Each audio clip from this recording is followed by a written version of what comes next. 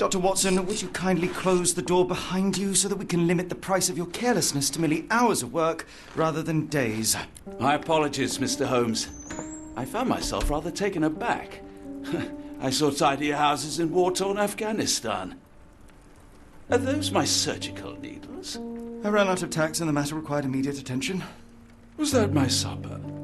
Plainly not, for I was the one who ate it.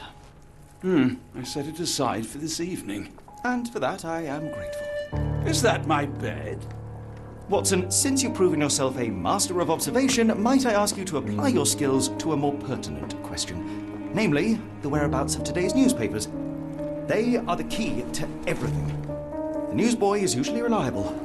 Medically speaking, I often find that the key to everything is good sleep. In a bed. Your papers are here, on the table. Let us see what the postman brought today.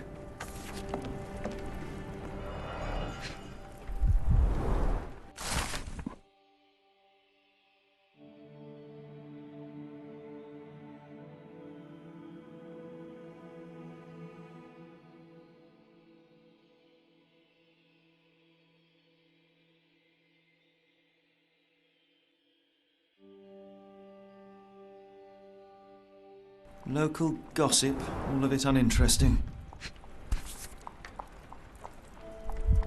Your order from Barnes' bookshop has arrived, Doctor. Barnes insists on delivering the books to our door, even though we could easily walk to his shop. That's good service. Another letter from Werner. I never reply, but they keep coming.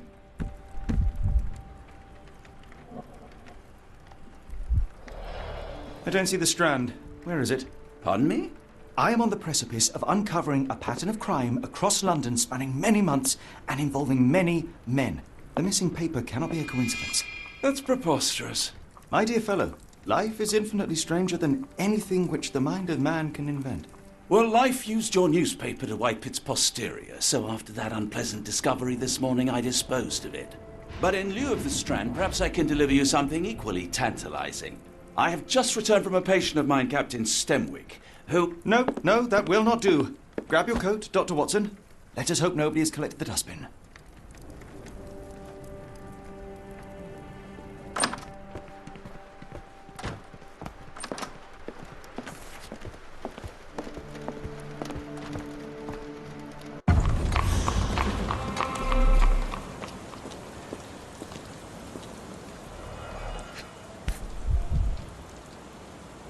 A cactus spine.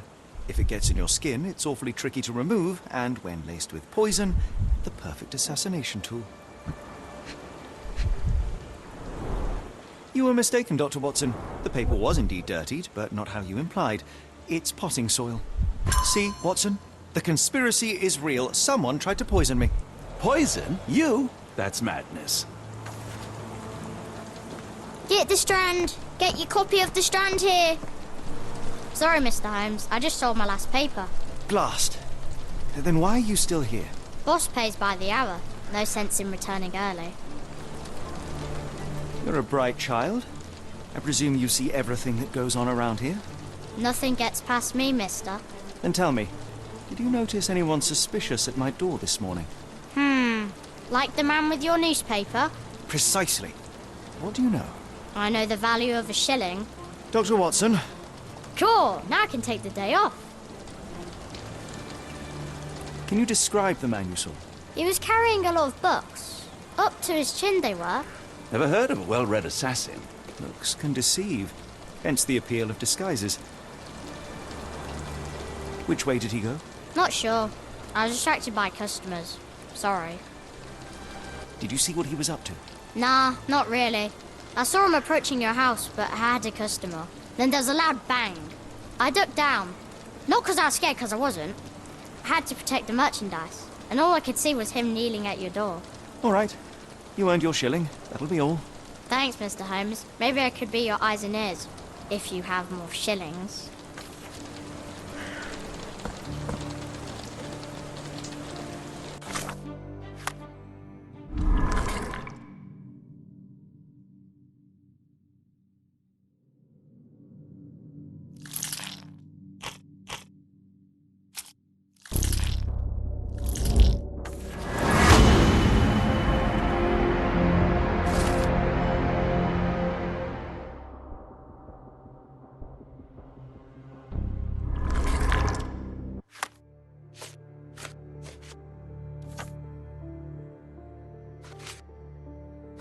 From that, Mr. Holmes, murder? Get the Strand. Yes, Barnes Get has your his copy of quirks, the but he Strand also here. has his scruples.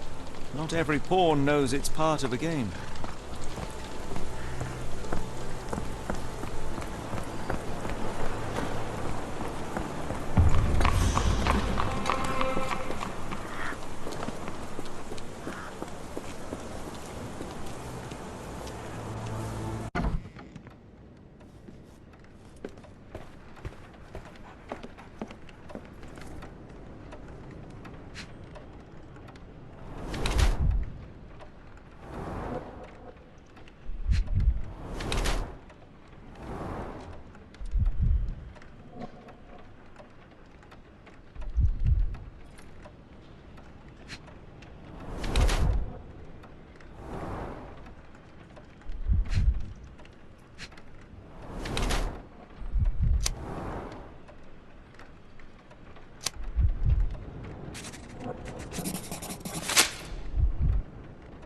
Mr. Barnes, a word.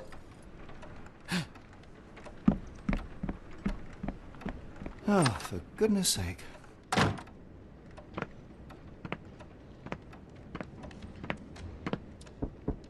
Who goes there? Sherlock Holmes. Now will you please... Mr. Holmes. Golly, I did not see you come in. Would you care to answer some questions for me? Well, I wish I could, but I am deep in the weeds with work. How about we reschedule in a month or two? Come now, Mr. Barnes. It will only take a moment. No, really deep in the weeds with important things. Well, help yourself to any book. Just take it and pay later. I trust you, Mr. Holmes. Barnes doesn't seem like himself. Why is he acting this way? You're asking the right questions, Doctor. Let's find a way to coax him out.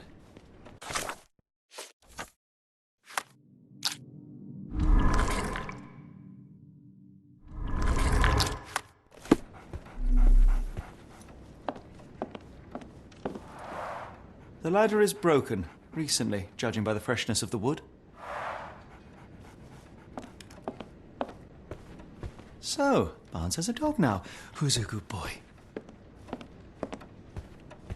I could hardly imagine anything more macabre.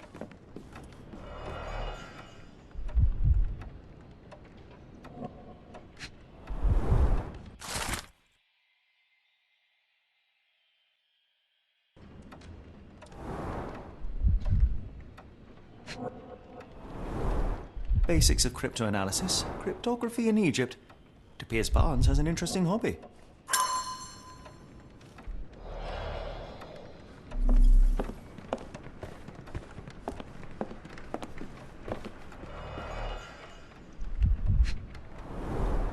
In the language of Mycroft's secret agents, it's a sign. Dried flowers are replaced when the job is done. I wonder who the recipient is. An improvised stand, but it does make the flowers more visible.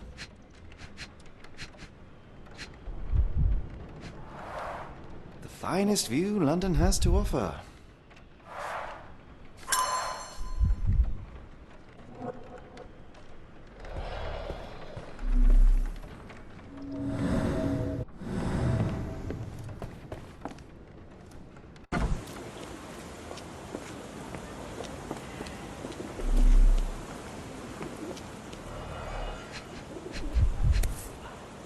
Familiar spine. Is this what I found in my dustbin? The pot is damaged. The blow was severe, but softened by something. It must take patience and care to produce a bloom so beautiful. I imagine so. Encouraging people to stop and smell the roses? Our national emblem. God save the Queen.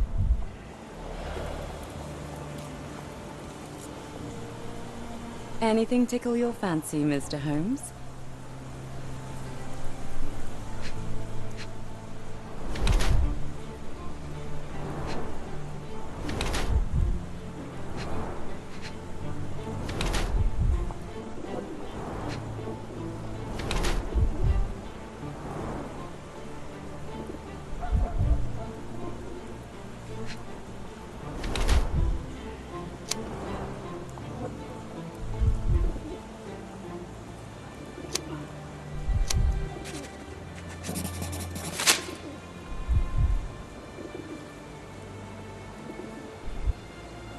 My condolences, Mrs. Fleming. Mr. Holmes? Your husband's death. You're clearly still in mourning. Oh, no. I loved him more than anything, of course, but that was some time ago now. Life goes on. A lesson we all learn, one way or another.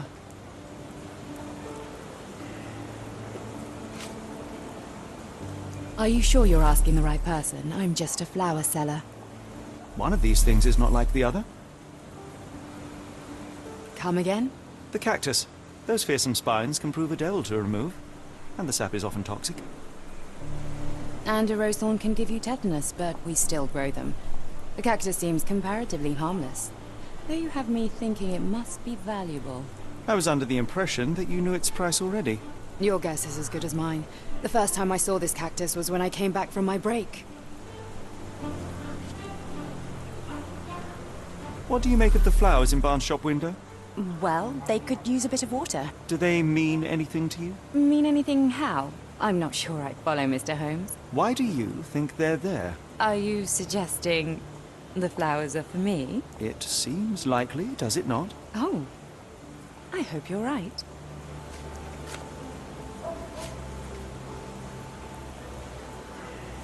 I'm afraid I can't help with that, Mr. Holmes.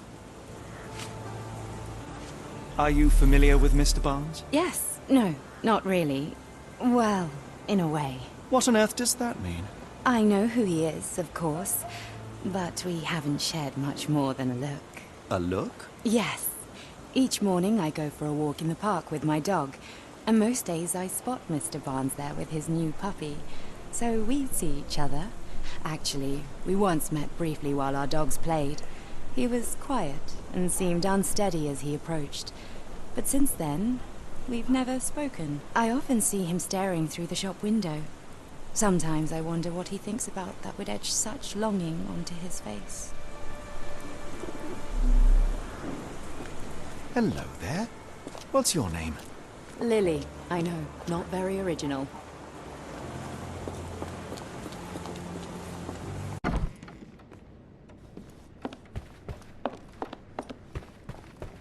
Apologies, but I can't hear you. Please come back later.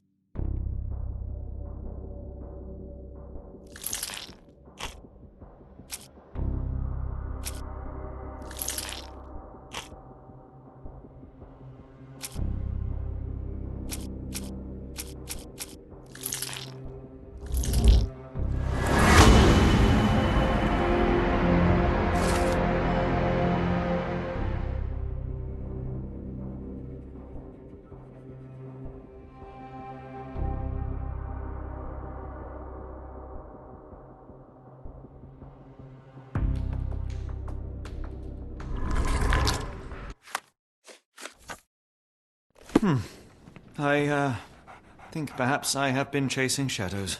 Do not despair, Mr. Holmes. Even the best of us make mistakes. We better tell Mr. Barnes what we've learned. Mr. Barnes, I know what you did, and I know why you did it. I'm sorry, Mr. Holmes. I can't hear you very well from behind the door.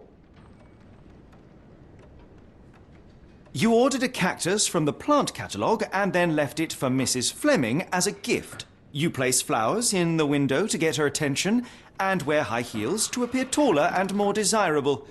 You are her secret admirer.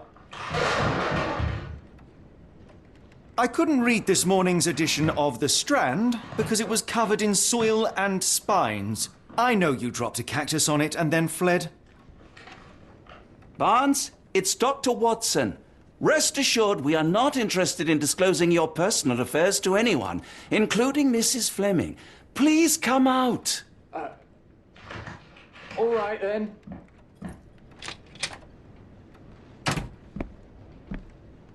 So, you know what happened then? I was on my way back from the post office, having picked up the cactus and some books. It was quite an awkward package, heavy too, and when I got to your door, I dropped the cactus and your paper. Forgive me. I needed that paper to prove a theory and prevent a crime.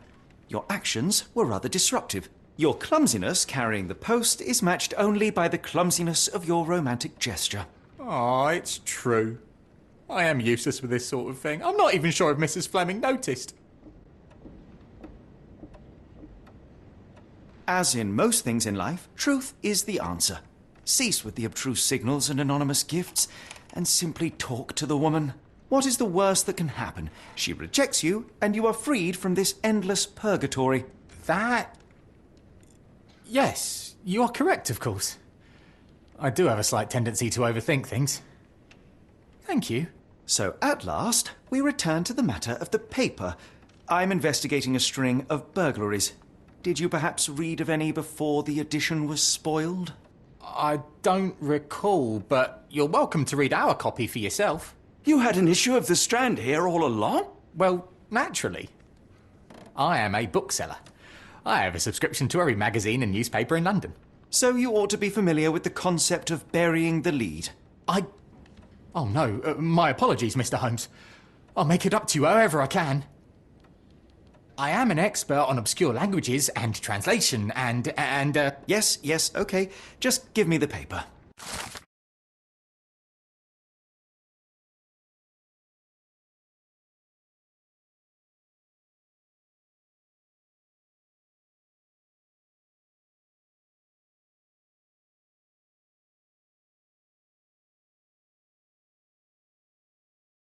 Come, Dr. Watson.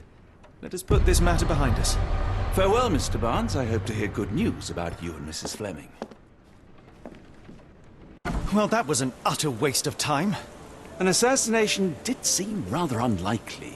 There was supposed to be another burglary. I was certain of it. Something you wish to say, Doctor? No. Well, only that you have a remarkable faculty for deduction and pattern recognition. And that perhaps, if ill applied... I see things that are not there. Yes. It is London. There will always be burglaries. Doesn't have to mean anything. So it seems. Forgive me. Without something to occupy my mind, I turn into an entirely different animal.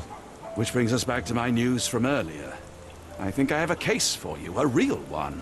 Truly? Indeed. Though perhaps not as thrilling as your stories from Cordona. A patient of mine, Captain Stenwick, told me that his servant disappeared. I said I knew just the man to help. What do you say? Oh, Watson. Yes, I know it's not the most tantalizing mystery, nor the story to launch my writing career.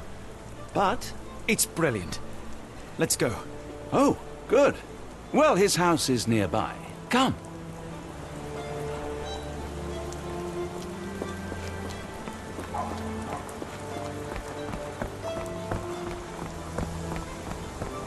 Not much further now.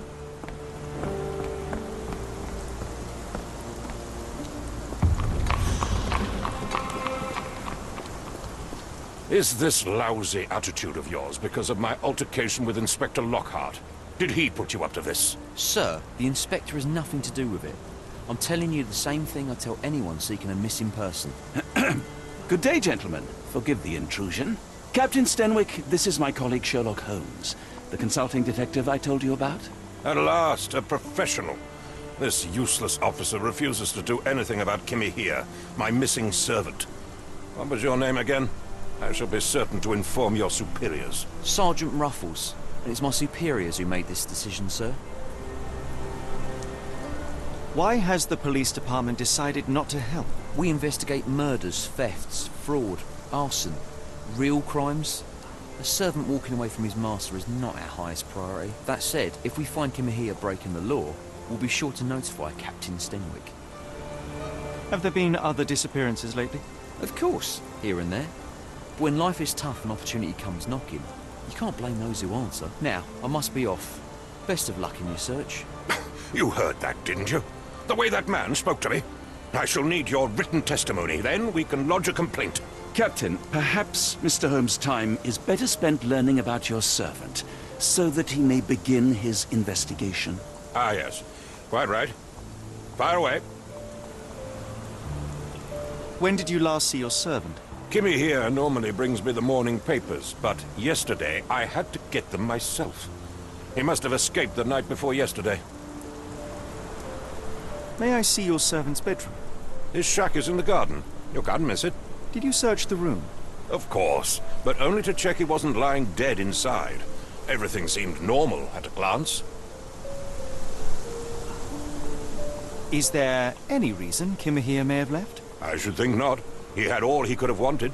Gainful employment, new clothes, and all the cabbage he could eat. Tell me about Kimahir. He's foreign. A Maori, all the way from New Zealand. Biggest man you've ever seen, and as strong as two. Dark hair and fearsome tattoos. He doesn't speak a whit of English. Never bothered to learn. But I made do with pointing. I invested a lot of money in him, so he must be found. I take it this is the first time Kimahir has vanished? Undoubtedly. The man seemed terrified of the city. I think it was all the noise. He never left this estate. Should he cause any damage, I will bear the responsibility, for it was I who rescued him from savagery and brought him here to England in the first place. Did Kimahir make off with anything of value? Heavens, no. I would have mentioned it to Sergeant Ruffles. Still, he must have fled with some money on his person. No. I kept his wages in my safe. For security. All right, Captain. I think I have enough to get started. We shall first take a look around the mansion. Go ahead. I'll be here, mentally drafting my complaint.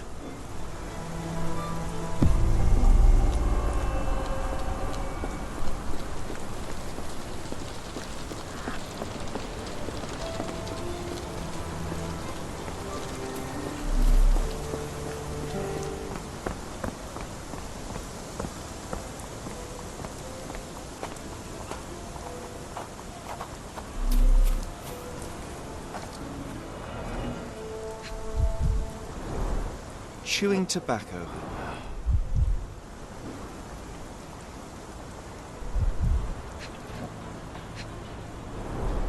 A shoe print, roughly size 11, with a worn-out sole. These are a workman's boots.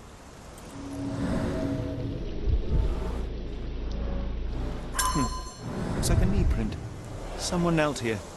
The amount of chewing tobacco suggests they were waiting a while. Amazing, Mr. Holmes. To read the ground like an open book.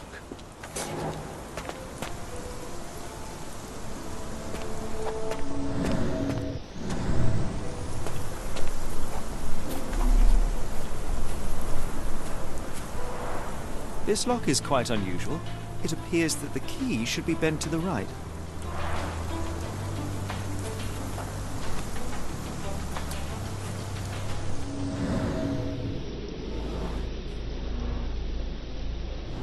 Could have left these tracks. They seem fresh.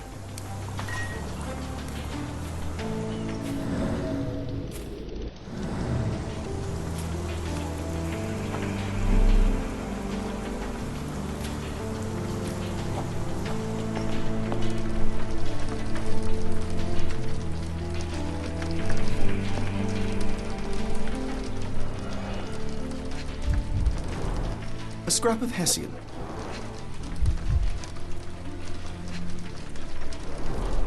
These were sturdy boxes. It would have required a serious blow to break them.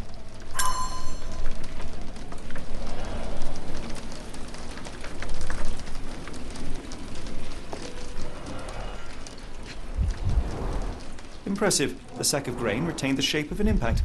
Someone hit their head here.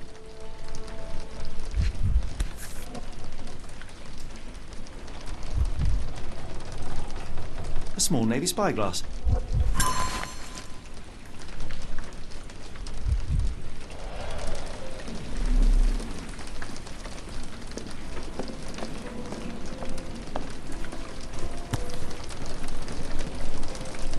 A Maori nose flute. Ngurus, they're called. Clothes made of Hessian. Is Stenwick really so miserly? Is this a Taniwha, a Maori water spirit? Or something else? Either way, it's giving me chills. No air coming through it.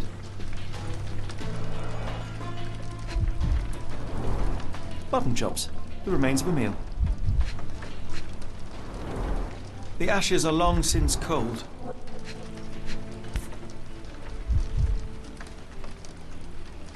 A heavy chemical odor. Lend me your nose, Doctor. Ah, I'll never forget that smell after my time in Afghanistan. That's an opioid, Mr. Holmes, a narcotic.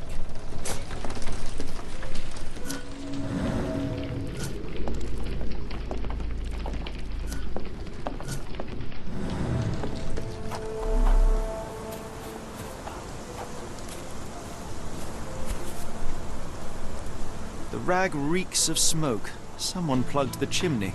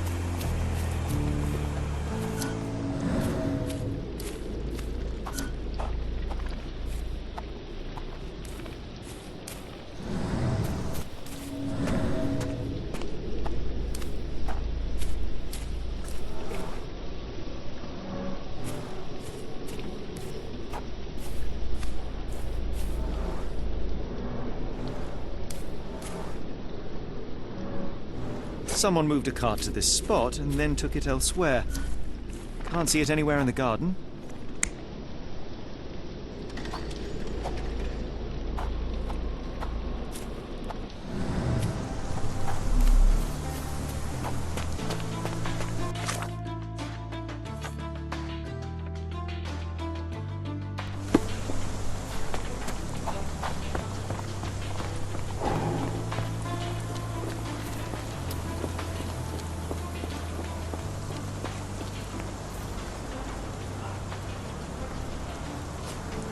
The door to your garden has an interesting lock.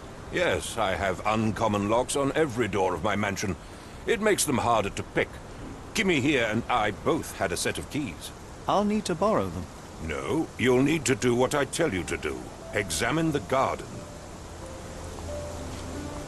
Where on earth are you going with this? Are you joking? Why would I know this? Is this spyglass familiar? I don't recognize it. Could it be Kimahir's, perhaps? I doubt it. I never saw him with it, nor could I suggest how he might have come by it.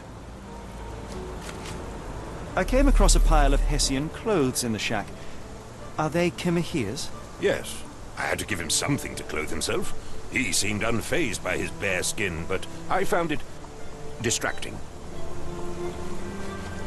Do you happen to know Kimahir's shoe size?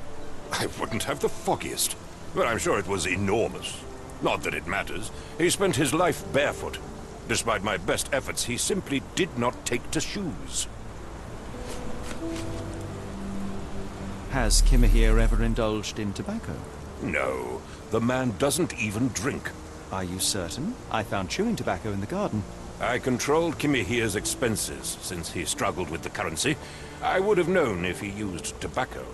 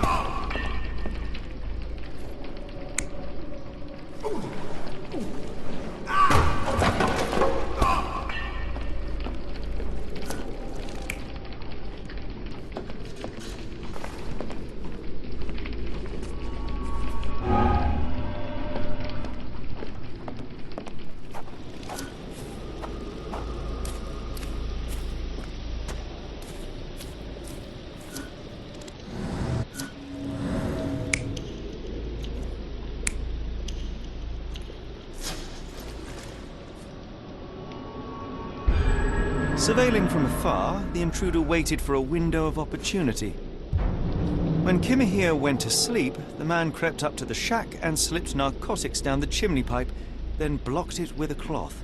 Kimahir inhaled the sedative and fell into a deep sleep. The intruder tried to move him, but the man was heavier than expected. The intruder fell on the sack and dropped his spyglass. In order to transport the servant, he had to use the cart. The final challenge was opening the garden door. Luckily for our intruder, Kimahir had the key in his shack. Remarkable. It makes total sense.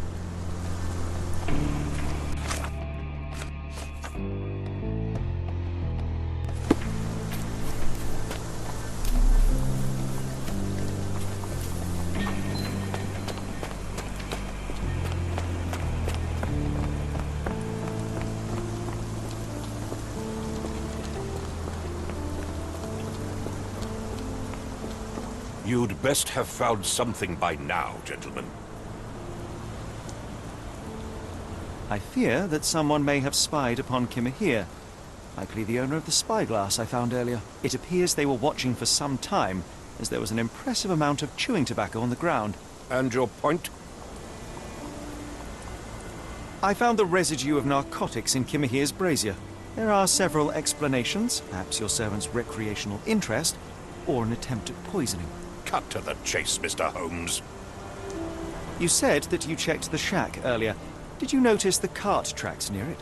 Now, one ought to expect a servant to make regular use of such a thing.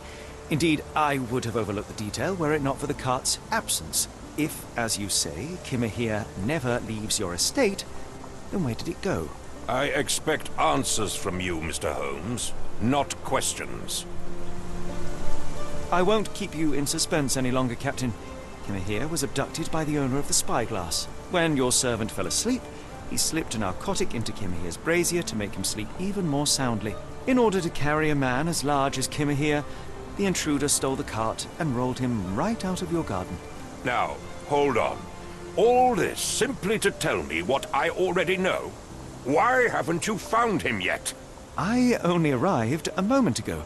It is, frankly, incredible that I have already deduced so much. Every second you dawdle here, waiting for me to stroke your ego, is another second wasted. I'm not interested in the how, the why, or the who. I am only interested in recovering my investment. Spare me the claptrap, boy, and go and fetch my servant.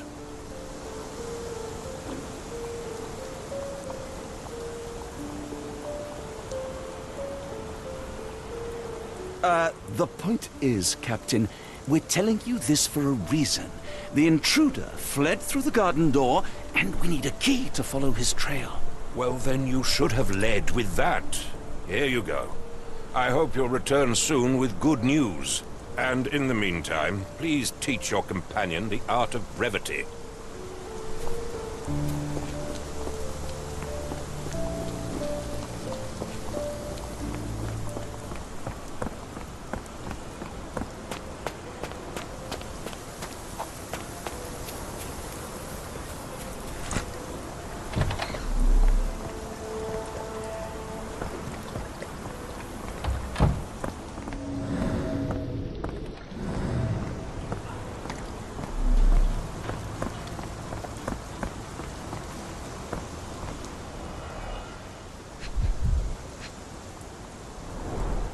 Sturdy rope, professionally tied in a Portuguese bowline.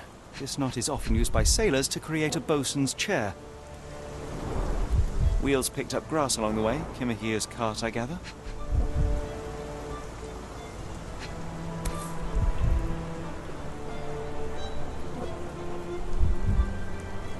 Roy Soulsby. Could that be the name of our man? A strange substance. I have my suspicions based on the color and consistency, but would you care to hazard a guess, Doctor? Well, it's odorless, but from the way it absorbs water, I'd say saltpeter. Then we're in agreement. Well done.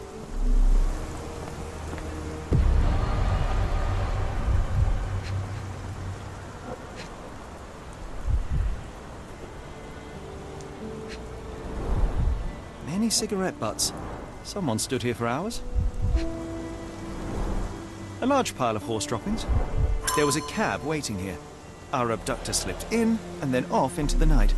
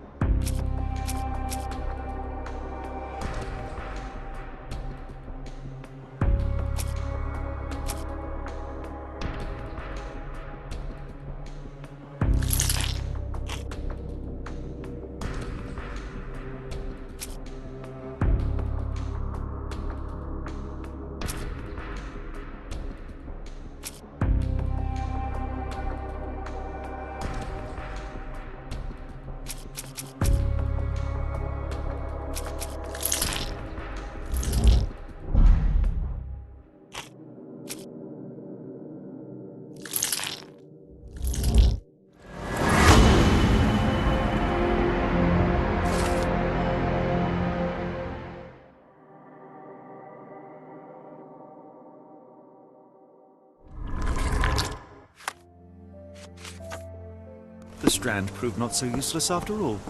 The saltpeter accident. Doctor, do you recall? The Port of London, of course. The footwear, the spyglass. Indeed. We shall need to take a cab there.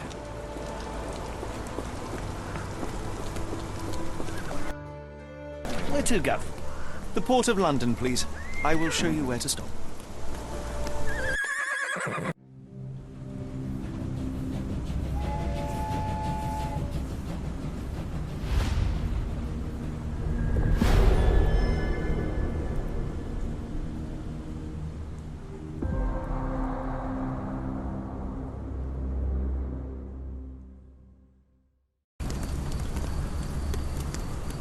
Mr. Holmes, what a compelling mystery we have stumbled upon.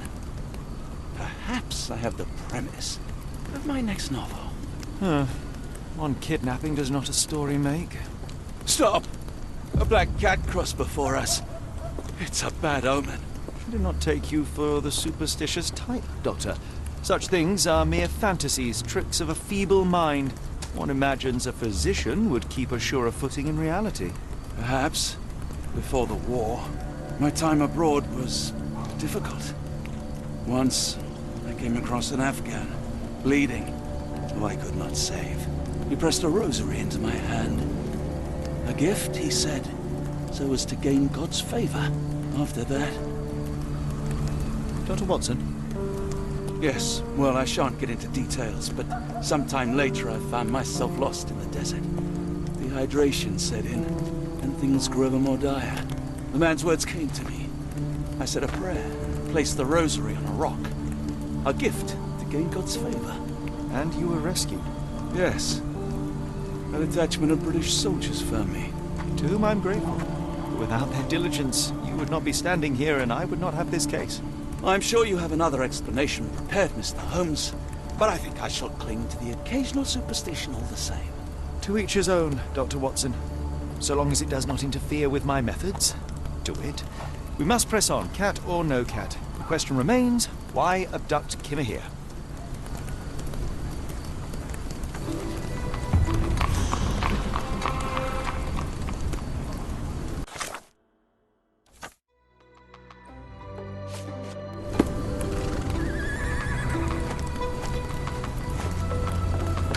Do you know anything about this? I think I can help you.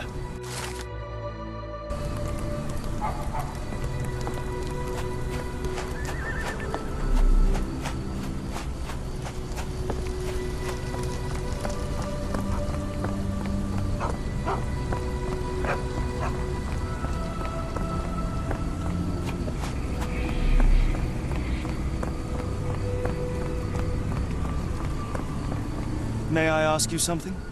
It is a shame I can't answer your question.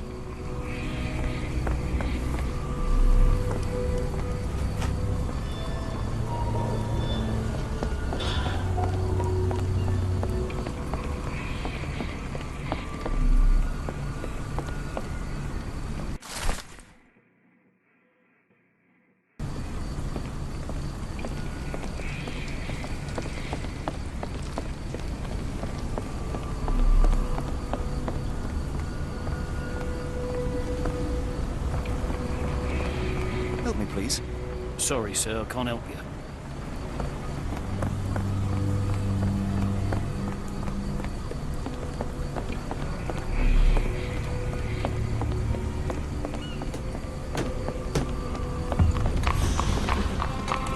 Is this familiar to you? I think I can help you.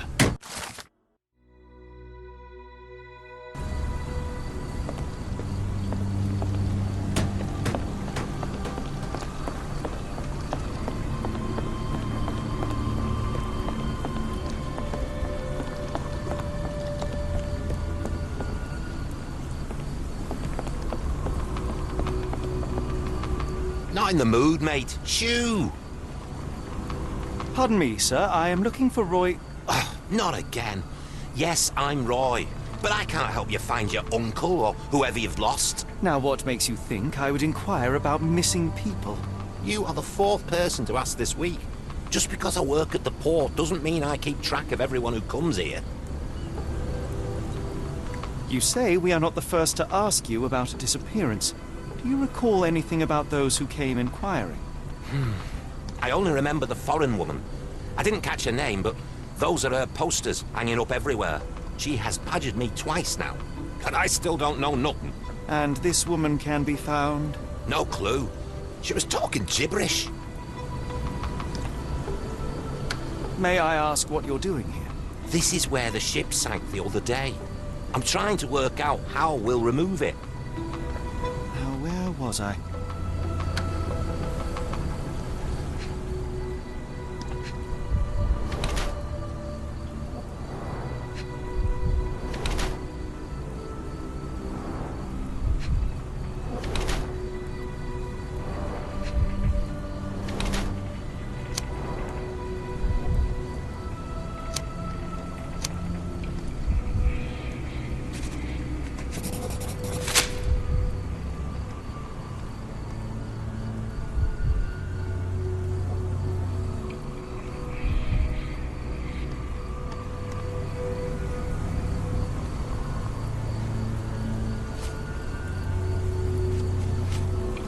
Have you seen this before? My card? Where did you dig that up? At a crime scene near Baker Street involving a young servant's kidnapping, I might add. No. Someone used it without my consent. How else would it end up there?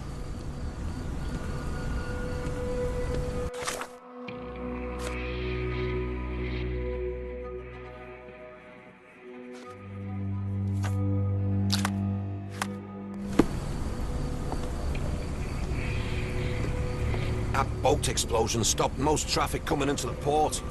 Guess I'll be without work for a while.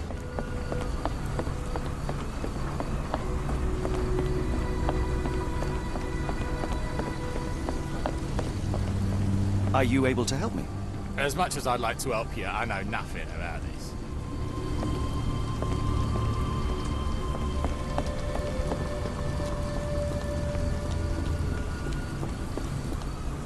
May I ask you something? I don't think anyone here knows the answer. You should ask someone else.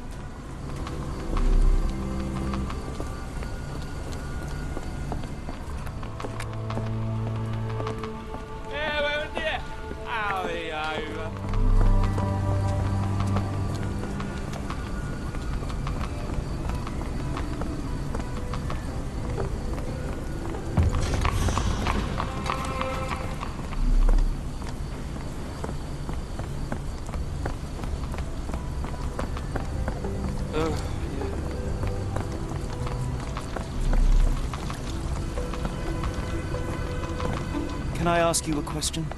I'm sorry, but I don't know anything.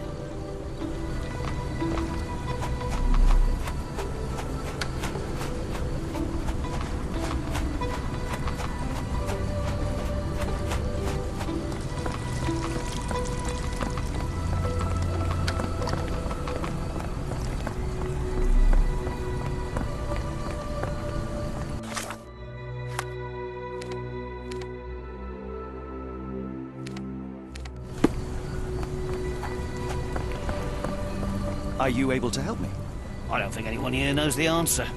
You should ask someone else.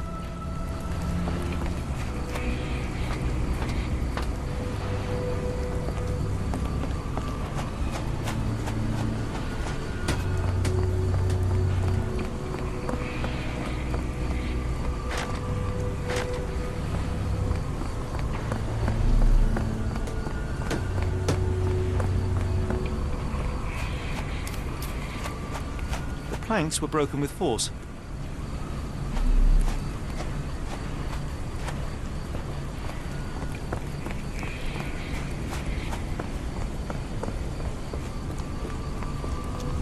Are you able to help me?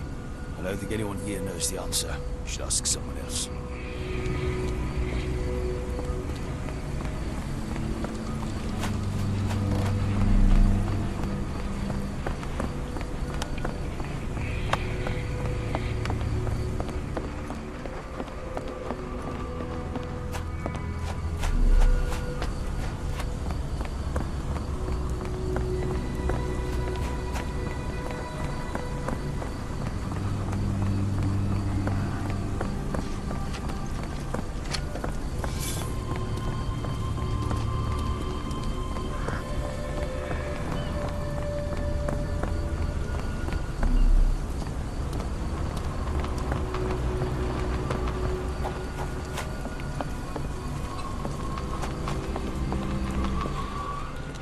Excuse me, just one question. I don't think anyone here knows the answer. You should ask someone else.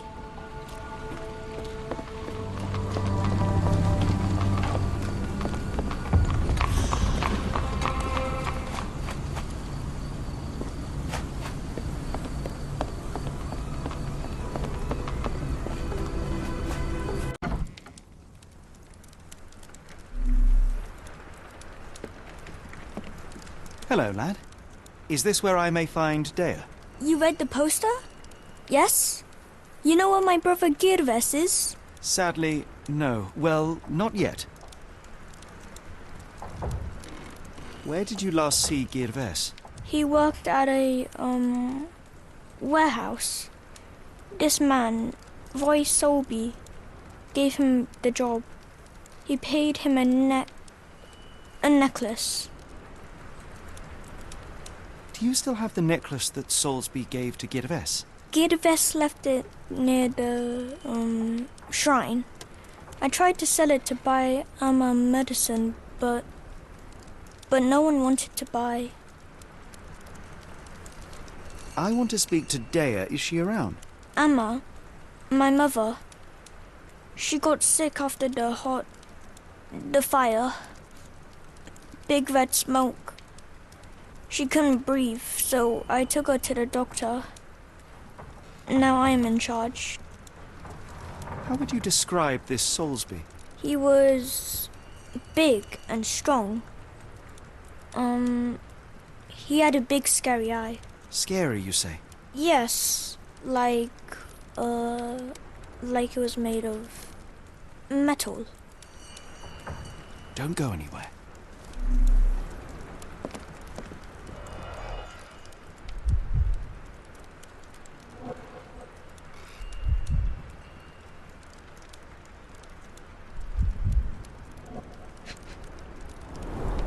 I miss Gervais. Do you think he's okay? This cheap pendant looks like silver, but it's only made of tin. No surprise the boy couldn't sell it.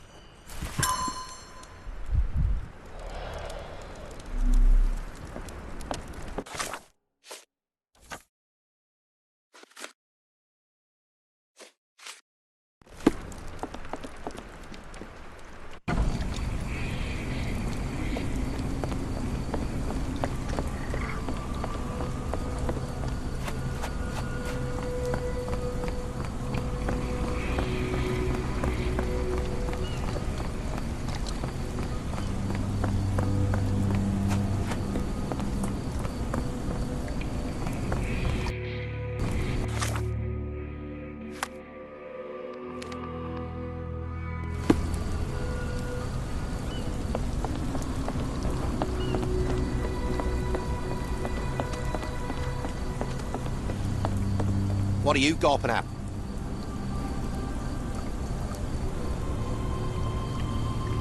What are you on about? I have been told that you hired Dea's son, Gervais, right before he vanished. His brother also said you had a metal eye. What do you make of this? Tell that him to stop making things up. Wonder why people are going missing. Puts a man on edge, you know.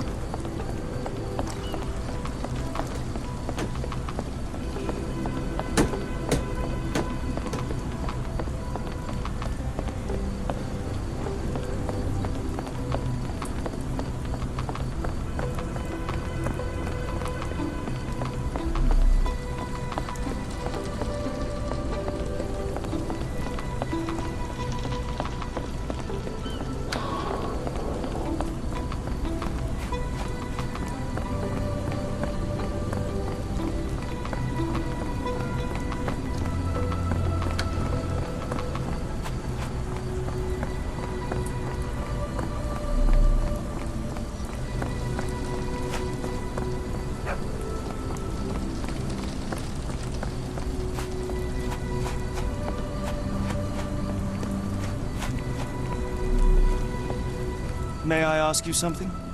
Sorry, sir, I can't help you. Is this familiar to you? I can't tell you because I don't know.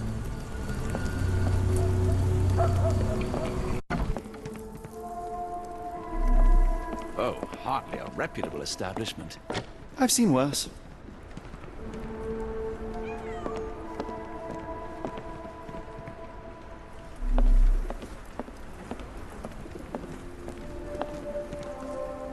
Greetings, miss. I'm hoping you can help us. We shall soon see.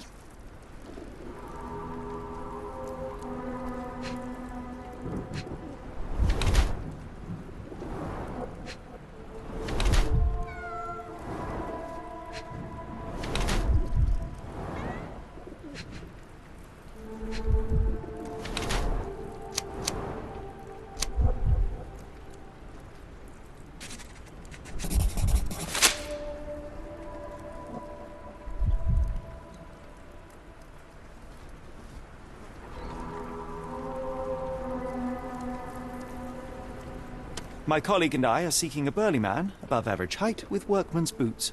Half my customers, then. Your description hardly narrows things down. Have you ever heard of a man with a metallic eye? I've seen him, even. Dirty Summers is the name. A nasty lout, with a silver ball in place of a missing eye.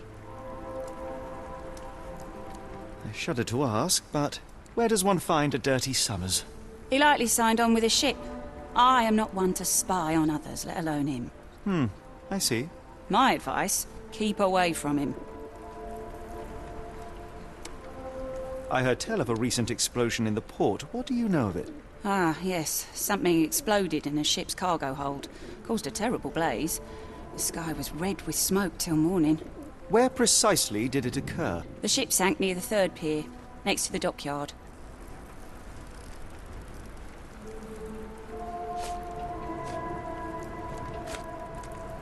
Have you been drinking? Doesn't look like anything to me.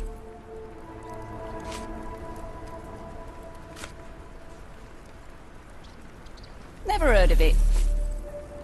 Are you familiar with a Roy Soulsby? Roy Soulsby? I know the name, but he's not one of my regulars. My guess is that he works somewhere around here. What do you know about this poster? A foreign woman asked to put it up. She's plastered them all over the port. Any clues as to her whereabouts? None. It was hard to understand what she was saying. Your clothes are already tight and soon they won't fit at all.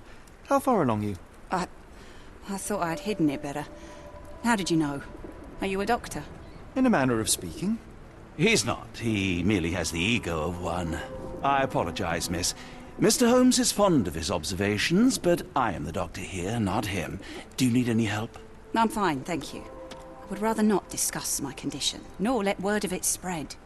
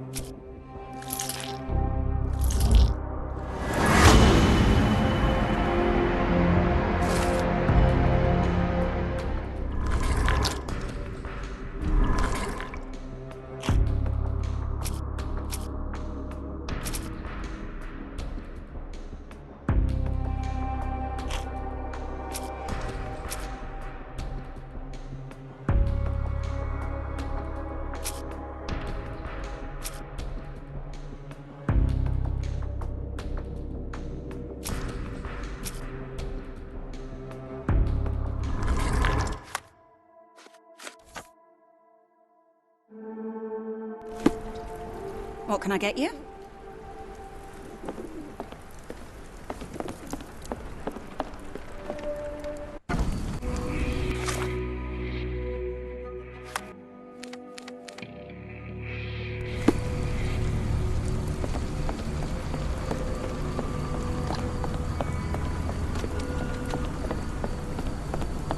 What are you gawping at?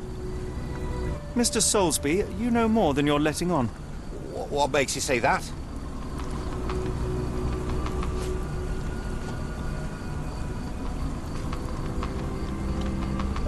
A man named Dirty Summers was involved in some recent kidnappings across London. He used your name as a cover for his deeds. What? Really? That doesn't mean I'm involved, though.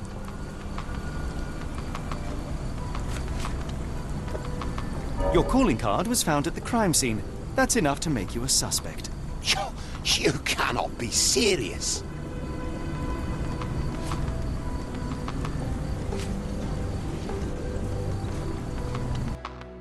It's true. And that's before mentioning your gold watch. It's brand new and awfully expensive for a customs officer. Clearly you have found yourself another source of income. I'm sure Scotland Yard will be delighted to investigate further. All right, stop. Look, it's not as it seems. I did not partake in the kidnappings. I'm all ears, Mr. Soulsby. Yes, I know Summers. He paid me to turn a blind eye to his business in the warehouse area. Just that. On my word. You did not tell me which warehouse he used? I do not recall. But I used red paint to mark unsupervised warehouses. Ought to be one of them. What else can you say of Summers? He's a regular at the Cursed Mermaid. Goes there with his crew almost every evening. What for? I don't know. I assumed just for a drink.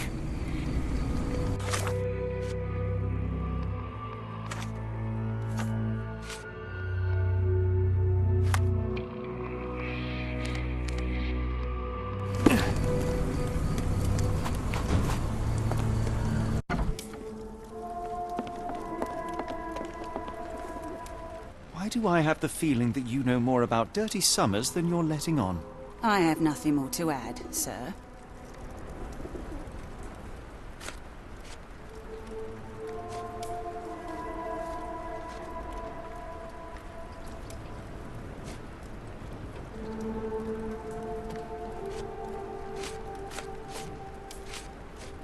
Enough. I have hard evidence that Summers was involved in recent kidnappings across London. I'm not surprised. So what?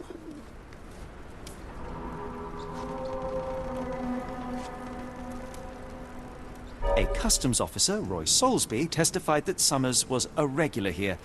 You must know something about his business. All I know is his drinks order.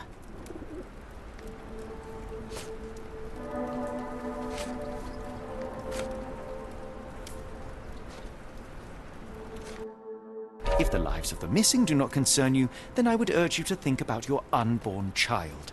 Are you threatening me? Many people are missing, and the main suspect based himself in your establishment. One word to Scotland Yard and your life takes a turn for the worse. Now, spare yourself the trouble and tell me all you know. Okay. Summers hired my private room. I think he used it to recruit people, but I haven't seen him in a few days. He paid me cash, so I paid him no attention. Nor did I touch anything inside. Here's the key, go and do what you will. Just leave me out of it.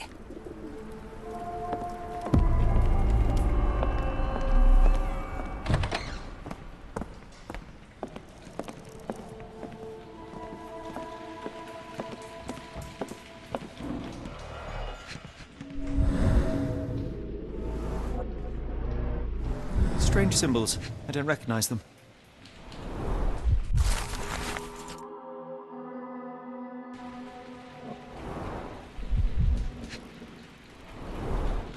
£5. That won't go far.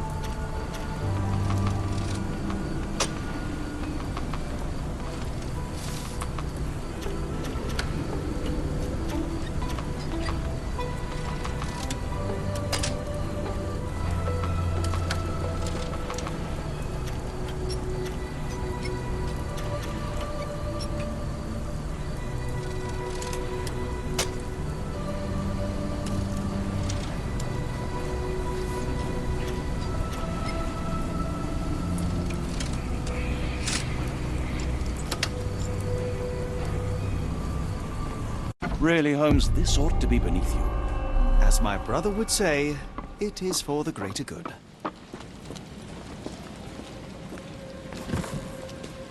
This crank saw some use.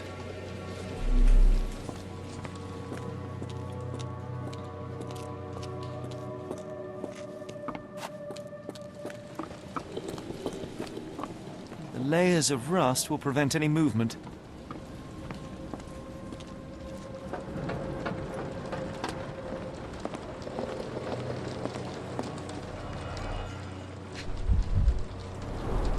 Well oiled and well maintained.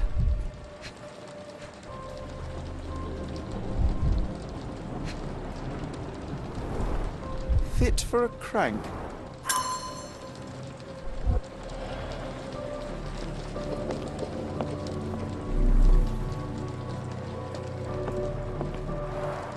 It's stuck.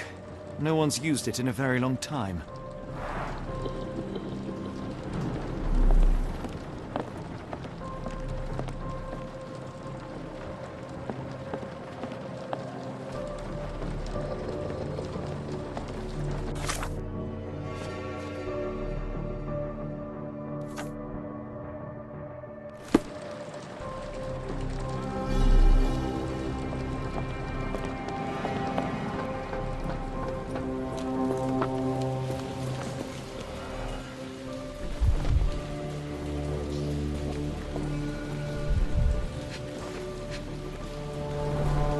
Mold.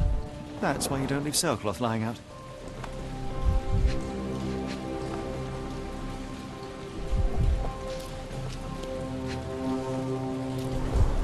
Good quality, but torn in many spots.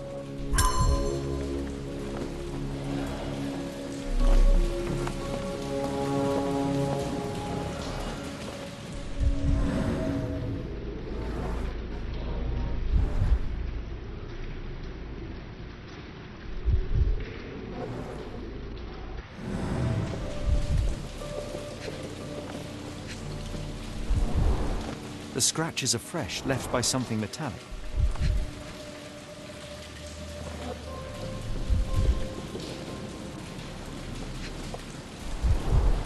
There are a couple of marks on this end.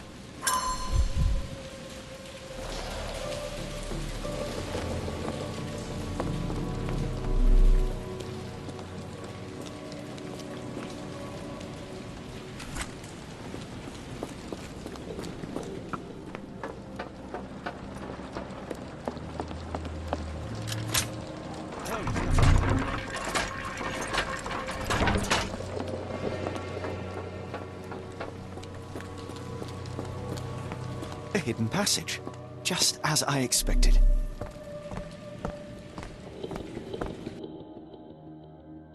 Wait here, Watson, and keep an eye on the doors. I'll scout the premises. Will do. Be careful down there.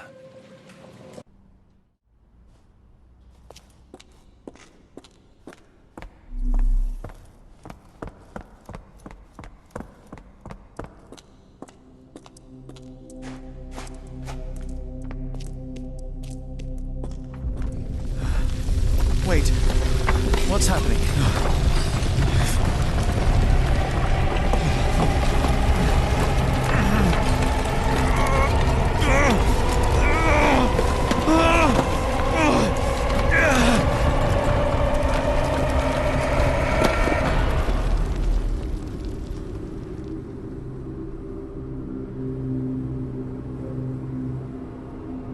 What is this place? Where am I?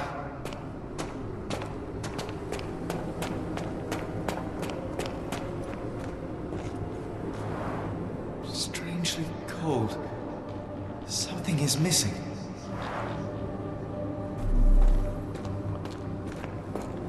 This cannot have been under the port of London all along. Is it an illusion?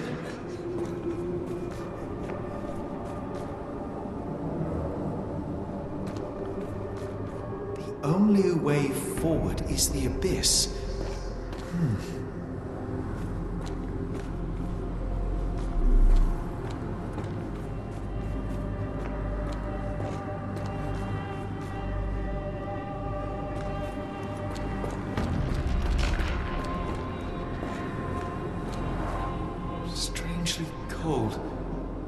Something is missing.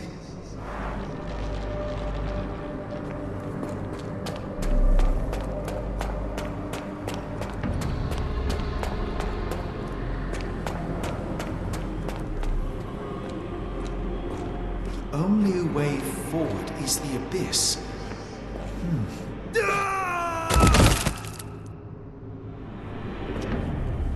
Phew, I didn't die.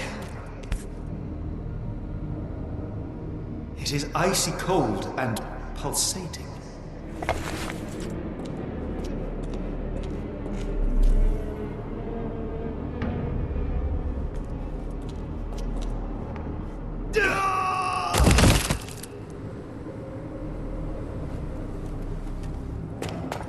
My heart, be calm.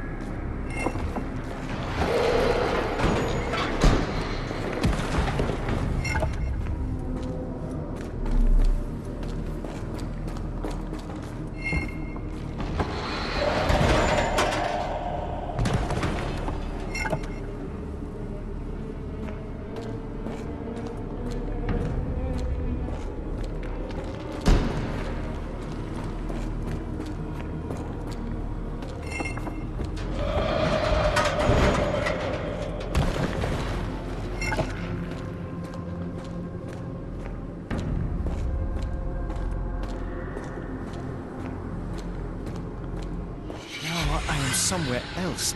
How? It's harder to breathe here.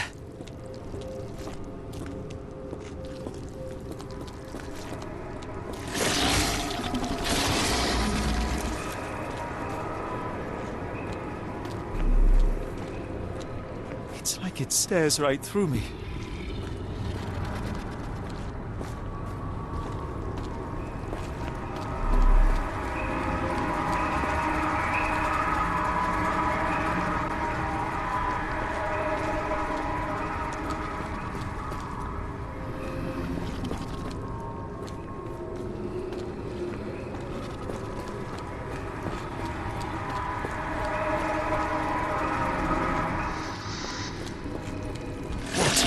Is that?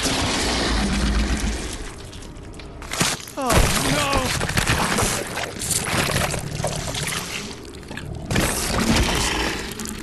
Absolutely revolting.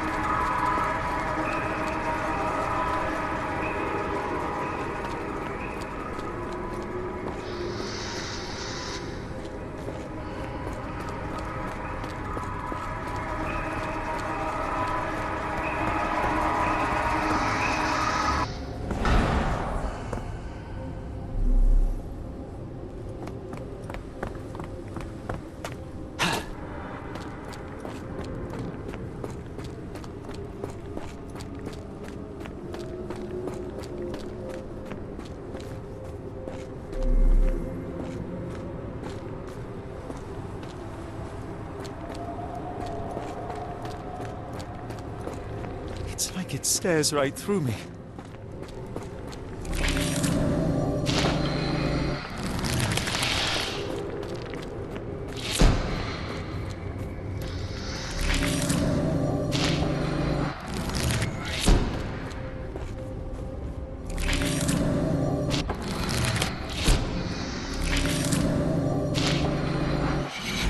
Head is already spinning. When will this end? There are 2 recesses.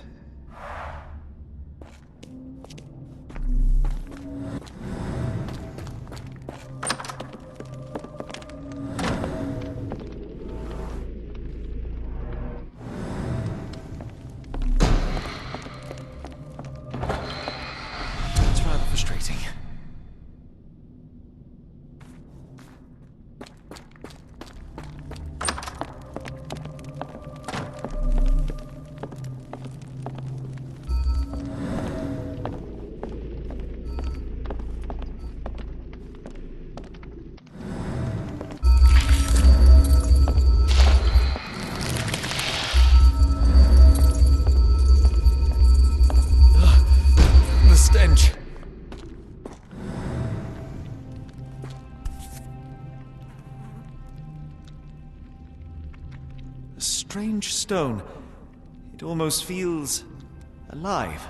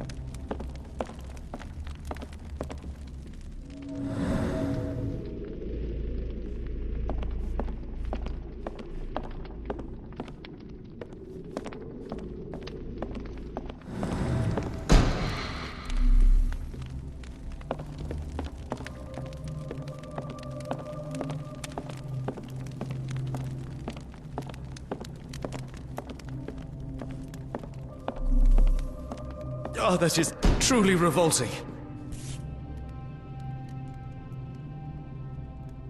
Frozen and pulsing almost like it has a heart.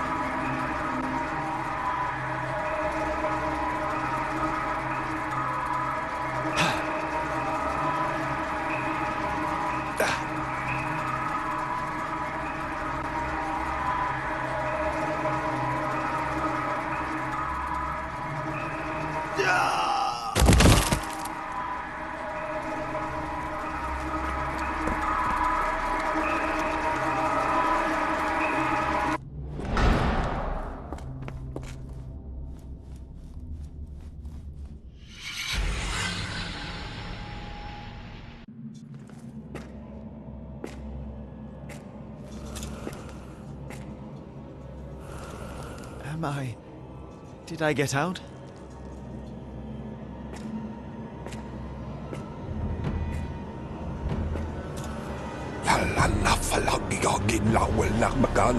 John? What is it, Holmes?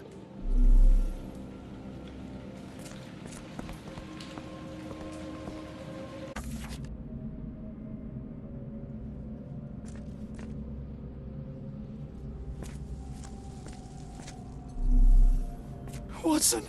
Holmes, where are you?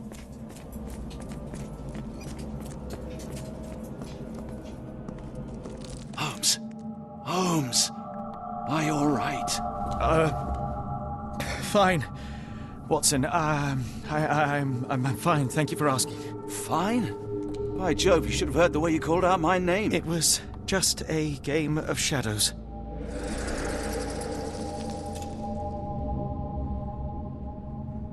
I'm glad. This place gives me the chills. What are we dealing with? Something that's finally interesting.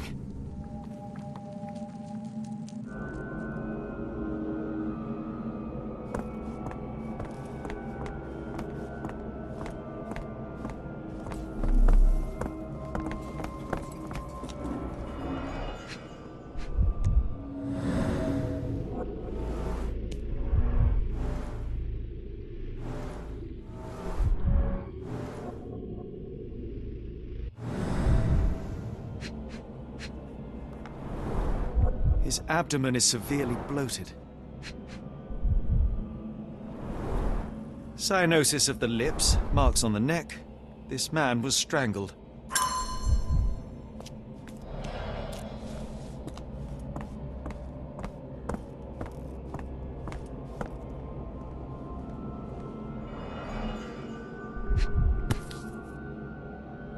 An American passport. Amos Colby.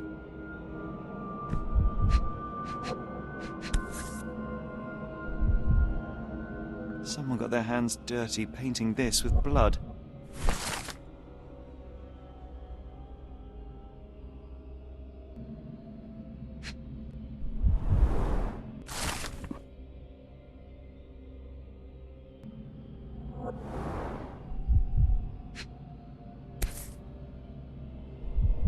I've never seen a pattern like this before.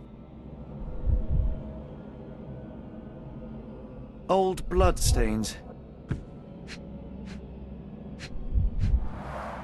At least 24 pendants, all identical and made of tin.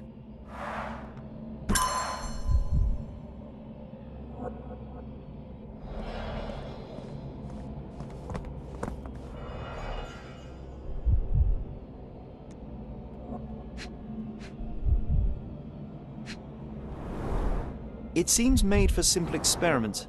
I wager they could not afford a better set.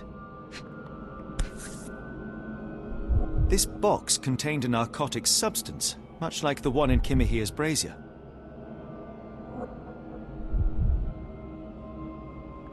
Black Edelweiss Institute established 17-something.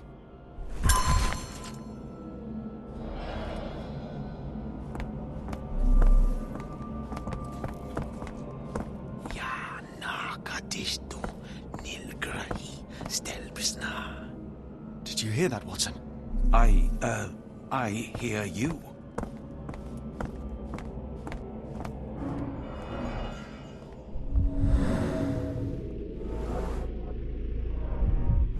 Someone used mud to draw a cross in a rectangle.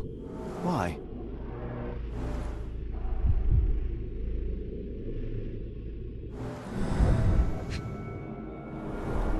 These clothes were crudely cut off someone. An American, judging by the style.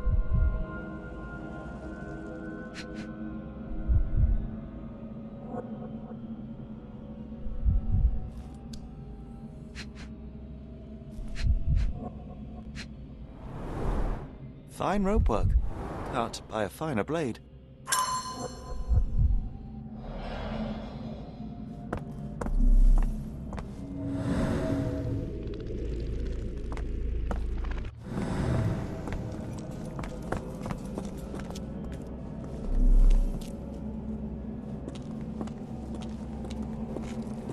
Oh, potent. This sensor has more narcotic residues. What on earth? It looks like the scribbling of madmen.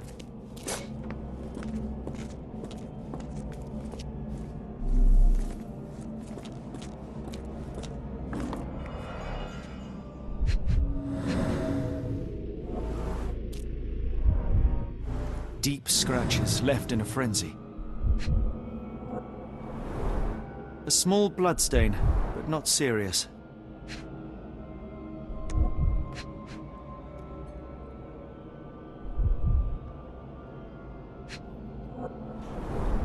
The strength it would take to carry this crate, let alone break it.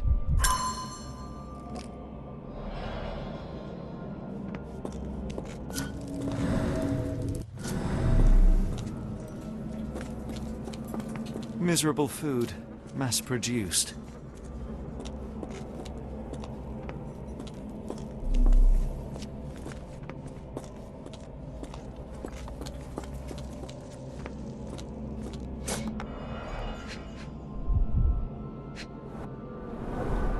These clothes are missing buttons.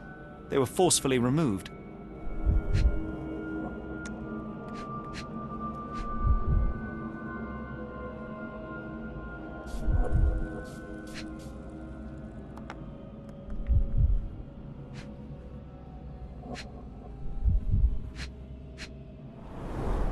Dumpra, a staple of lecturemen's attire in Nepal, gathered from dozens of people at the very least.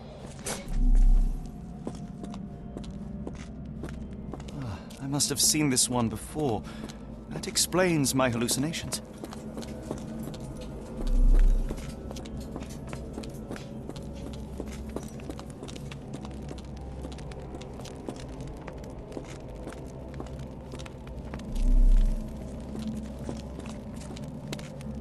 these people?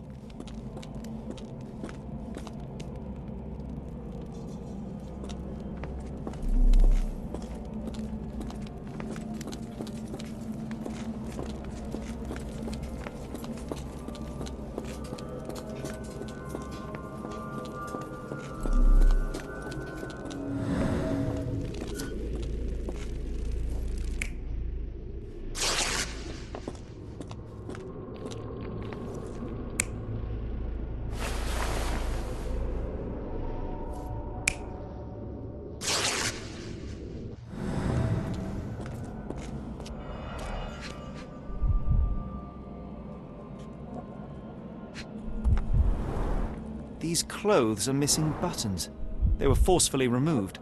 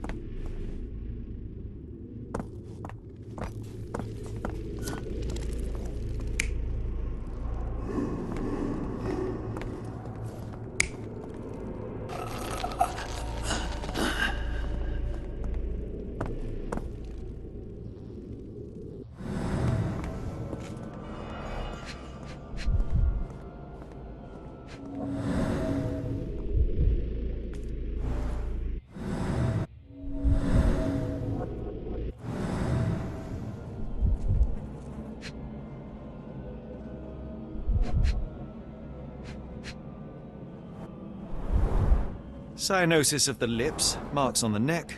This man was strangled.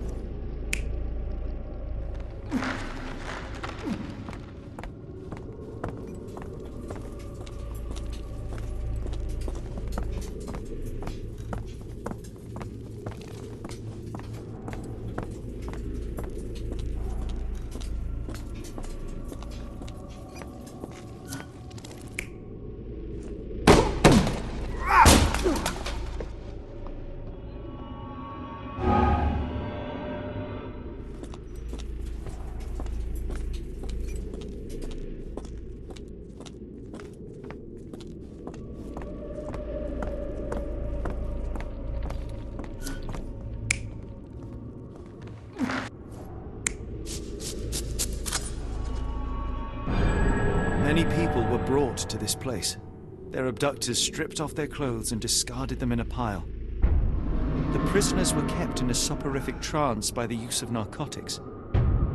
A few tried to resist, but alas, in vain. After a few days, everyone was stuffed in a crate and sent elsewhere. Only one captive was left behind. He was strangled to death on this altar.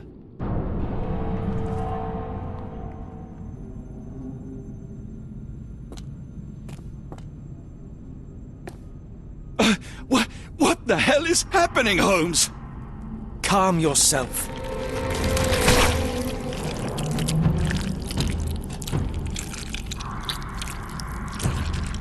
Cannot be.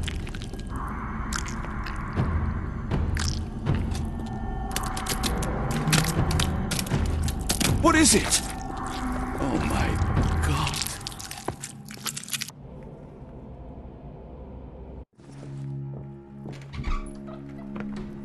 Please tell me we found all we needed to, Holmes. I think we found a bit more than that. Yet we have no clue as to where those people have been taken. And that's where you're wrong, Watson. We have more than enough. I just need to connect the dots. How about you pack your suitcase in the meantime, my dear fellow? Just in case.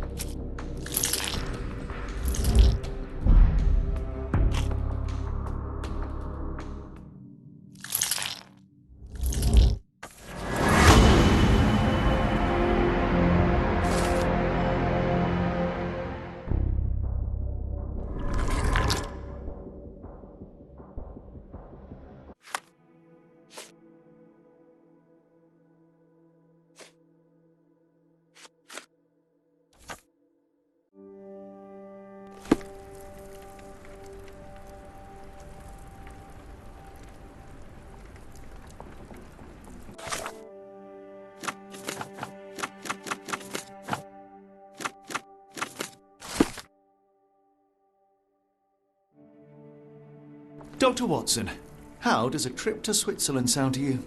It sounds unexpected. What makes you think we should head there? It's all about the box with narcotics and Mr. Colby's clue, the cross inside a rectangle. Put two and two together, add a dash of research, and what do you get? The Black Edelweiss Institute in Interlaken, Switzerland. If we hurry, we can still catch tonight's train.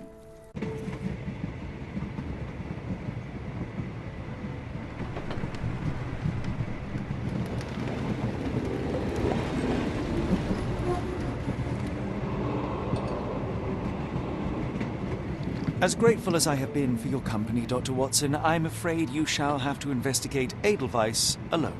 Hello? Mr. Holmes, I fear you overestimate my abilities. Nonsense. You are a military man, a bastion of British courage.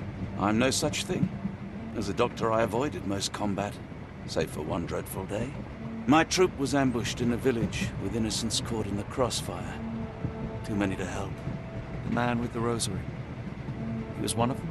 A translator, yes. We were trapped. 6 soldiers and myself. I thought it was the end. But Lieutenant Paget refused to go quietly. The men prepared for a final stand. I rose to follow, but Paget shook his head.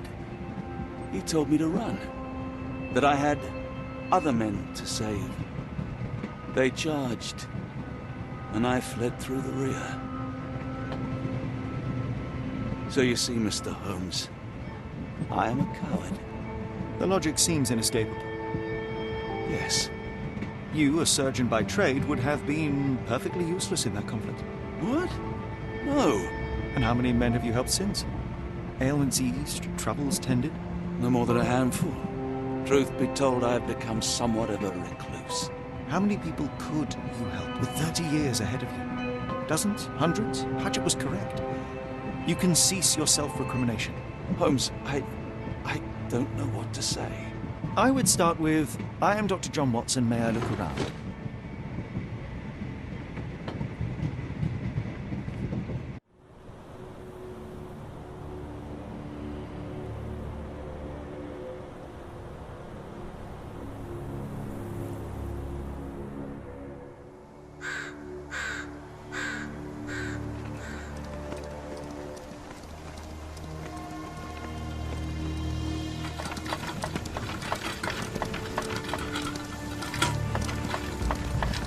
The Edelweiss staff will doubtless be eager to show off their facility to a fellow physician.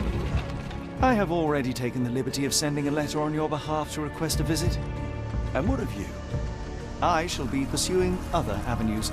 Should you see anything troublesome or improper, simply notify the local authorities. Otherwise, try a little analysis yourself. You know my methods. Apply them.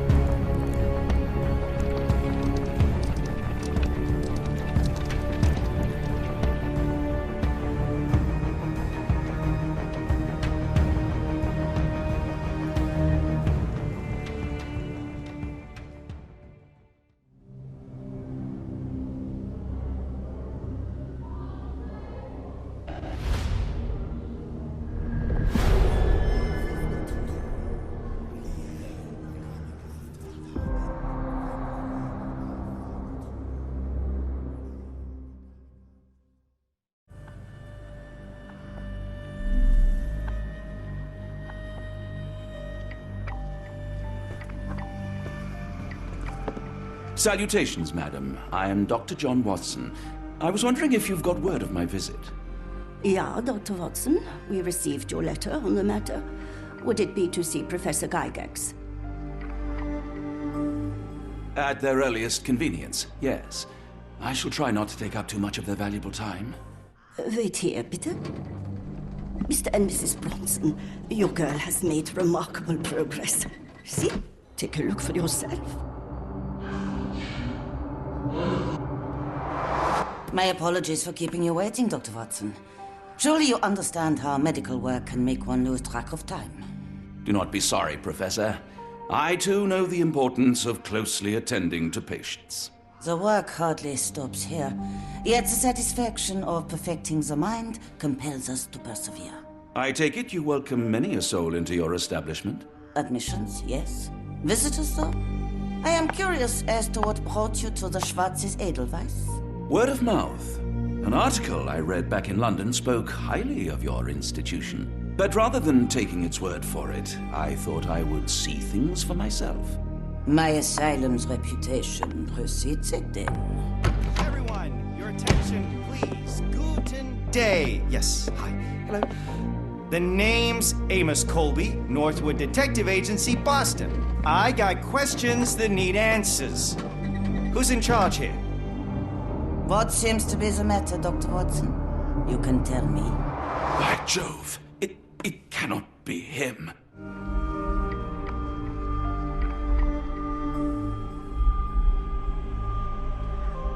That man, well, the real Amos Colby lies 6 feet under in London. No. In my line of work, it can't wait. The longer it takes If me you to wish get to the recuperate, truth, the Dr. more Watson, lives you are may placed avail in yourself harm's of the way. guest room. But I have so much more to discuss. Nurse, if you'd be so kind as to escort Dr. Watson to the guest room. Herr Colby, from Northwood Agency? How unexpected. I am Professor Gygax. I would be happy to answer your questions in the examination room. Look, Professor, unless you got any clues as to the whereabouts of...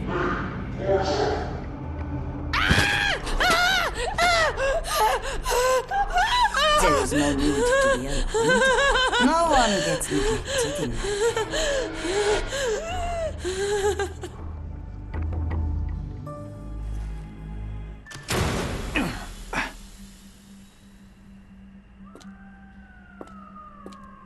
Now, let's not resort to brute force. Do not worry, Herr Colby.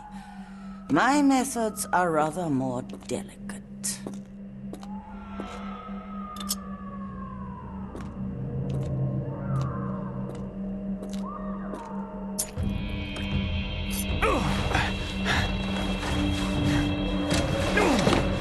Search him thoroughly. Then take him to the holding chamber. I need to decide precisely what to do with our guest.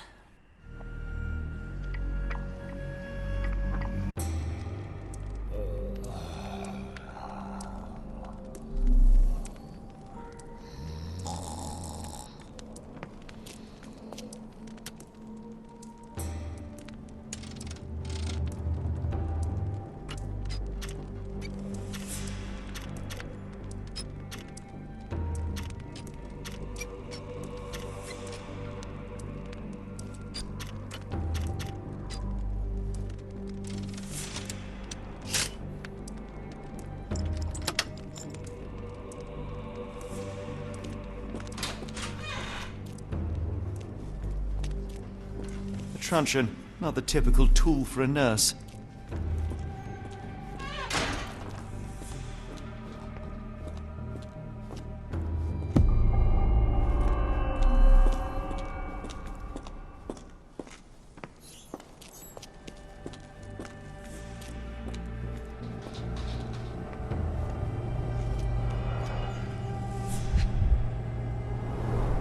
Any chemist would envy the quality of this equipment. The final product, ready to cure madness, or to push one deeper into its grasp. Raw materials used to formulate medicine. With this equipment, they can create any type of medication.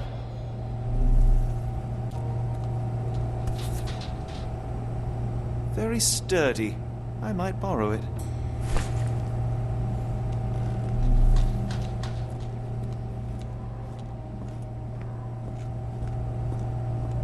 What was that? Is someone there?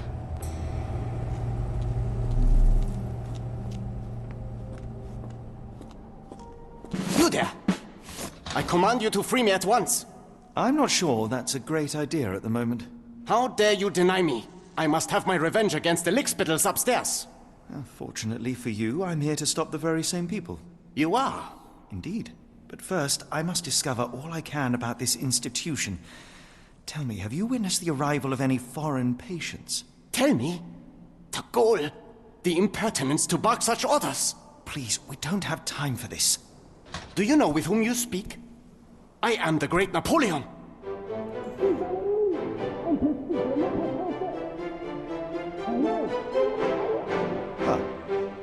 Napoleon Bonaparte?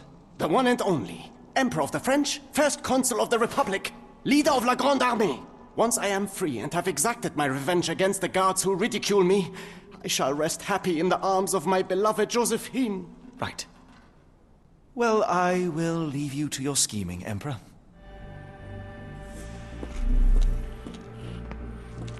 My heart is pierced by Cupid. I disdain all glittering gold. There is nothing can console me but my jolly sailor bold.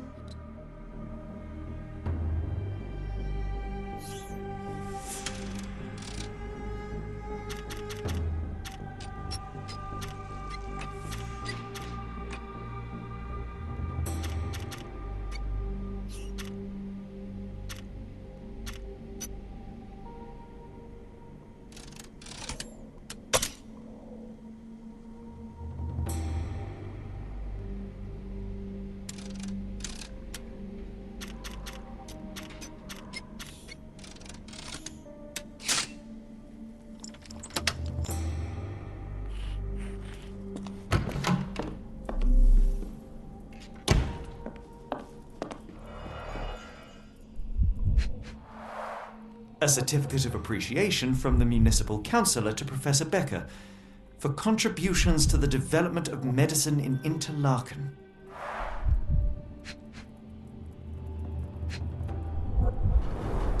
A simple toolbox, yet capable of repairing anything.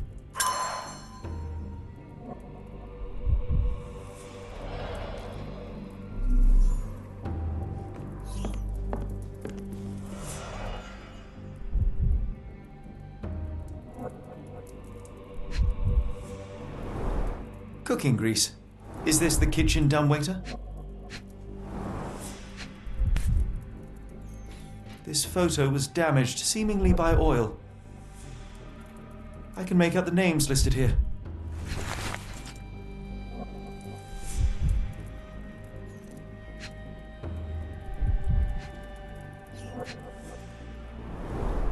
Looks like it's still operational.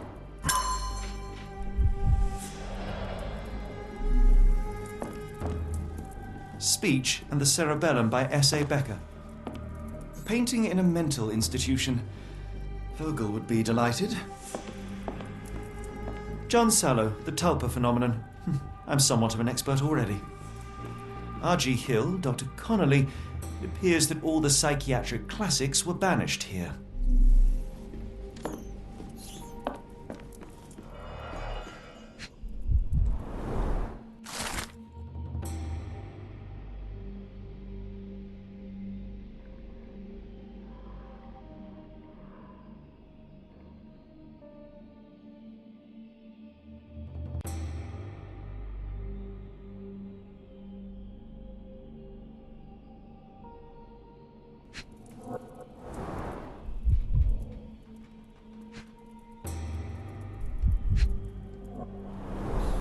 Tubes of varying diameters. Interesting.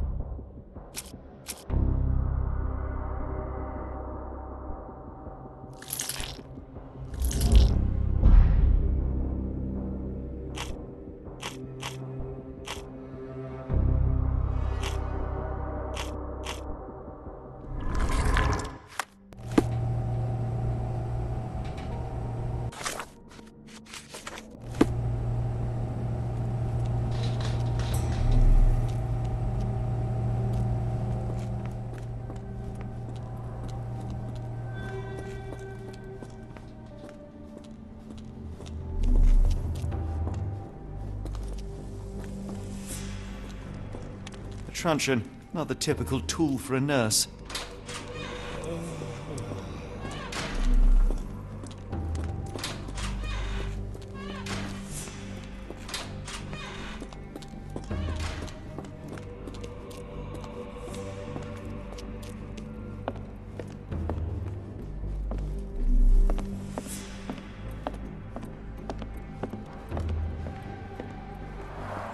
There's the guest room.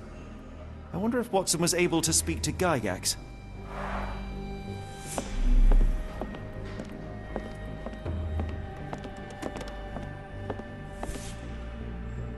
This sedative worked faster than I expected. Perhaps I ought to train myself. Build up a tolerance.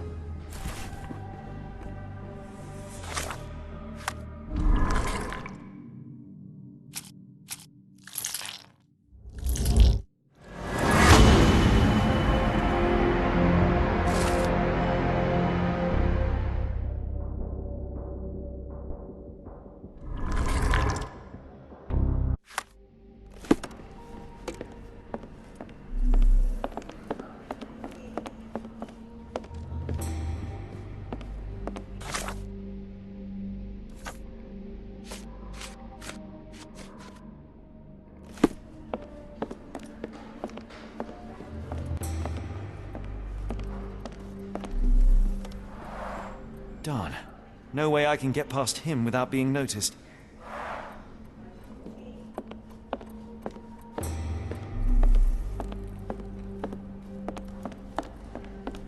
I'd rather not sit in this chair ever again.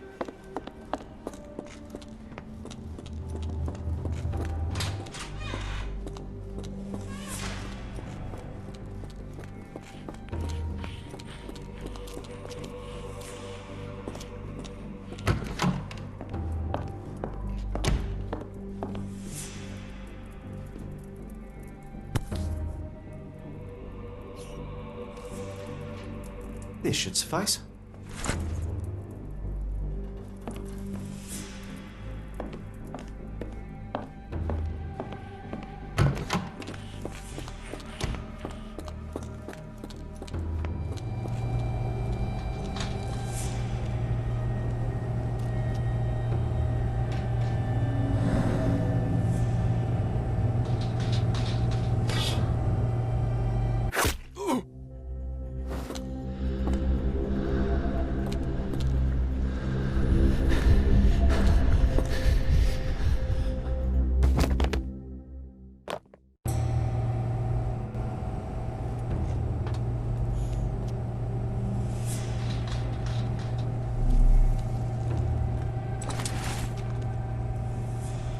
This should be enough to avoid unwanted attention, at least from a distance.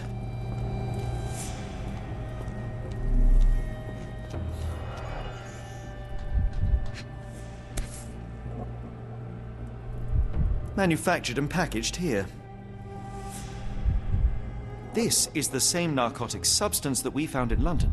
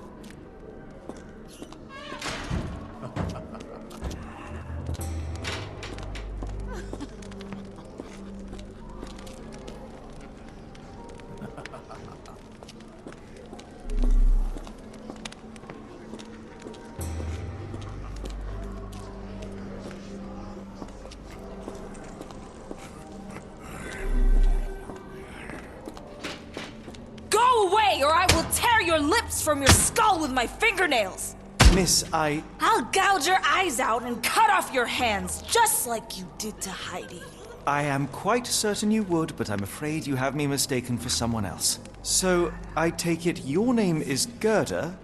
Who is Heidi? You talk strange. You're going to Hell's Door, aren't you? To where those other funny talkers finally shut up? Hell's Door? To what do you refer? Only Heidi had answers. Go away, pig! I merely... I said go, or you will spend your last moments on Earth screaming. This door won't stop me.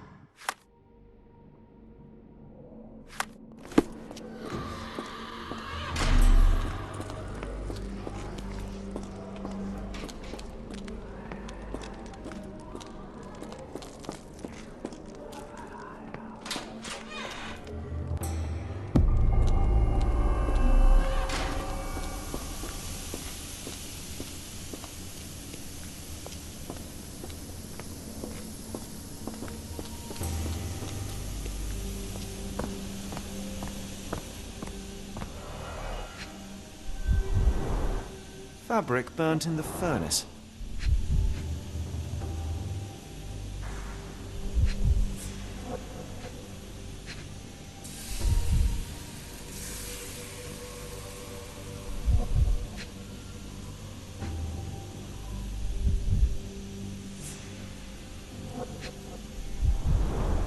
A jalabia, a traditional garment from northern Africa.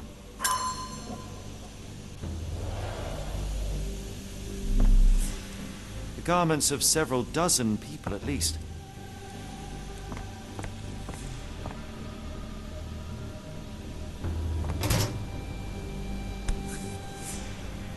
So you're Heidi. I didn't realize I was on Haunted Doll watch.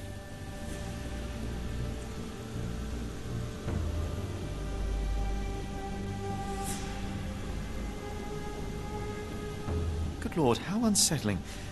The damage seems intentional.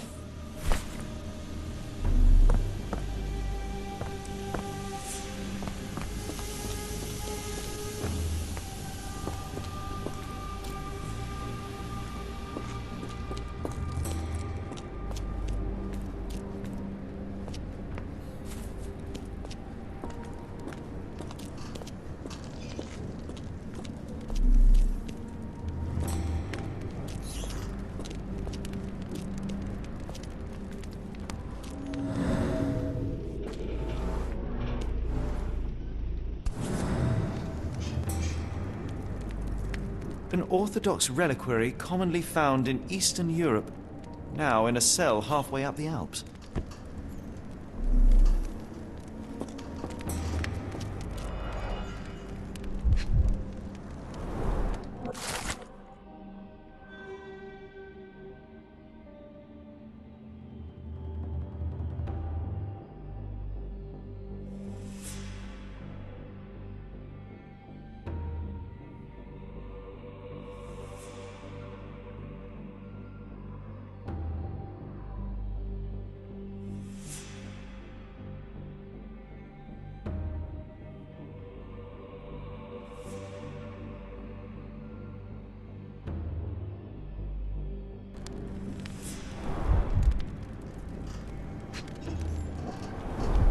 So this is how they kept the prisoners docile and harmless.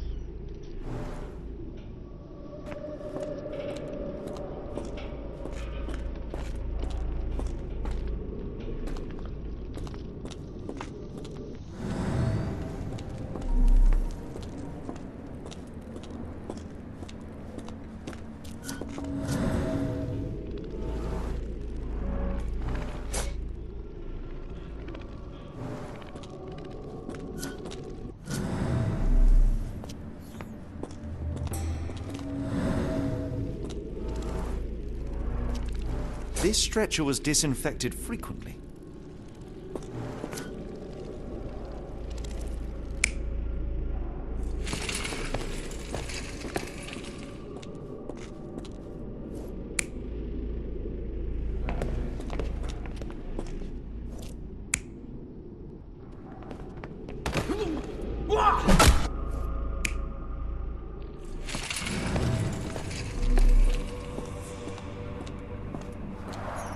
The stamp on this crate confirms it came from America. That's quite a distance to travel.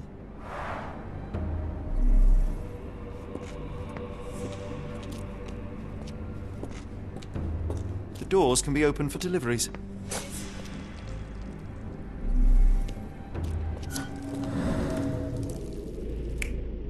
These are the same crates we found in London. I should take a closer look.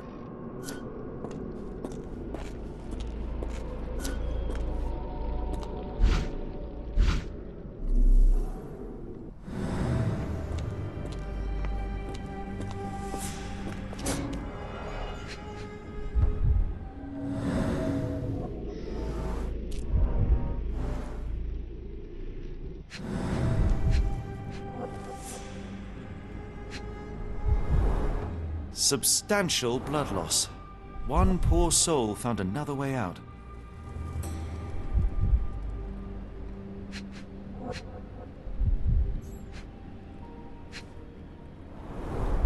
A bottle this sturdy doesn't break by accident.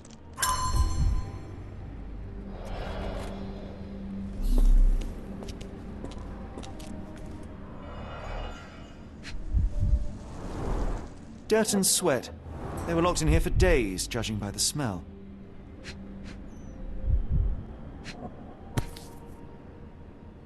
This is the same design as the one from London. I doubt that one could survive such a journey with this little water.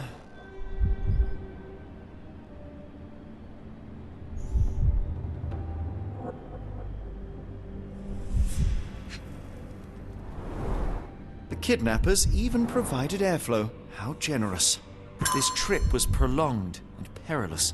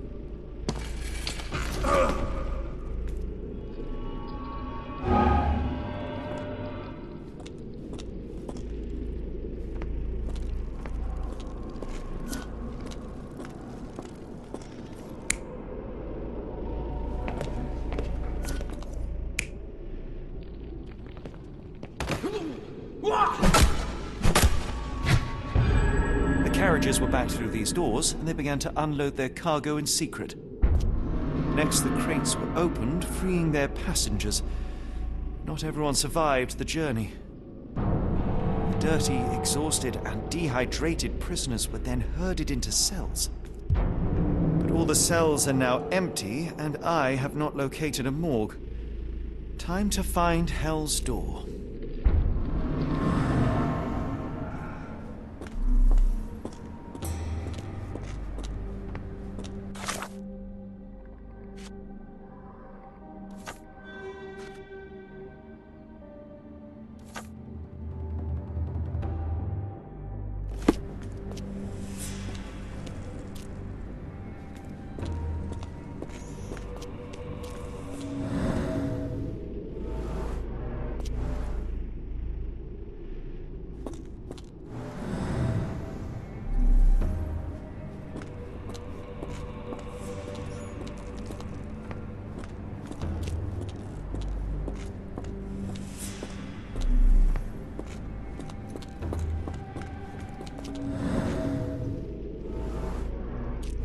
Scratches. Something has been moved through here.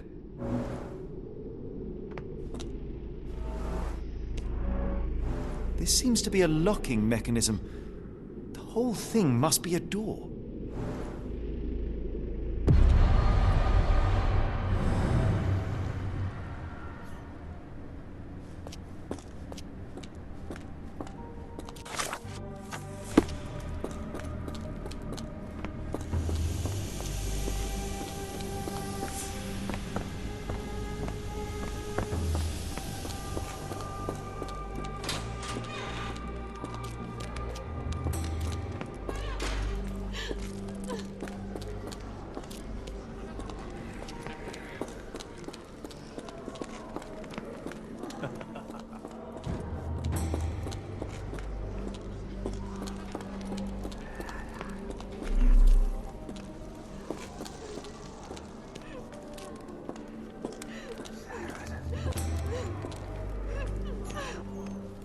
I will make them pay for what they did to Heidi. I believe I have found your friend. Heidi! Oh, poor girl. What did they do to you? Shh. It's all right now. Everything will be all right. Please, Gerda, now I have found Heidi, I need some help from you in return. Shh, Heidi. We should thank the man, don't you think?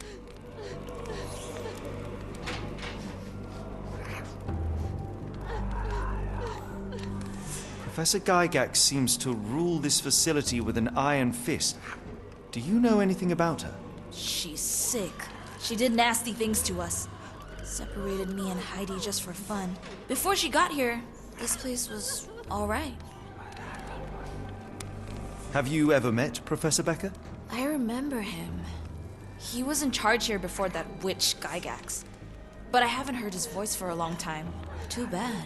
He was nice.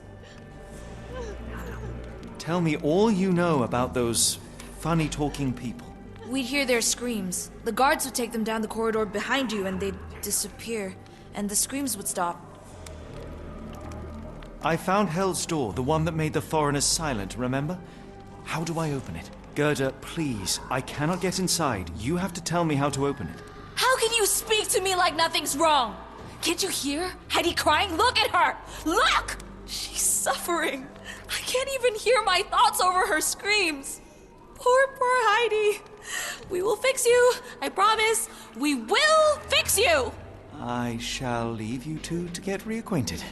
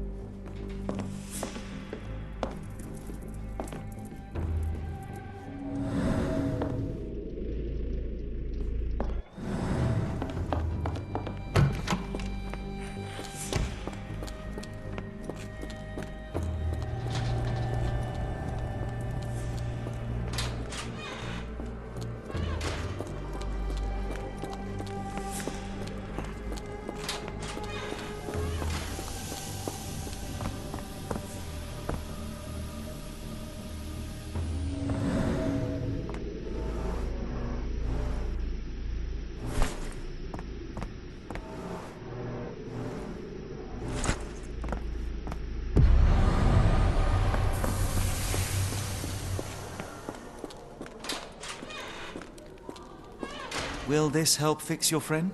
Give it to me. How is she feeling? Everything will be all right, Heidi. Everything. Gerda, I have a couple of questions. Yes, Shut your dirty little mouth, Gerda. You've said enough already. She won't speak no more. Now it's only Heidi. You helped me, and I didn't cut out your eyes. So we're even. Now go!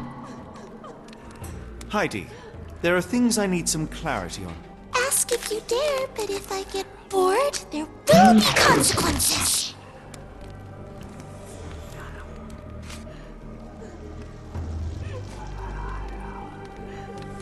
I found Hell's Door, but it's locked.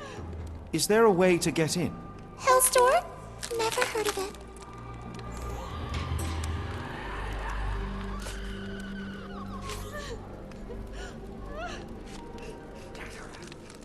That's not true. You, Gerda, told me that Hell's Door makes people silent forever. And you believe that snotty little girl? I'll personally ensure that she never dares to speak again!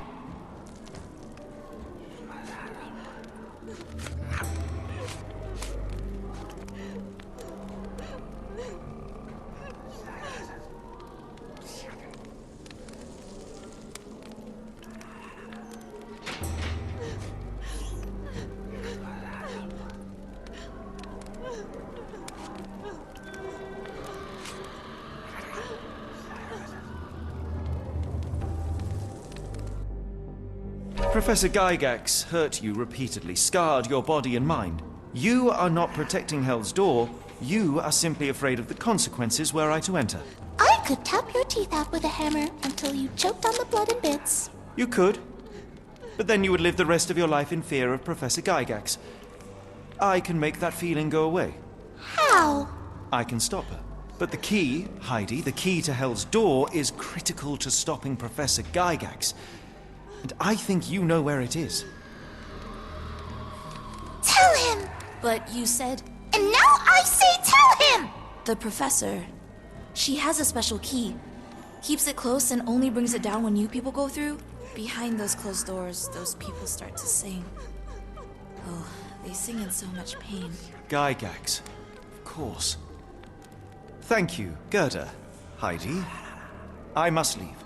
Leave? You joke. Nobody leaves the Edelweiss. Now you will be with us forever!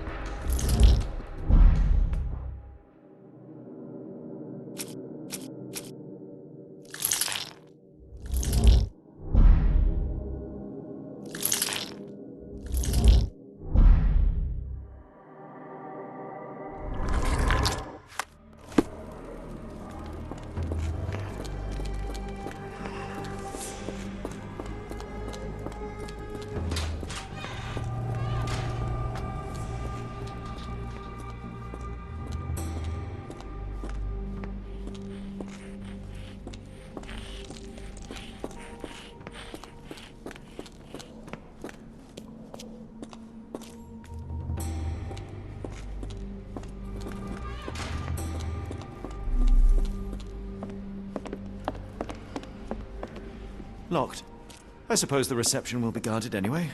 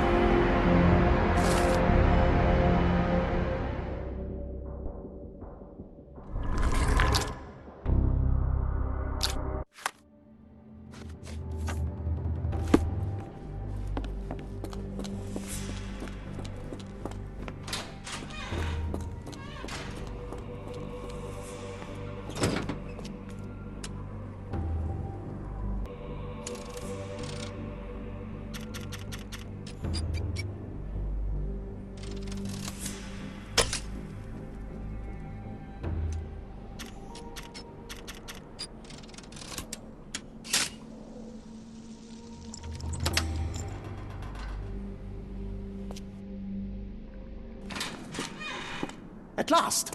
You came to your senses. My humble apologies, Emperor. Spare me your groveling, Englishman. Of course. You are right as ever, for you see, time is of the essence. The royalists have risen again, and your darling Josephine needs you. Paris needs you. Mon amour. But the guards upstairs in reception stand in your way. Ha! They will pose no problem for the likes of me. Merci, Englishman. When I return to Les Tuileries, I shall make you a general. Oh, you are too kind, Emperor. Now go. Your freedom awaits. I am coming, Josephine. Josephine, le voilà. Catch him!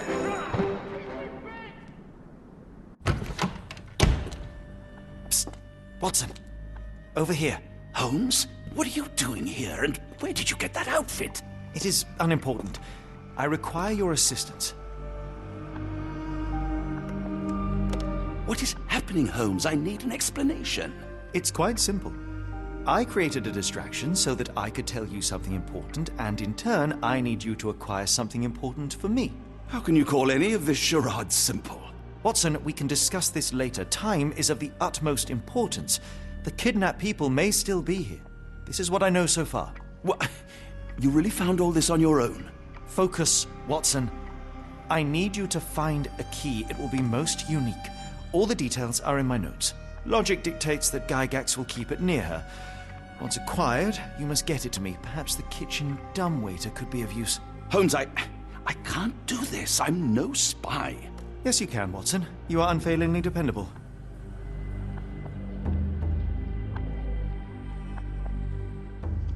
Dr. Watson, visitors are not permitted back here. I'm terribly sorry, Mr. Kuntz. After the war, my nerves, I fled all that commotion. It is nothing. A patient attempted to escape. He will not get far. Now, if you would like to follow me.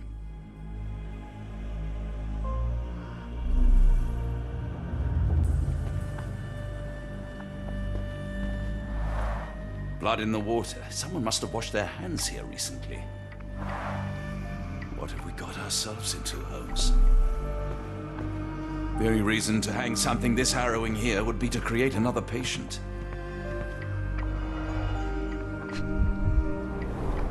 Did a child make these?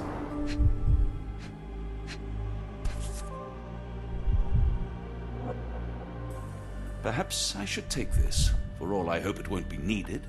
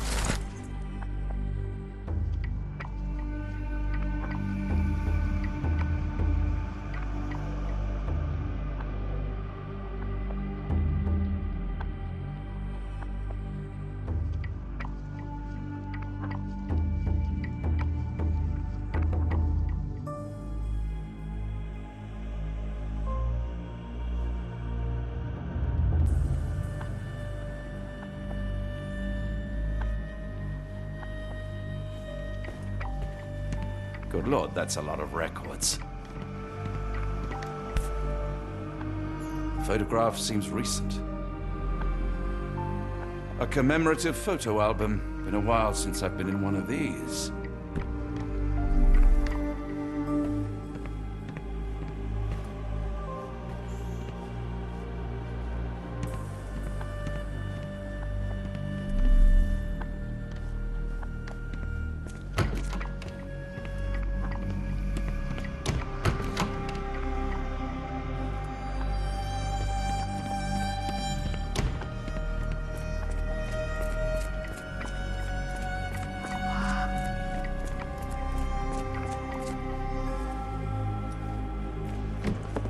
Ah, Dr. Watson.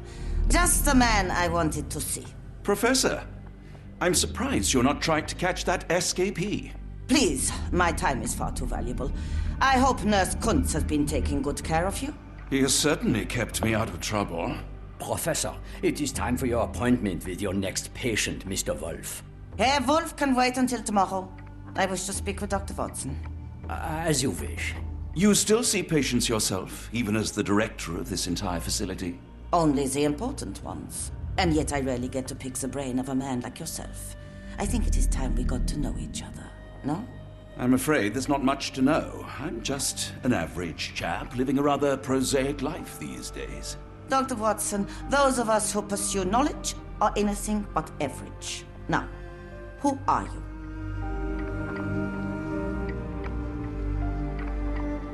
In truth, I want to be a writer. Yet I often struggle to put pen to paper, to write anything that doesn't seem dull or hackneyed.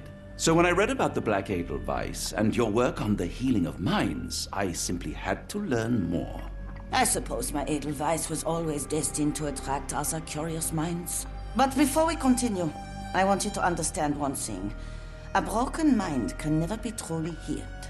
Ah, I see. So, what exactly do you do here? It is simple. If you cannot fix a person's nature, you must force them to forget it. Surely there are other methods of treatment. How naive. You remind me of a man I once knew, Professor Becker. But we do not speak of him anymore. A colleague? The former director here. One day he realized that Edelweiss had outgrown him and had to leave his house.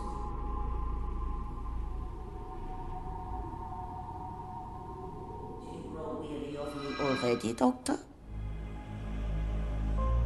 I was simply admiring your office, Professor. Apologies. While I am pleased you appreciate its practicality and appearance, we were discussing bigger things. Was my conversation boring you?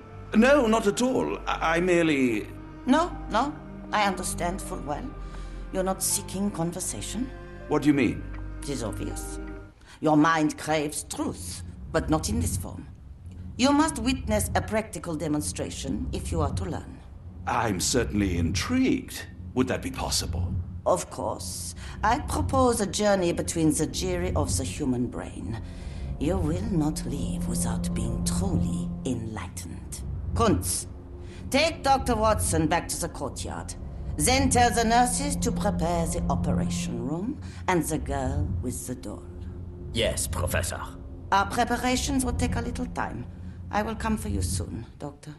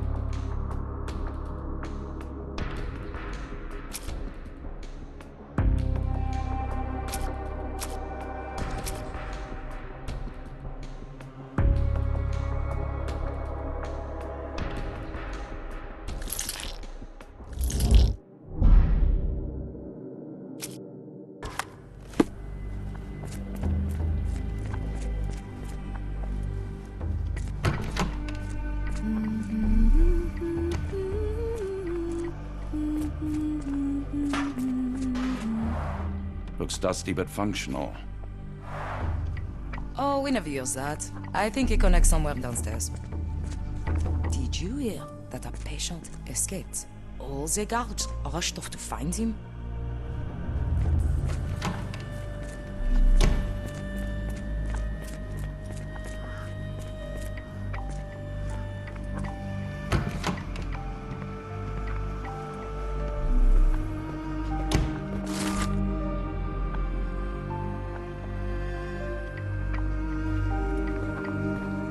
You are Mr. Wolf, am I right? Oh, hello. Who might you be? My name is Dr. John Watson. I wanted to talk with you, if you didn't mind. Ah, Doctor. I don't suppose you could help. I seem to have forgotten where I am. We're in the Black Edelweiss, Mr. Wolf. It's an asylum in Switzerland, and you are one of its most important patients. But why am I here? That's what I was about to ask you. I can't remember. Sorry, I can't remember anything. It's all right. You don't need to push. Try to relax. Let the thoughts come and go. Now, what comes to mind? Mr. Wolf? Oh, hello. Who might you be? We just went over this. I'm sorry, but I don't think we've met.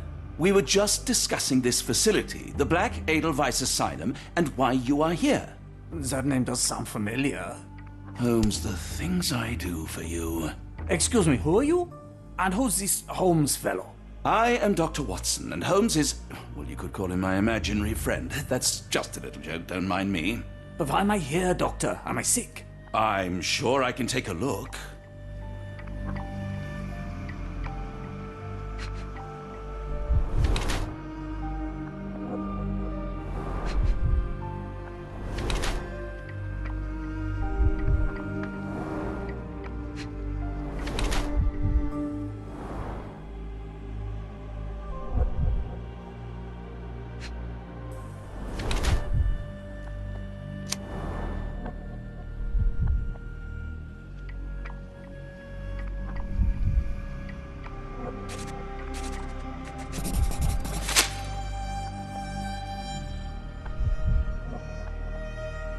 Dear Lord, what did Gygax do to you? Excuse me, who are you? Oh, never mind.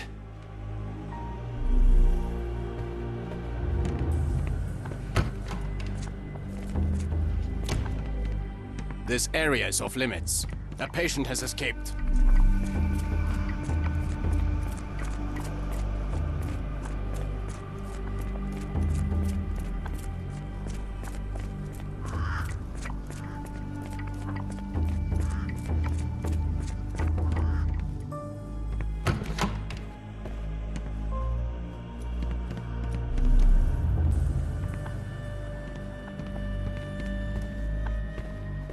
I hope you're finding your room comfortable, Dr. Watson.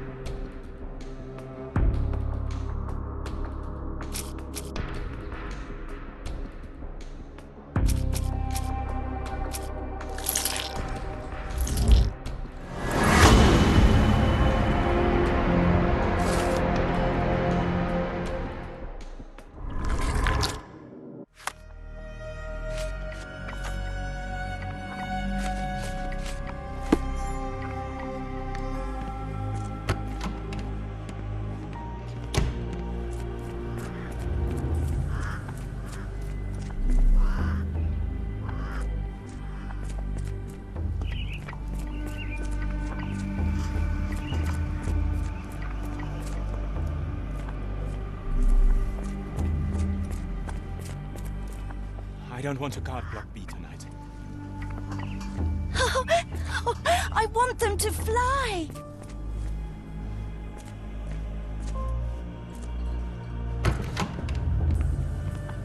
Hello again. You won't remember me, but we've met before. I am Dr. John Watson, and you are Professor Becker. You were the previous director of this facility, the Black Edelweiss. Professor, really? Actually, that name does sound familiar. Wait. Let me write it down. I try to recall memories through writing, but they always feel just out of reach. As a matter of fact, I have more for you to jot down. Oh, yes. Yes, please, anything. Professor Gygax did this to you.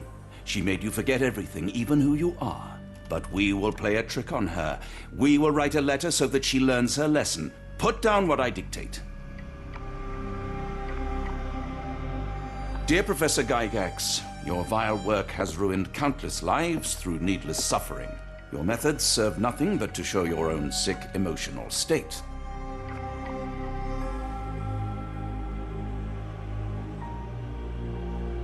You will be brought to justice, and the world will know your cruelty. And by the time you make it to my cell, the police will already know the truth of how you came to be director of this asylum. Signed, Professor Becker. There. It's done. Now, hold on a minute. Who are you? My name is John Watson. I'm a doctor from London, a veteran of Afghanistan, and I wish to be a writer, though deep down I fear I lack the talent. And presently I'm risking my life to help my brilliant detective flatmate in the pursuit of a cult of kidnappers, even as I fear it may destroy him. I'm tired and hungry, and I have not had a good bath in weeks, and yet despite it all, I feel alive. Any more questions? Good heavens, sir. You're as mad as they come.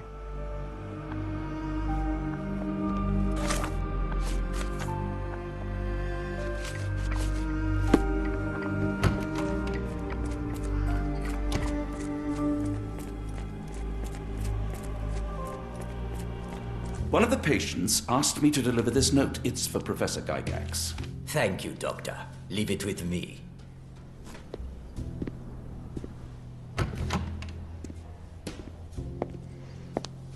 I laid up for you.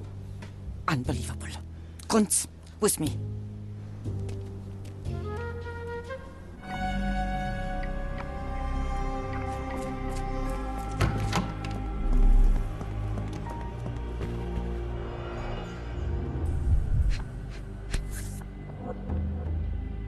Close, but I don't think this is the key. This is too small to be what Holmes asked for.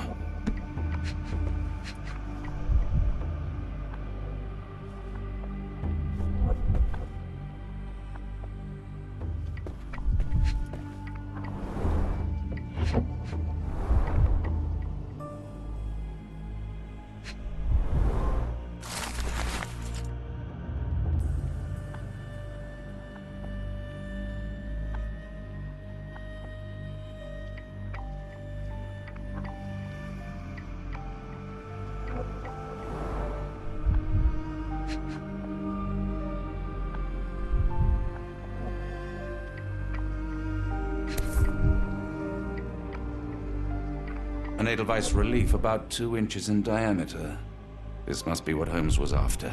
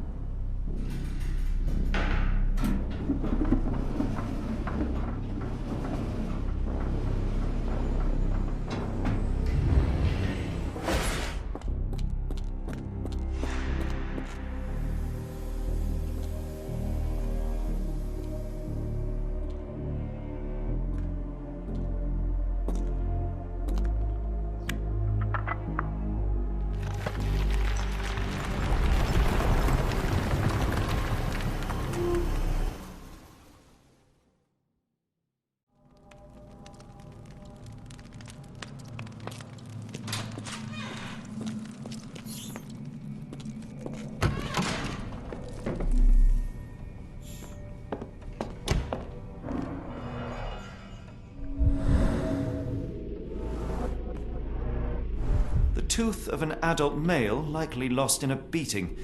Only a couple of days old.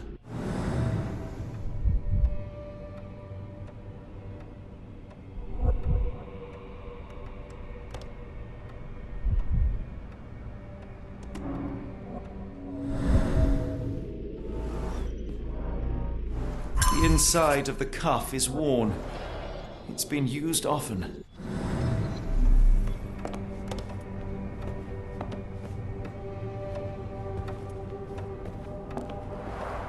The writing is mostly gone. Phonetic symbols, perhaps.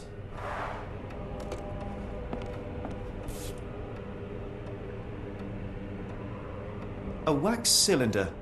There is something recorded on it.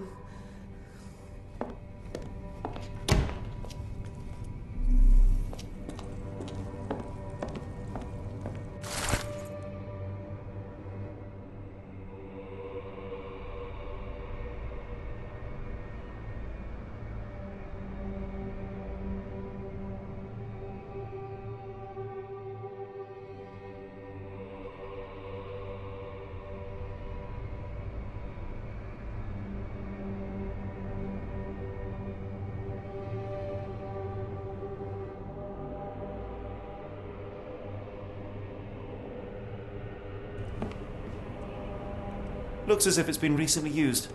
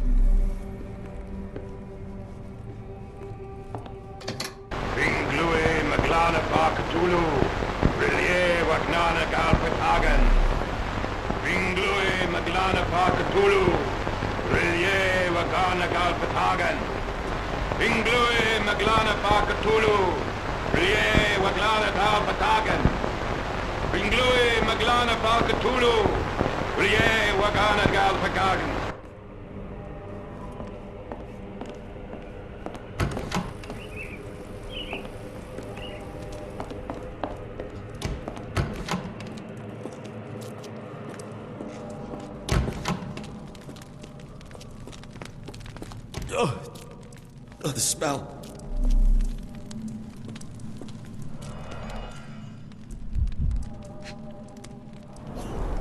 Judging by the remnants of blood and flesh, these instruments were used for dismemberment. Dear God, is that body parts? Utterly inhuman.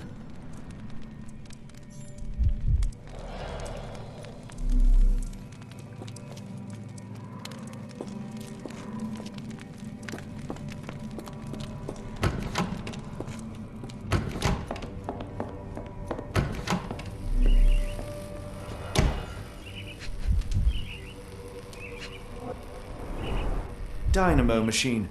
Provides electrical stimulation for the person in the chair.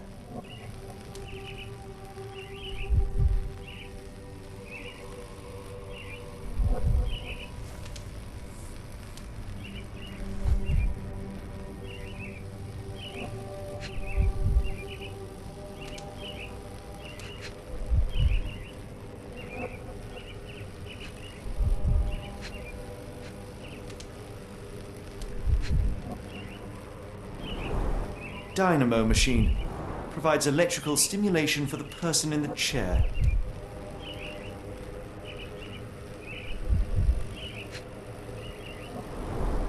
Full grain leather straps. Impossible to escape.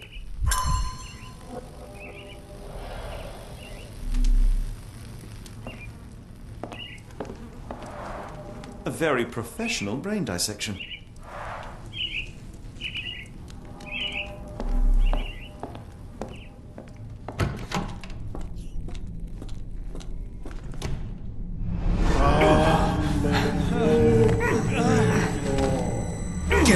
Out of my head! Your mind festers, devoid of soul. Find reverence for the one that trembled. Great Lord! Left your surrender your soul and become a servant of madness. Please! No more! Stop it! Watson! John! Somebody! Wretched mortal, do not fear what is to come. Let him rupture our world anew. Awaken! And let the... Awaken! And...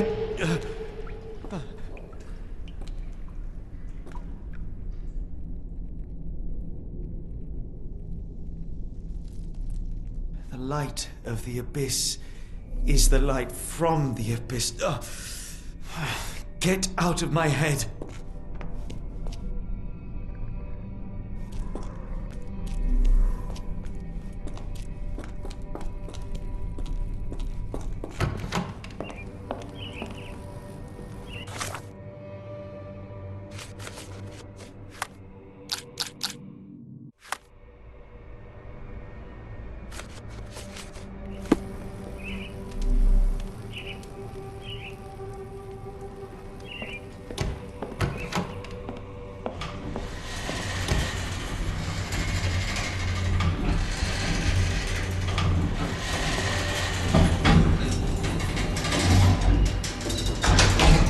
Hydraulic elevator, how ingenious.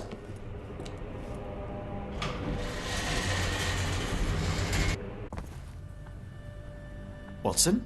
Holmes? What are you still doing here? Still? I was trying to find more information. Did you think I was just going to sit in my room twiddling my thumbs? I only asked you to find the key. I had everything else under control. Says the man who looks like he saw a ghost. I'm fine, Watson. You're hardly fine. You reek of congealed blood and chemicals. What did you see down there? Never mind me. Where's Gygax? I'm afraid she's over there. I found her like that when I entered, on my word. What? She was our biggest lead. Yet another wrinkle in our investigation. What do we do now, Holmes? Hush. Let me think.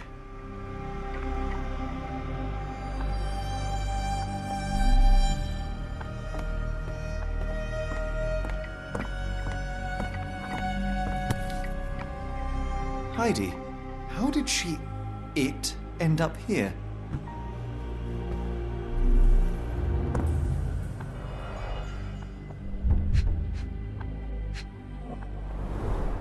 No traces of blood on her clothes. Must have got on her white overcoat. The patients here wear the same robes. The pencil is buried deep all the way to the brain. Instant death. We'd better inform the local police about this. You're right, Watson. But first, we need to determine where our case goes next.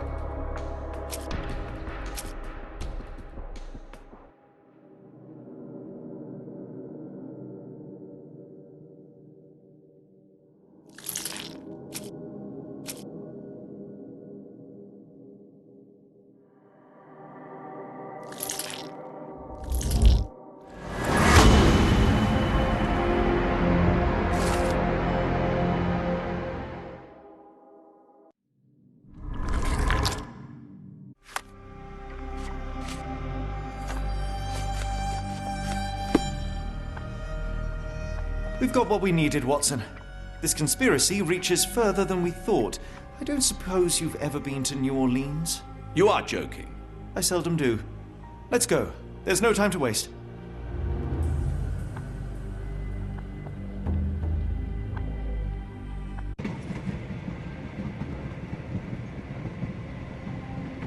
There is nothing in this world that cannot be explained with logic and reason. Nothing in this world. Holmes? Hmm? You seem troubled. I'm not troubled, Watson. I am preoccupied. That place was awful. Inhumane. It would be natural to experience some feelings of shock or fear. Men reduced to gibbering imbeciles, numb beyond recognition, powerless to help themselves. When a doctor does go wrong, they are the first of criminals. They have the nerve and they have the knowledge. That woman did not deserve the title. Such casual cruelty for such selfish aims. I knew another man like that once. He treated my mother, perhaps even killed her, depending on who you ask. My sincere condolences. In the end, she was just a shadow of herself. The outline of the person I recognized, but lacking all else. She was pushed until she cracked. Should you see me cracking, John,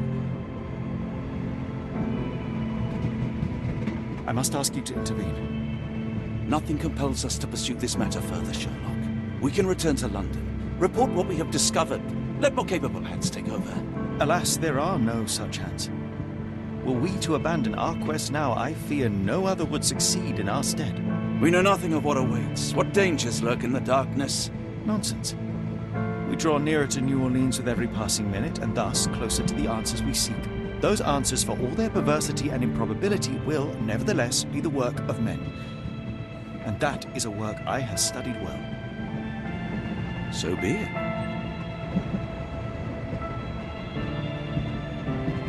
I know you to be a diligent author, but if I may make one request. Kindly omit my mother and her suffering from your tale. Of course. Thank you, John.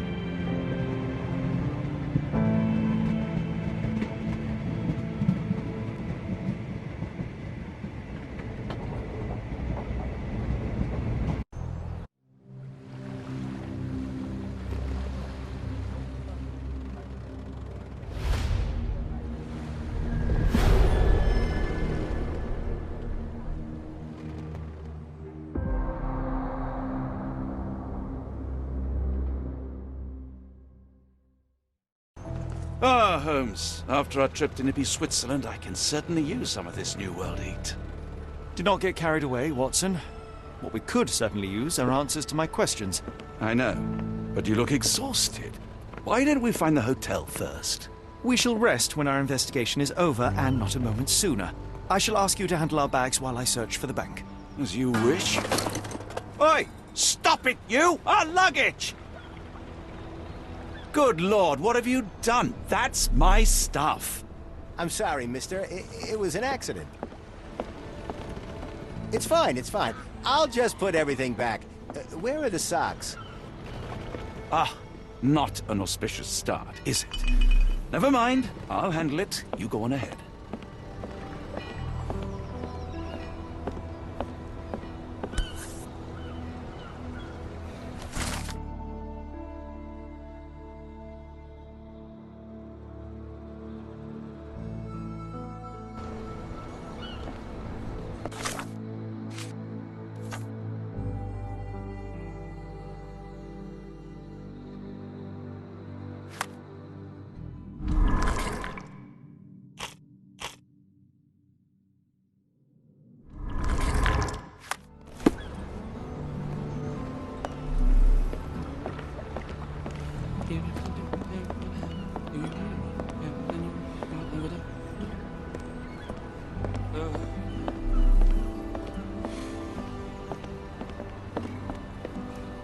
Can I ask you a question? You're a good sort. I'll help you. Listen closely.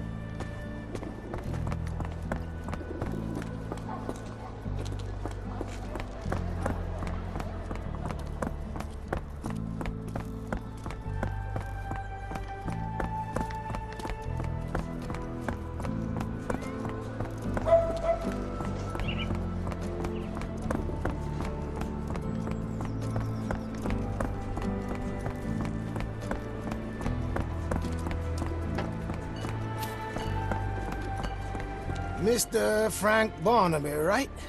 Auction's about to start.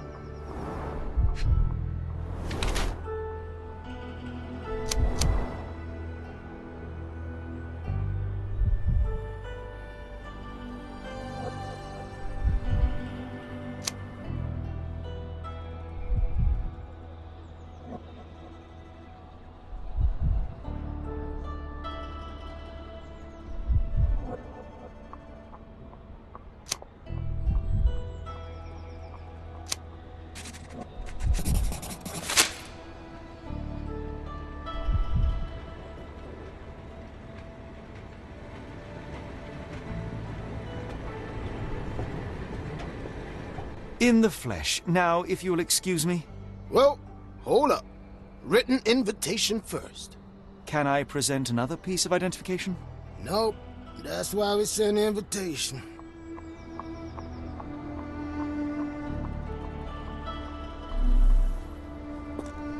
Closed auction, Holmes, gems sold. over here.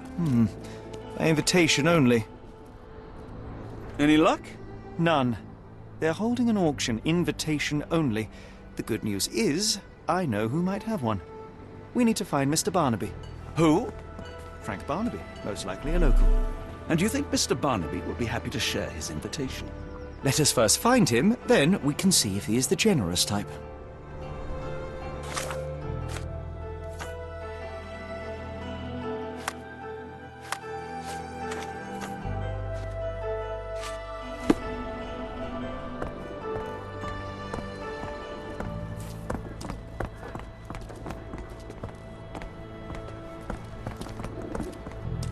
Can I ask you a question?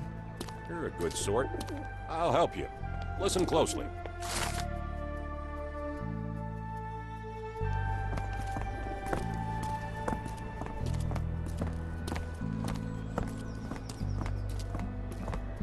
How marvelous, Holmes. A city within a city.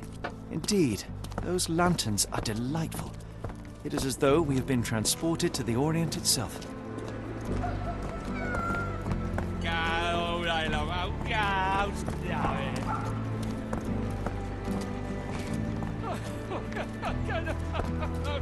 Excuse me, just one question. Don't be angry with me, sir, but I don't know.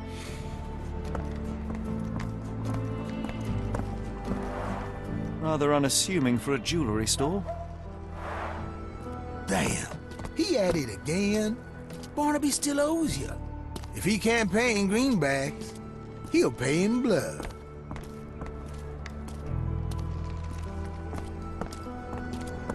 Can I ask you a question? I'm bone-tired, but yeah, I'll help you.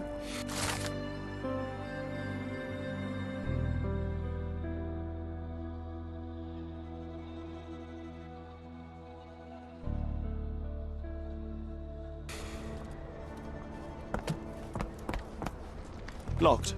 No one's here.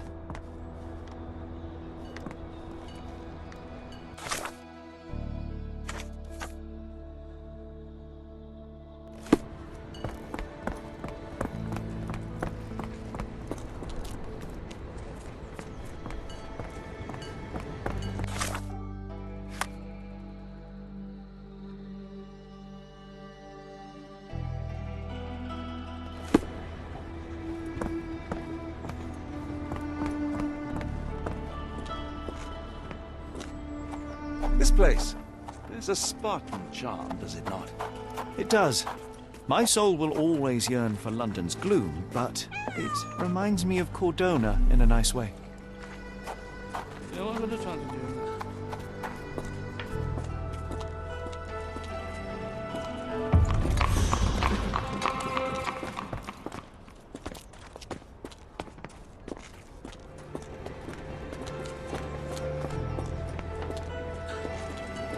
Barnaby, unconscious but with his eyes open.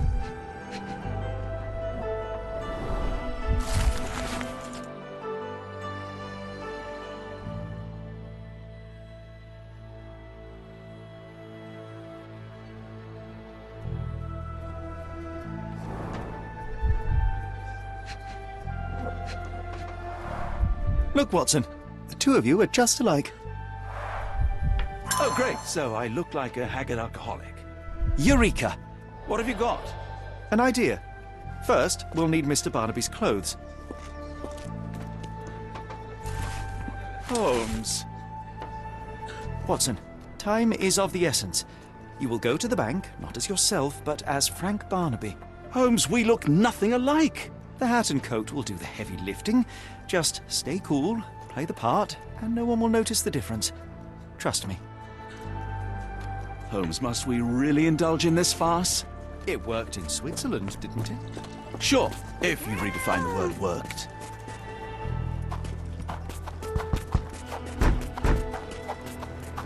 Where's my cash, Frank?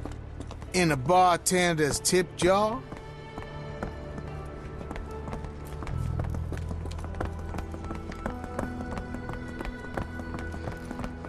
Yeah, I did.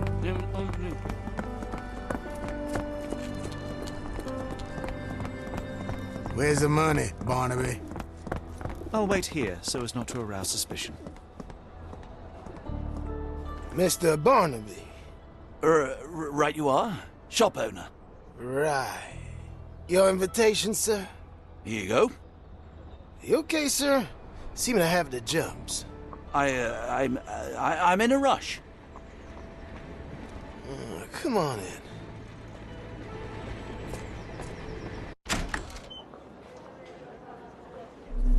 Heavens, I never seen gems so big. I simply must have them.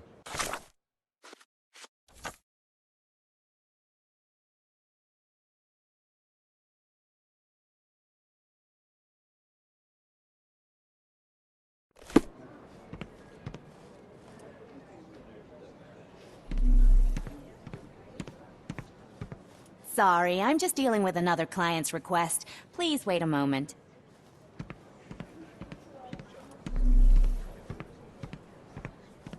This might be useful. I'll make a note.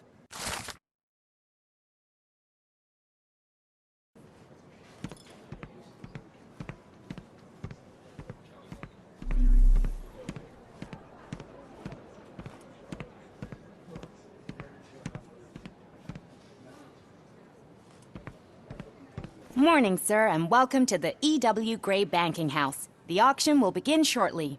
Name's Zoe Clemens, and I'd be delighted to help you. Pleasure to meet you, Miss Clemens. I am Frank Barnaby. I do have some questions, if you don't mind. These gems are rather curious.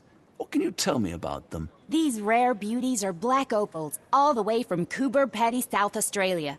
When they catch the light, the dark stone becomes a brilliant rainbow. It's something special. Forgive my curiosity, but who was the previous owner? Sir, I ain't at liberty to disclose them details. It doesn't say where these stones came from, no provenance, no previous owner. I'm starting to suspect they were illegally procured. What? We would never. I can assure you these gems were bought from one of New Orleans' most upstanding citizens, a philanthropist no less. If you would like to know more, I could get my manager. You old dog, Barnaby. Didn't think you'd sober up for the auction. An hour ago, you were 3 sheets to the wind. Oh, you know, I hold my liquor better than most. And the auction was an important business opportunity. An important business opportunity? Ha! What have you done with the real Barnaby? Well, maybe I'm drunker than I thought, mister. Mister? What's wrong, Frank? You're looking pale. Don't you recognize your old pal, Grub?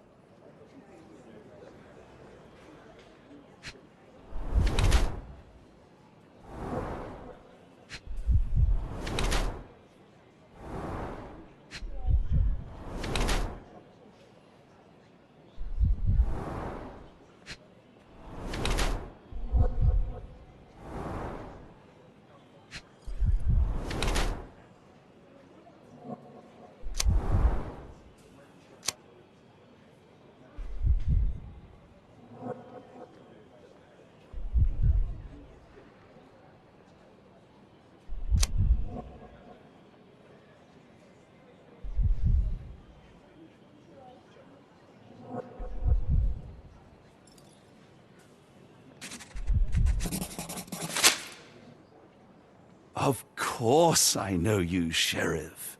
Good. Now, while I have you, there's the matter of your outstanding fines. I've been more than reasonable, but I'm afraid the bills come due. Fines? Right, I'm afraid I don't have anything on me. That's funny. Ain't you at the auction? I weren't born yesterday, Frank. Now, assault, battery, disorderly conduct, that's serious stuff. You got off easy, but if you don't pay up, things get a whole lot worse. Look, Sheriff, I'm not actually... Whoa. Think careful now, 'cause Frank Barnaby only owes us cash. But fraud, impersonation, that's weasel behavior. And you know what we do to weasels round these parts.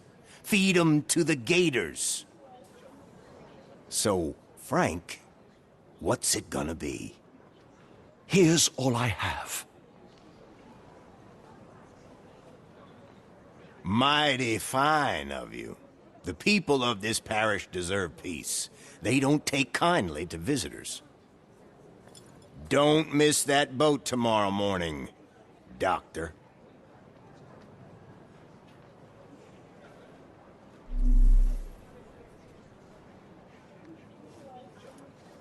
Could you help me? You better ask someone else about that.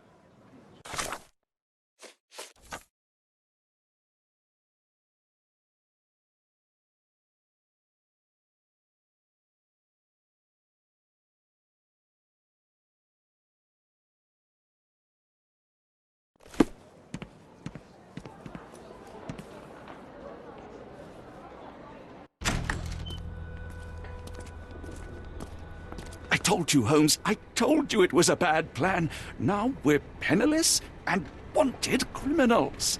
Hysteria gets us nowhere, Watson. Tell me what happened. The sheriff saw right through me. He knew who I was from the start. Extorted me for every coin I had. Bah, all that matters is what you learned about the gems. I shan't discuss it while still wearing that blighter's clothes. I'm going back to the boat to get changed.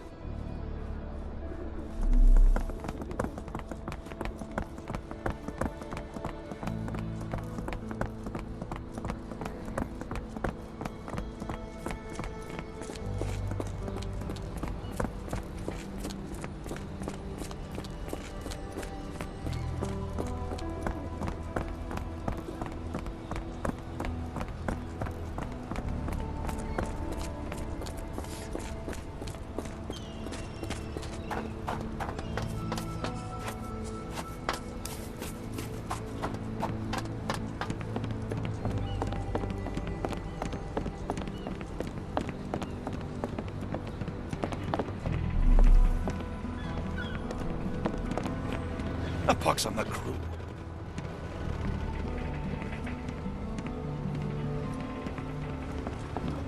No! Was that your luggage again? I don't understand. We just got it back in order.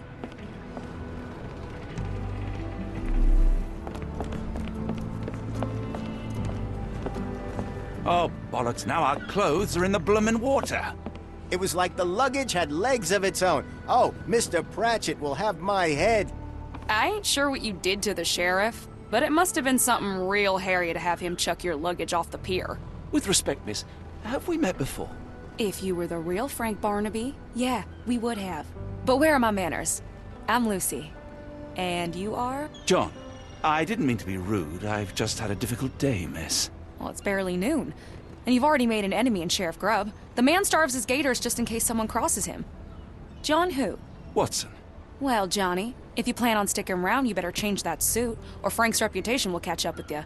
And then you'll be a John Doe. Alas, I think one of those gators is currently devouring my spare clothes. You've got yourself in a fine pickle. All right, come on board the Nymph of Louisiana, and I'll sort you something to wear. The nymph? Is that what it sounds like? Why are you helping me? Well, let's just say you ain't the only one who's had run-ins with the sheriff. Way I see it, this city deserves better. Now quit your stalling and head on over to the Nymph. I'll be in room 6. This Mr. Barnaby is proving rather useful. Perhaps you're not so different after all. One more word, Holmes, and I'll hand you over to the sheriff. Sorry, was that John talking or Frank? Go annoy someone else while I visit the nymph.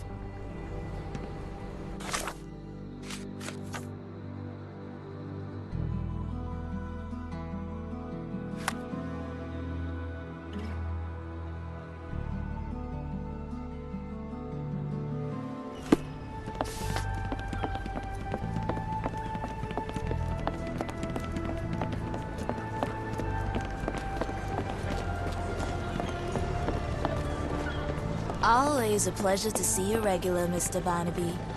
Welcome home.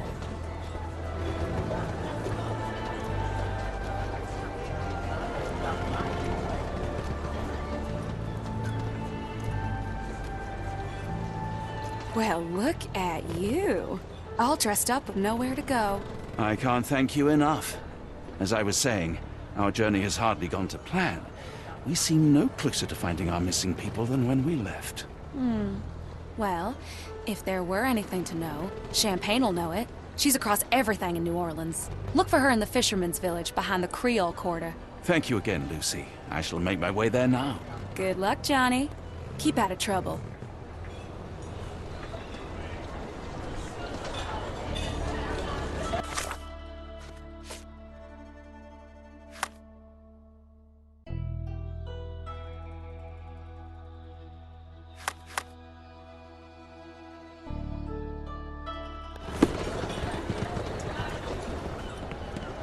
Ah, forgive me, Watson. The difference is plain as day. What a remarkable transformation from Barnaby.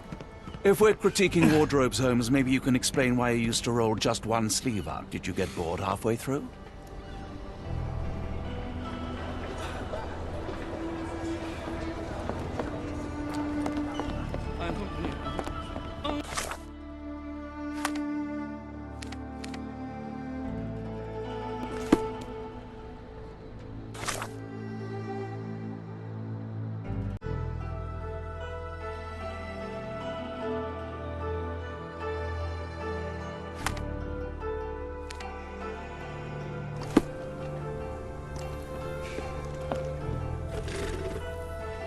Can I ask you a question?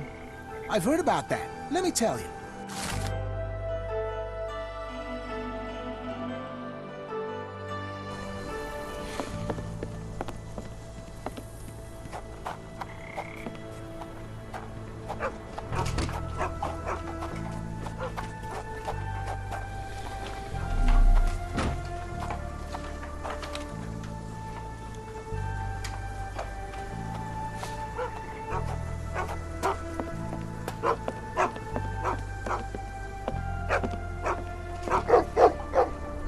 Tocqueville? Lafayette!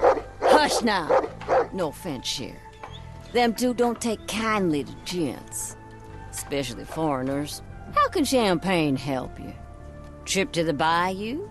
Feeding a huge crocodile? Some other time, perhaps. Word has it, you know everything that goes on round these parts.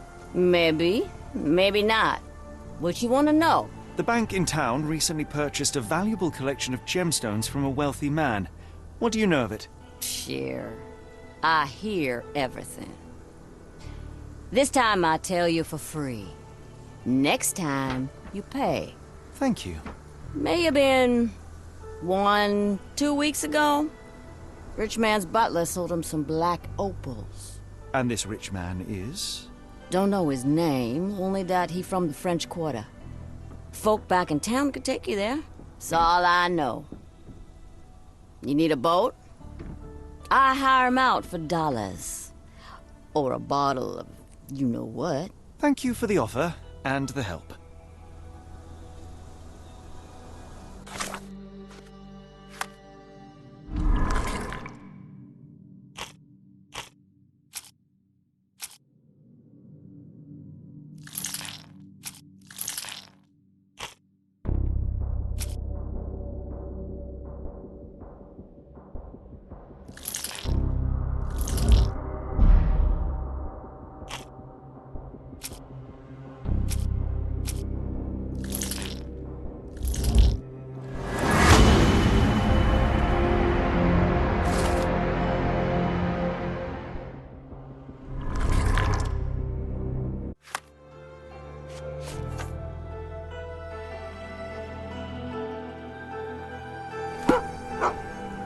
Careful.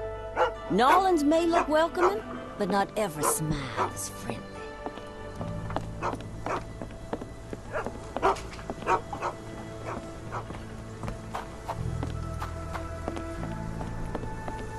May I ask for your assistance? I've heard about that. Let me tell you.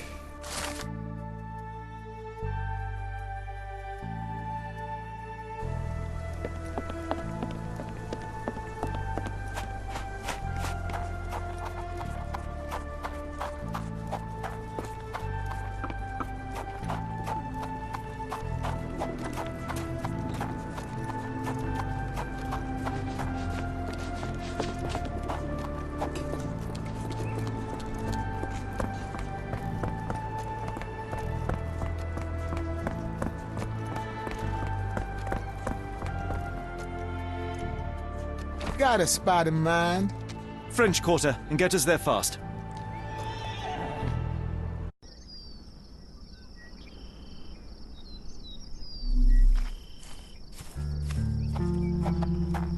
You know, Watson, opulent mansions and stifling heat remind me of my time in the Mediterranean. Corona does sound rather magical. Do you think you shall ever return? I don't know. That place was home to some of my greatest memories and some of my lowest moments.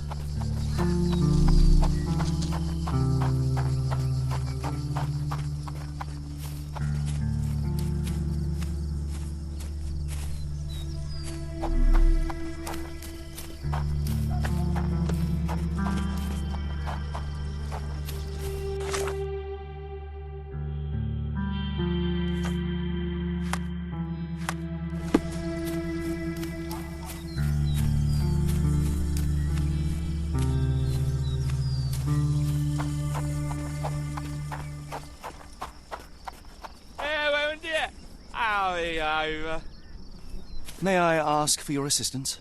My dear fella, you're talking to the right man.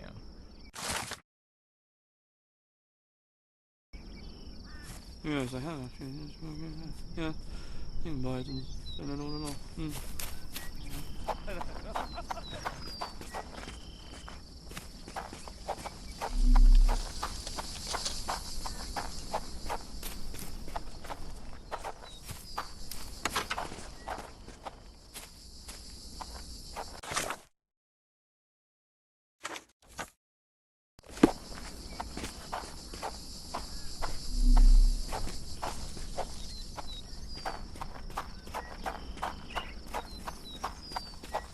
Lord, help me. Excuse me, miss. Are you all right? What is your name? Eula, sir. Waiting for someone, Eula? Yes, sir. My brother Davy. He works for Mr. Arneson in that mansion yonder. Been 5 days now since I last heard from him. Come now, why all the tears? Something happened to Davy. I feel it in my bones. Do you think he may have left the premises? No, sir. Davy, he ain't like you and me. He's smart in some ways, but he can't talk. Not a word. He's pure and kind. Fear not. We will look for your brother. One presumes this gate is locked. Is there any other way inside? There's another entrance through the stables you could try. That's where I meet Davy normally, but I couldn't get in. See, I couldn't find the key. It wasn't in its usual spot. Please hurry, sir. Find him for me.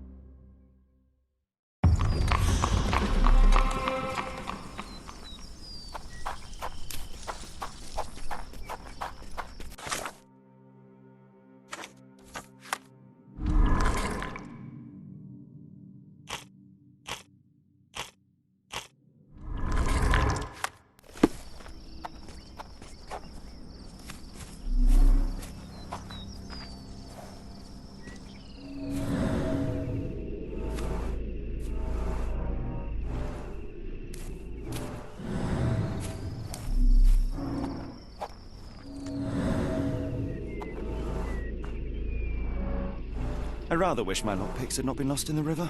Along with all our clothes, books, tea.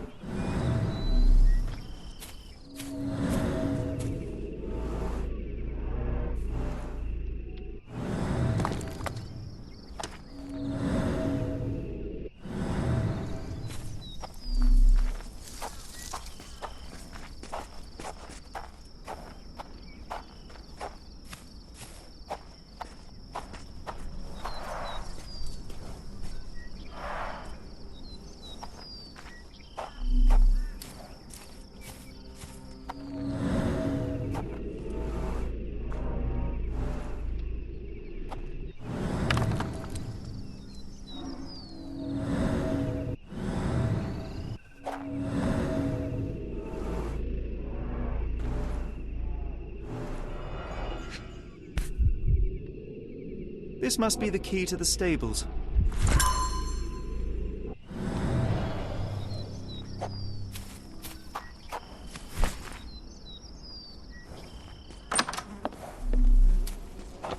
Poor animal has been suffering for days. It's dehydrated, Holmes. Without water, it will die.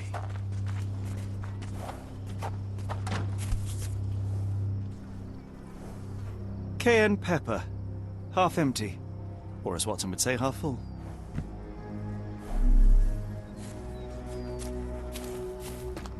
Mr. Arneson's cab is still here.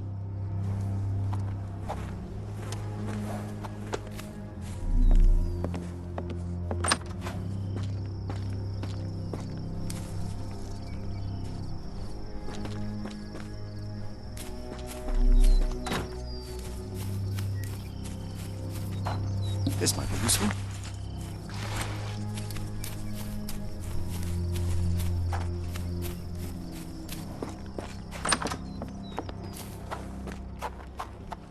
At least that's one life saved.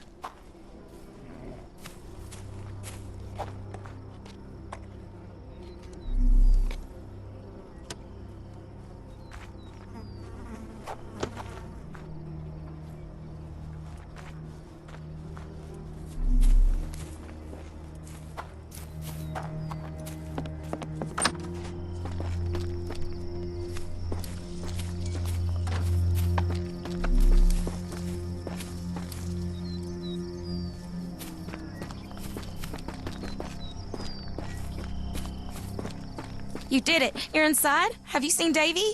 Not yet, miss, but we are on it. Please, look for my little brother.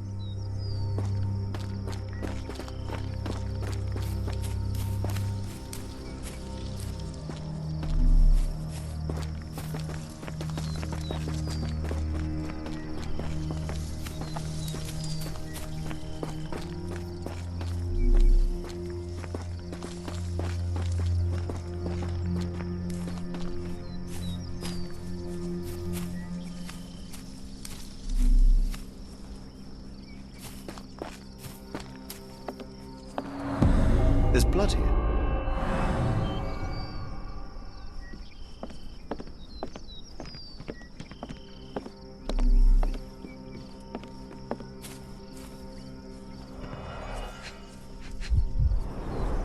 Size 10. The heels are sinking into the ground.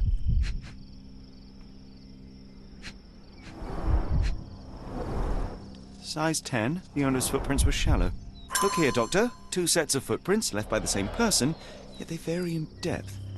What do you conclude? Perhaps they arrived empty-handed, but left carrying something heavy. Precisely.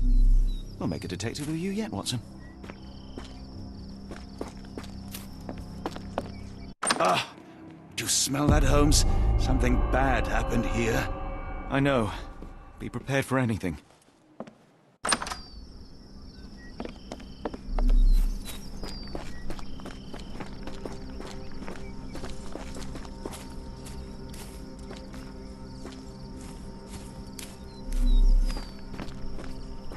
More boot prints.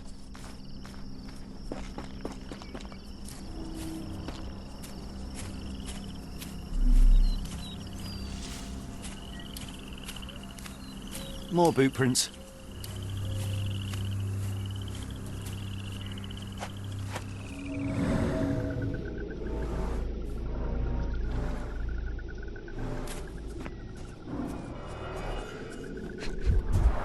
Luxurious shoes, size 9.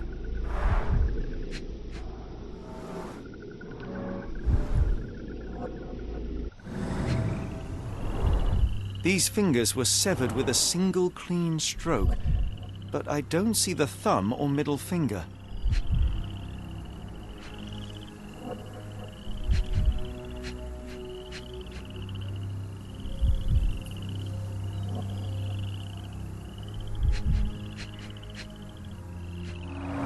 Look, Watson, animal prints. I wonder what kind.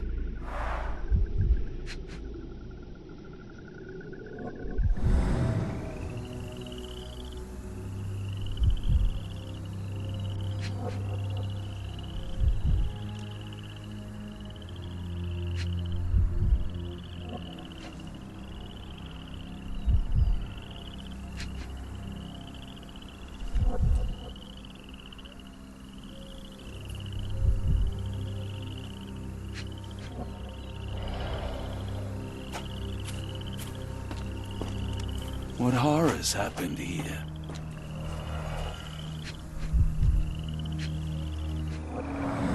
Boots, size 10.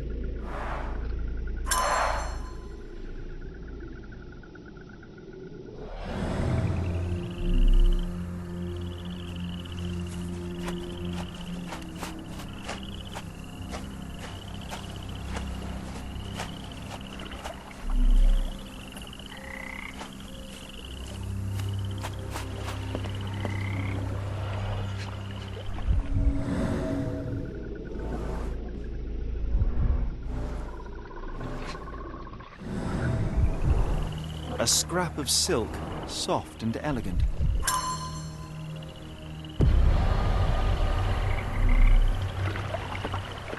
No sign of a boat.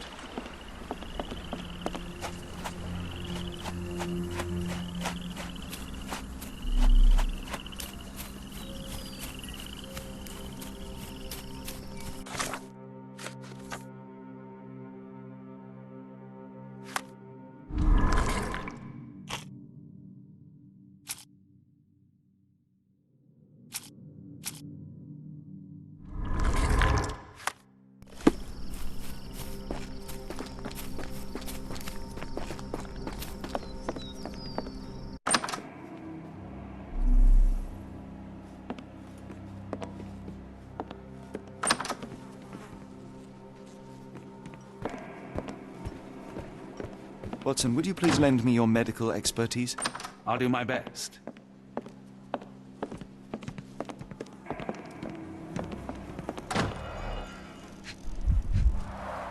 An enormous blow shattered her ribcage. Blooded, broken nails.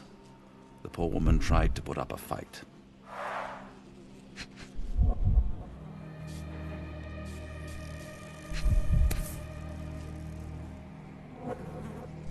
Extremely sharp and deadly. A wound like this could only be dealt by a man of incredible strength. And cruelty.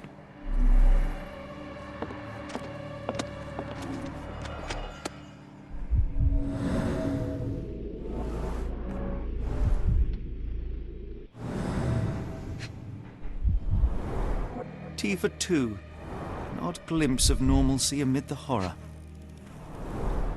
A used kitchen towel.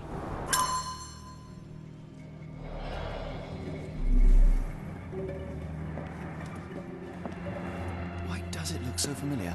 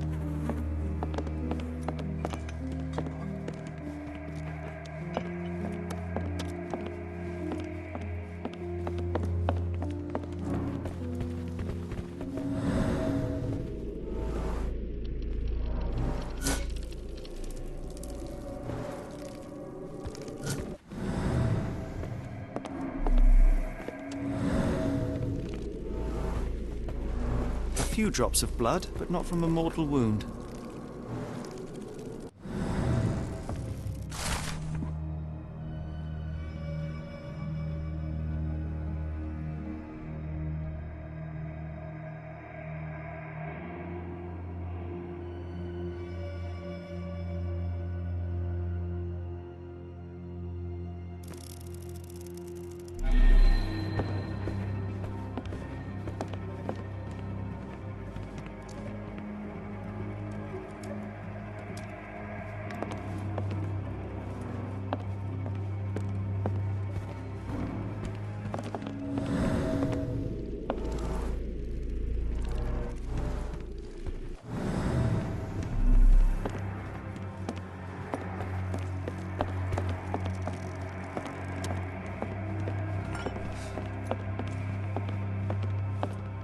I will need your help one more time, Doctor.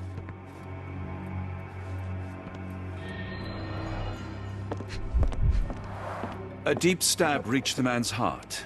Clean edges suggest a sharp blade, but the wound is too wide for an ordinary knife.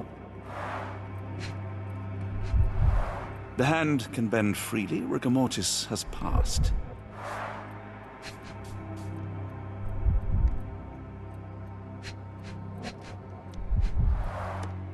His corneas are already clouded.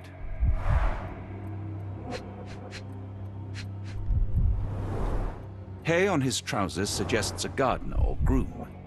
This man has been dead for a week, the result of a sharp object piercing his heart. You are mostly right, but I would bet he died 5 days ago. Heat and humidity will have accelerated the decomposition. Mr. Arneson with his prey.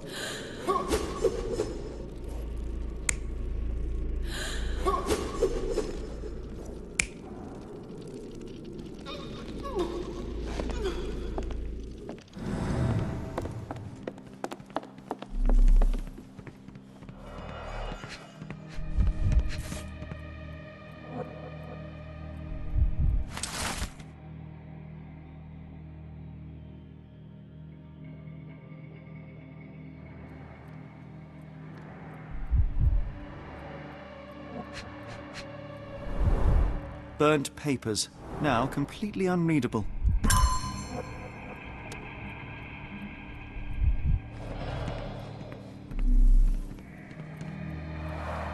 Someone was bleeding, but it doesn't look lethal.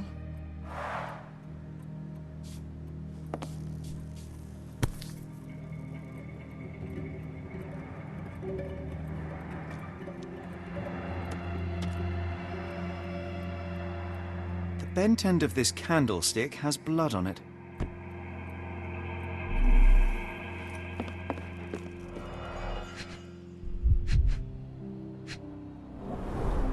The candle was burning when it fell.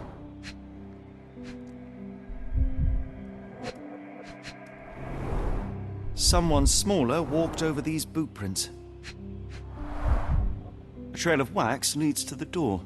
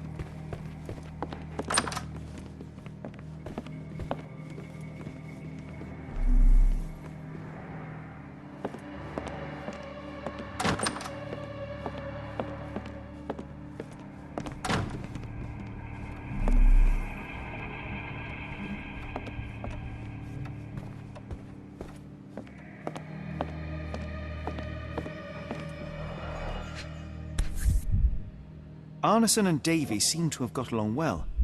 He looks more like a son than a servant. Arneson and Davy, 1881.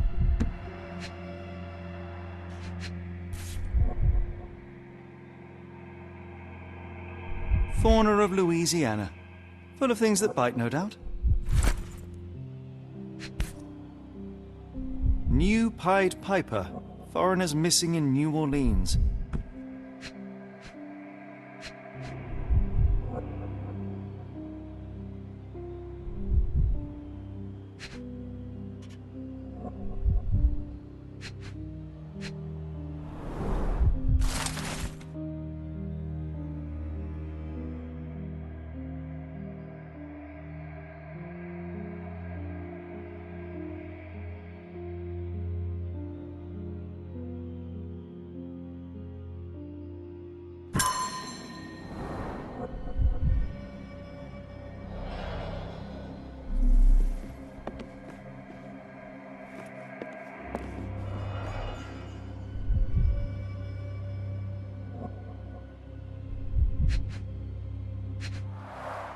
Note the blade, Watson.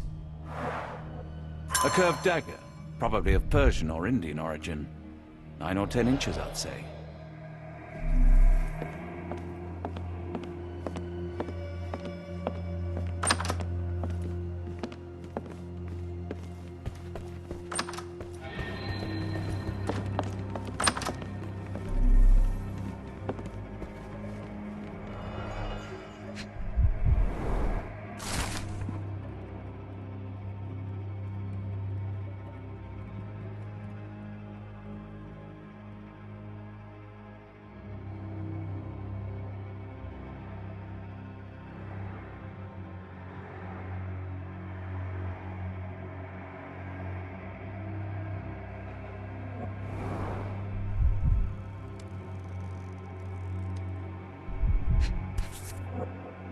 A dull book about local geology. Even I'd struggle.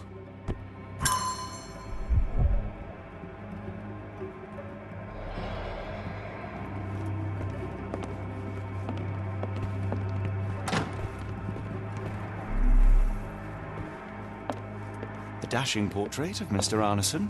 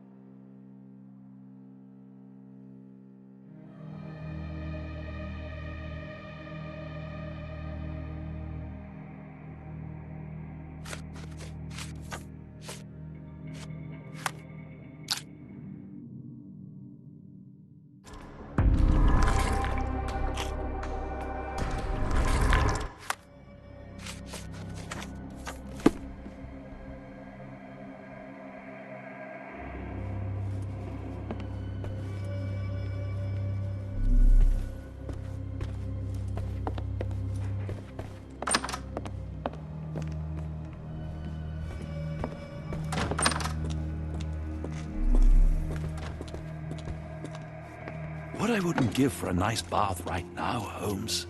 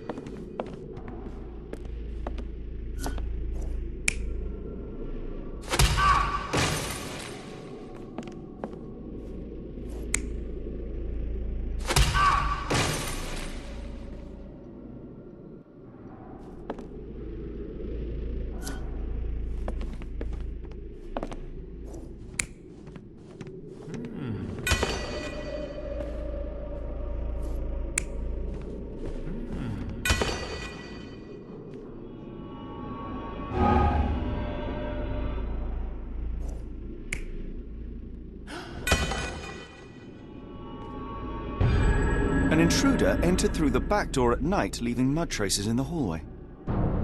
Without being noticed, they picked up a candlestick and struck the man in the chair from behind. In the kitchen, 2 people were drinking tea, the workman and cook. They were startled by the noise of a falling body and went to investigate the parlor. The workman tried to subdue the intruder, but was stabbed by the attacker's knife. Judging by the wound, it was a curved blade. The cook panicked and fled back to the kitchen. The intruder followed, but since their blade was stuck in the workman, they used the meat cleaver on the table to kill her. Someone smaller arrived and discovered the carnage. They dropped the candlestick in horror and ran for safety to a room down the hallway. Meanwhile, the intruder returned to his first victim and dragged their stunned body away from the fireplace and out into the garden.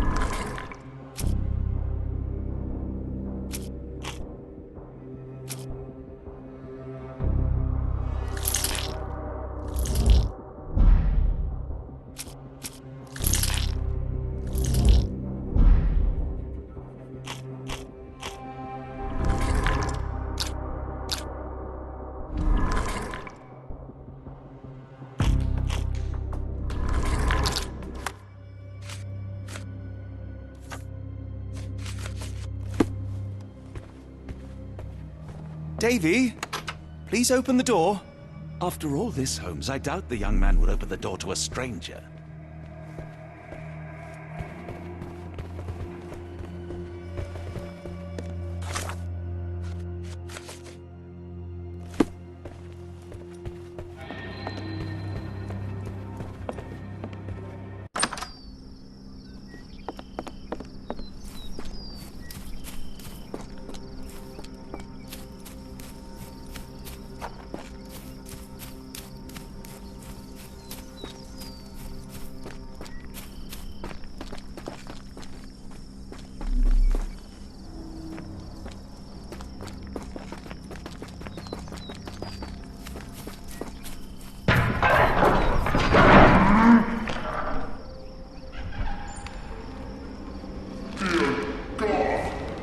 Watson, quick!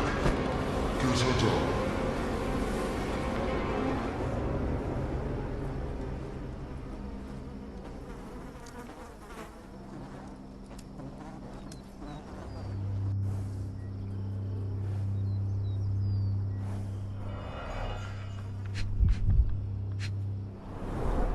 Ligature marks on her neck. There'll be a bruise, but she should be okay.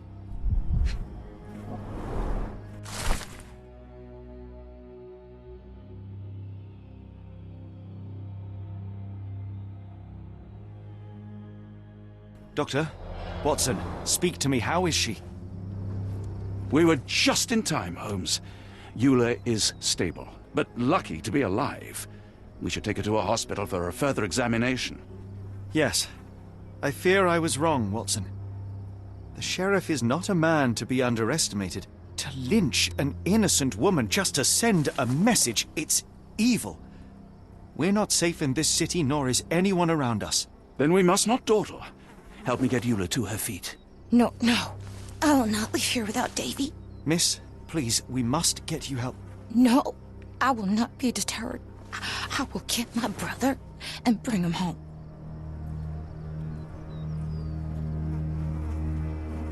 If my deductions are correct, Davy lies behind this door. He ought to be unhurt, but is no doubt shaken. Davy? Davy, you there? Davy, we understand what you witnessed before. It's safe now. You're safe. Please, let us in. Your sister wants to see you. Everything will be all right, I promise. Yeah, them gentlemen speak the truth. Just open the door. Big sister's here for you. Davy! Oh, come here, you! Thanks, sirs. Lord bless your souls. Let me examine him, miss. I want to make sure he is unharmed. Remember, he may be mute, but he still understands you.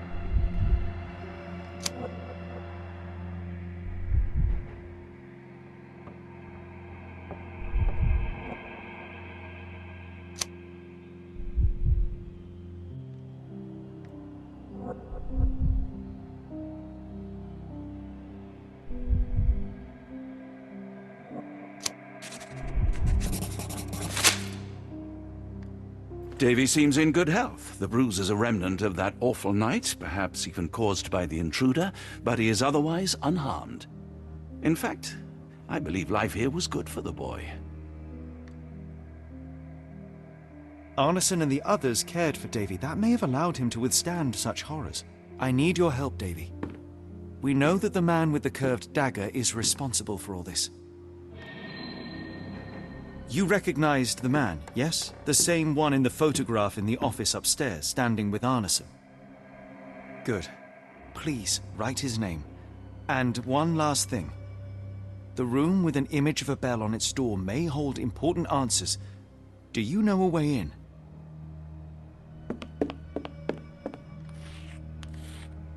Yes. I think I've got it.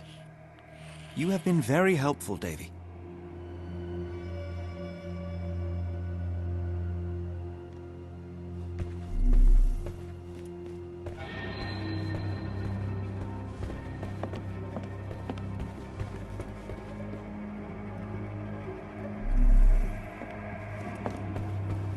Oh, Davy. Things you must have gone through.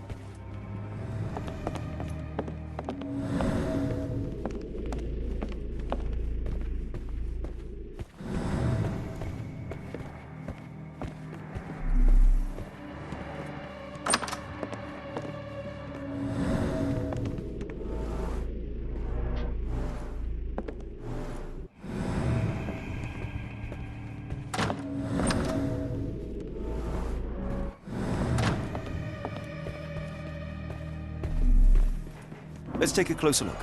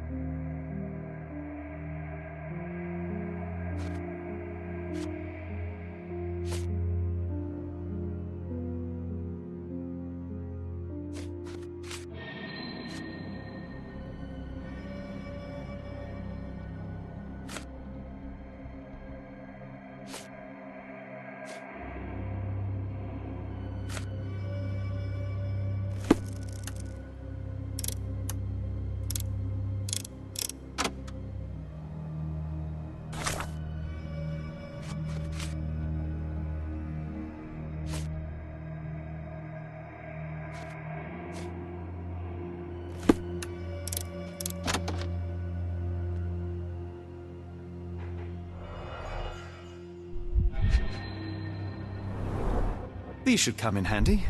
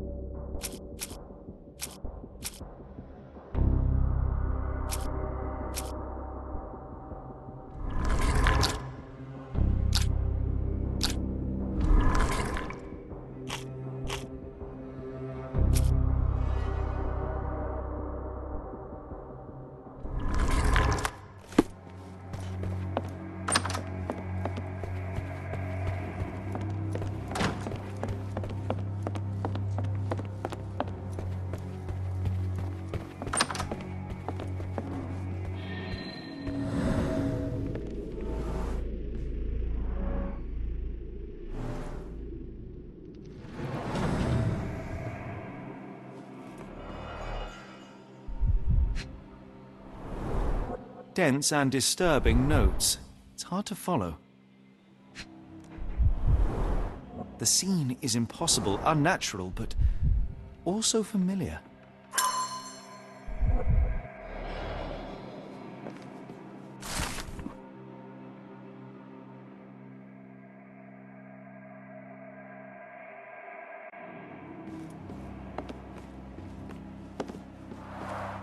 A foreigner's clothes, by the looks of things from the Near East.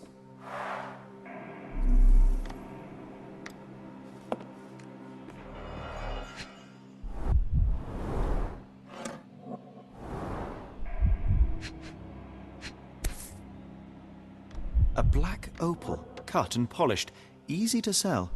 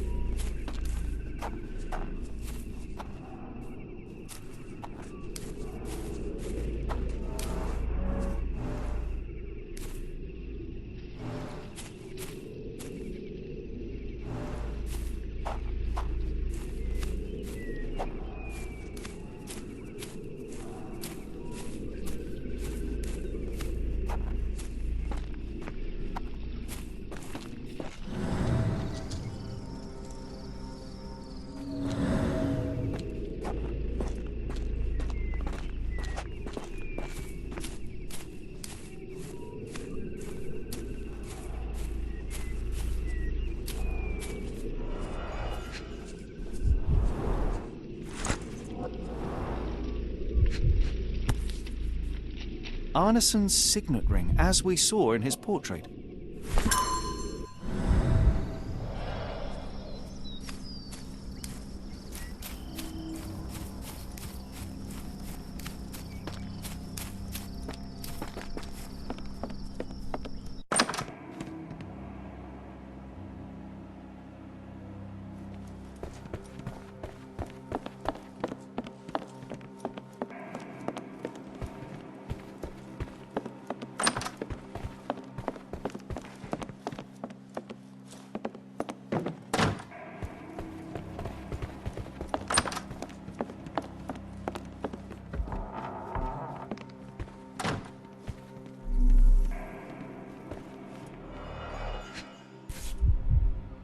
Well, isn't that interesting?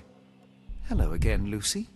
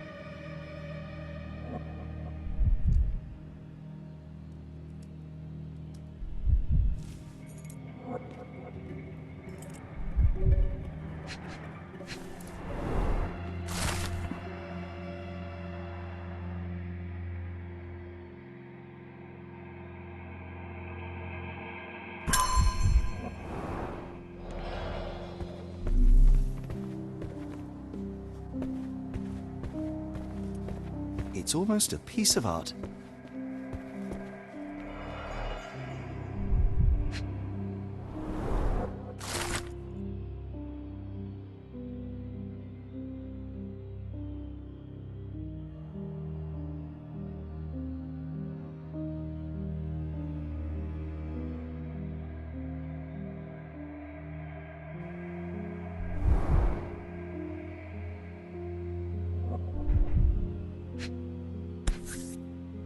My princess, my love, my heart. Fitting words.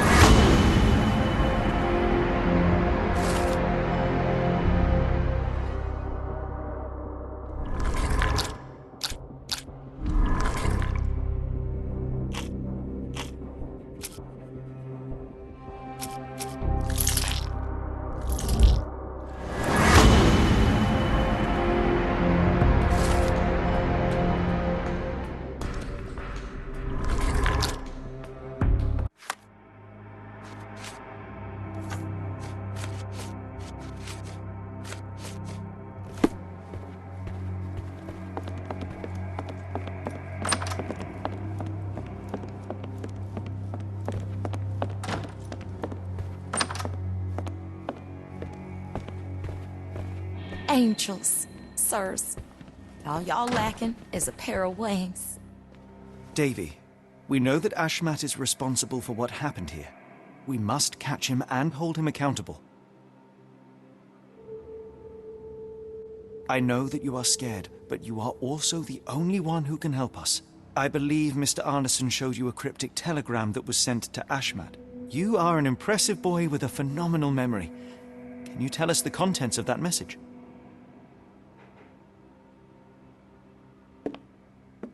Thank you, Davy.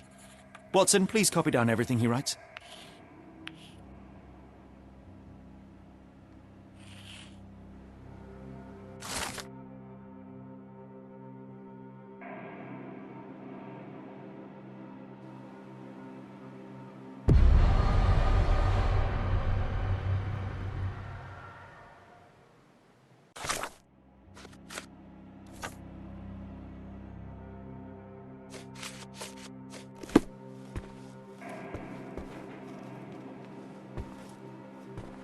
Pray you find Mr. Arneson as well, in one piece to boot.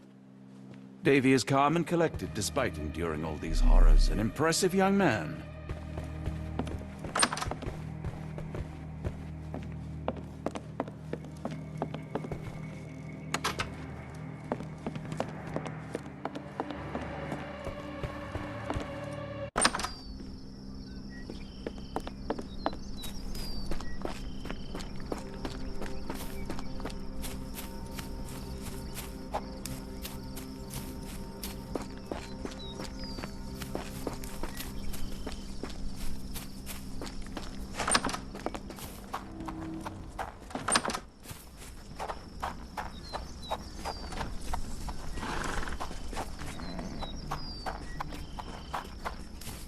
Playing good. Yeah. Oh, yeah.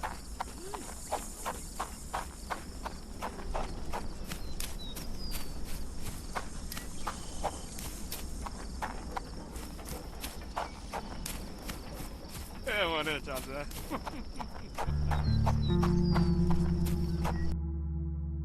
Got a spot in mind. New Orleans port, and quickly. Innocents slaughtered, a woman lynched, a boy forever traumatized. I fear we've crossed the Rubicon, Holmes. Davy is resilient, much like Eula. They will overcome this. You're right, but I worry this portends far worse for us. What have we got ourselves into, Holmes?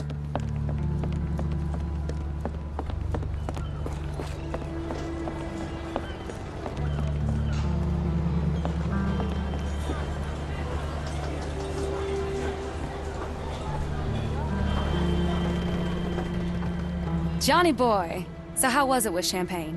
Most enlightening, thank you. And now my friend Mr. Holmes would like to talk to you too. Well, ain't you something? What can I do for you? I'm afraid I bring bad tidings. How bad? It concerns your significant other, Arneson. Arneson? Now, who said we were lovebirds? Lucy, we only mean to help. No word of the matter shall spread.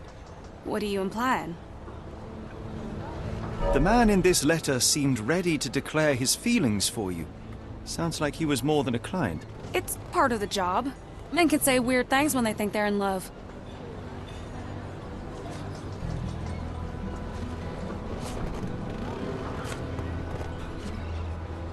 This photo of you and Mr. Arneson suggests the feelings were reciprocated. Looking interested when with the client is part of the job, Mr. Holmes. I don't even remember the man. You mean to say you take pictures with everyone? If they ask nicely. And pay. Arneson definitely paid for a ring in your size inscribed, "My princess, my love, my heart. It is for you." Arneson was going to propose marriage. The facts are clear. You know Mr. Arneson and perhaps even love him back. Regardless, he has been abducted. His life is hanging in the balance. Please, help me save him. Oh my Errol!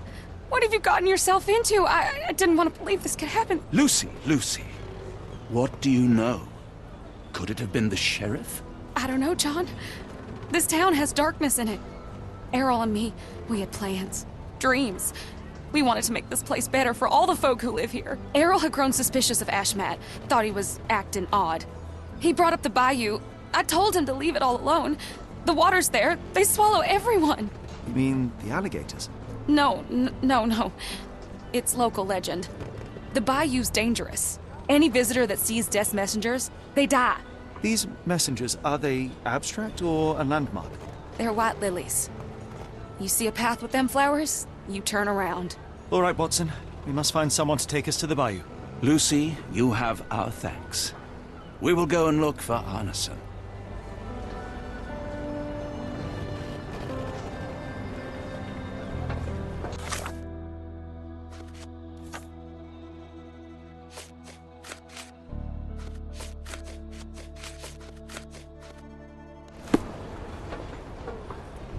Who on earth would harm Errol?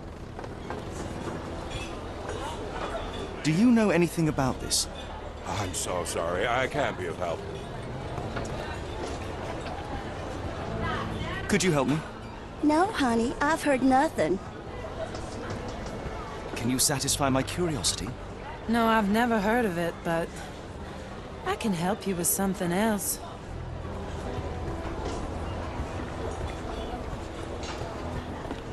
Who's your friend, Frank? We love a new face, and his is particularly lovely. Are you able to help me? That's not something I know, sir. Someone else might know more.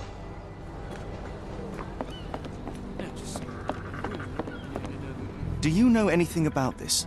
I'm so sorry. I can't be of help. Hey, you ain't good. Do you know anything about this? I'm very sorry, sir, but I can't help you.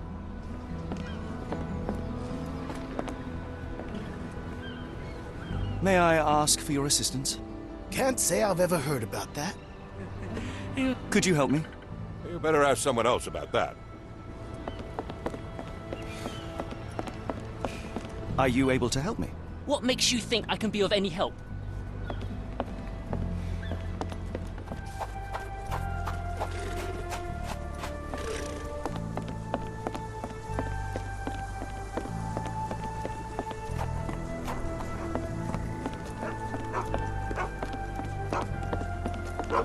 Hello again, and thank you. Your last tip proved extremely useful. Don't mention it, Cher. Champagne ain't one for trickery. Now, if you need more help... As it happens, we need to take a short trip through the bayou into the nearby swamp. Of course, you'd receive fair compensation. It's almost dusk, and only fools go into that swamp at night. Come back tomorrow. Champagne will take you down. That will not do. We must go now. It is of grave importance. I won't take you. But if you're crazy enough to go, I'll sell you the boat. Wouldn't you know it, I came across a bottle of your namesake. Will that be enough for a boat? It's warm. The bottle's dirty. But we got a deal. I'll even lend you this rifle. If you're going into swamp, you'll need it. One last favor. The boat that we came on is to leave tomorrow for Europe. Would you kindly relay a message to the crew for us? We may need them to hold their departure till 8 in the morning. Of course.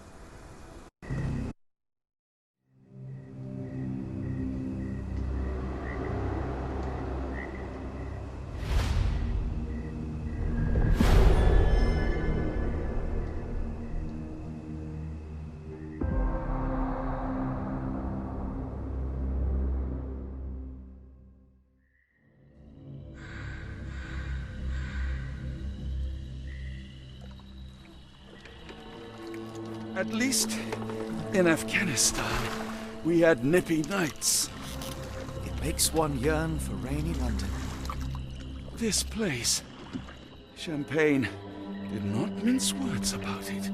Keep your wits about you, Watson. We are inching closer to the heart of this mystery, however dark it may be.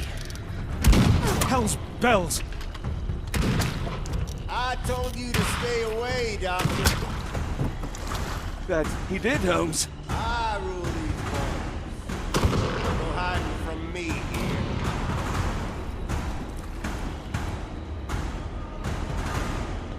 No case goes cold on my watch! Settle down, boys. Our friends are as good as gone. This is it, Watson. Our moment of truth.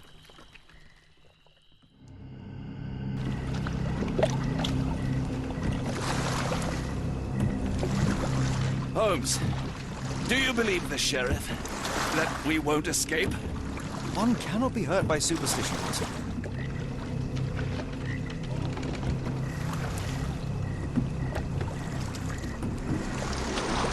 Look, Holmes, fireflies!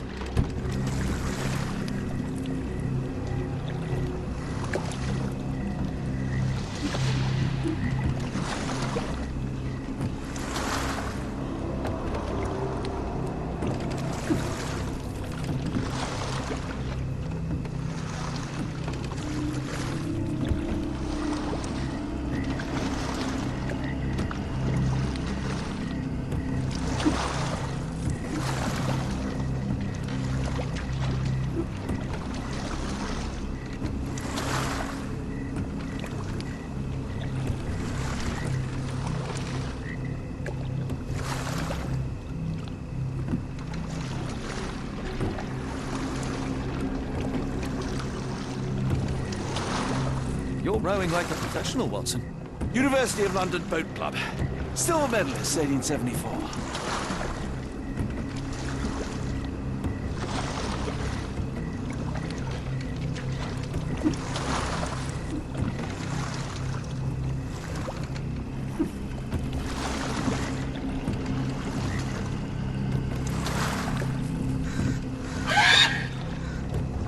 What was that, Holmes?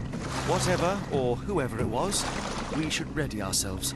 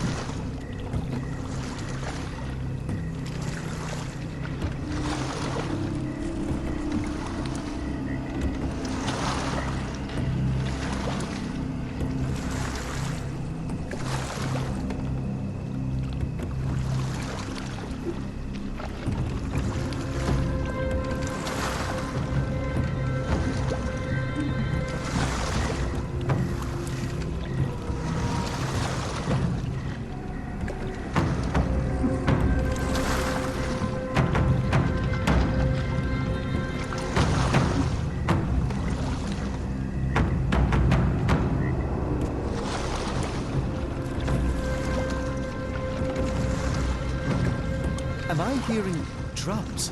Drums in the bayou?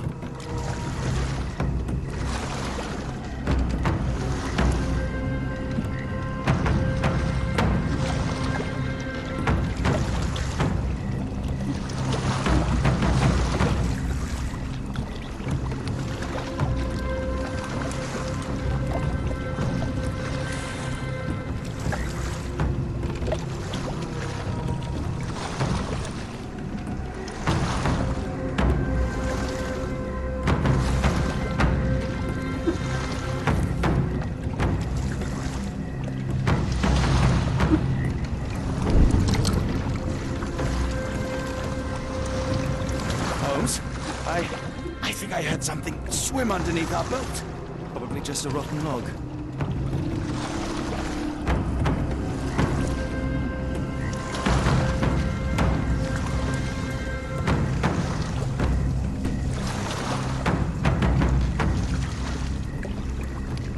Did you hear that, Holmes?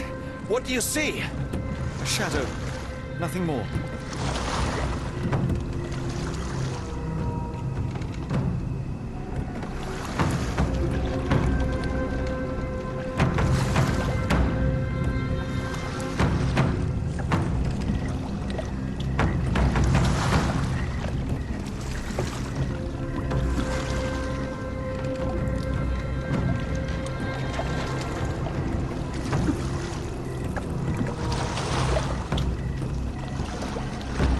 If you told me when I binned your paper that we'd end up fleeing the law in a rowboat through the Louisiana Bayou...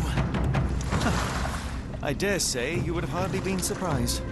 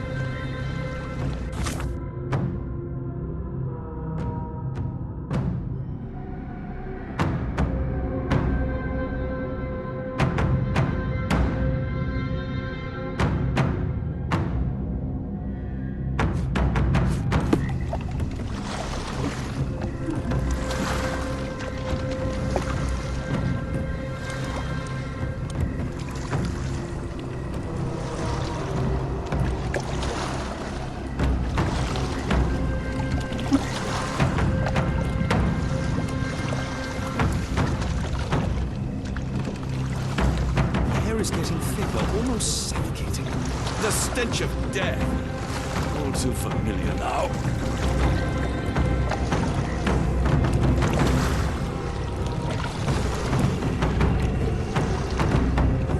Weeks of death. We're more likely to sink in there than on our boat. Let's go.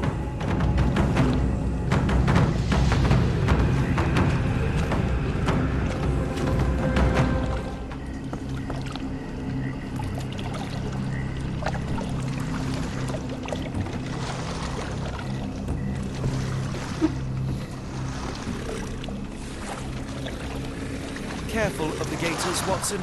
It is stupidity rather than courage to refuse to recognize danger when it is close upon the way.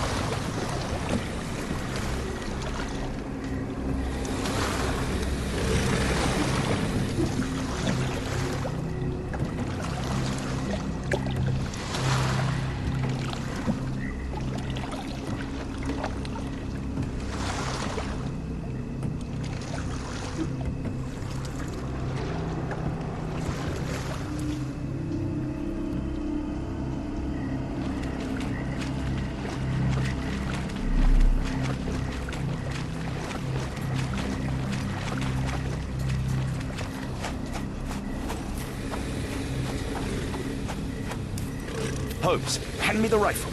I can shoot the ropes holding a few of those poor souls.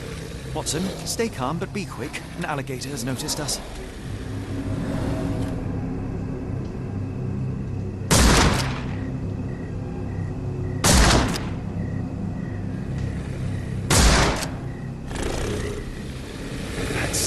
That's vicious. That's nature, Watson. Let's try not to annoy them.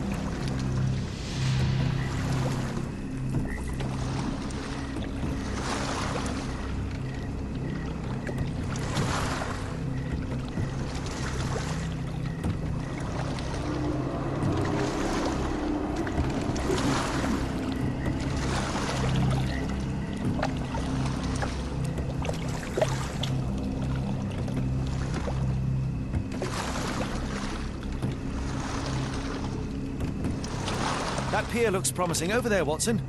We're approaching the heart of darkness.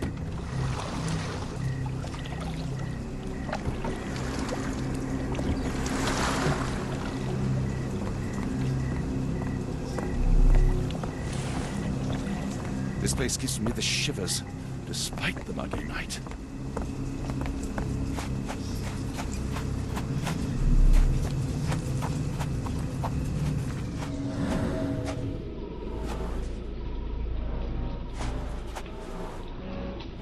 Ashmat dragged Arneson here.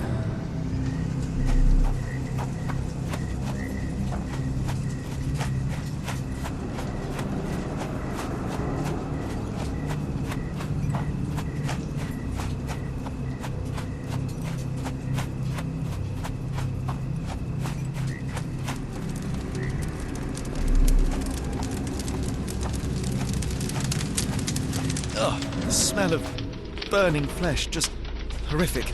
Keep away from A it, focus on our fiery task, gathering of so we may passions soon leave all this behind. Thankfully, it's not Arneson.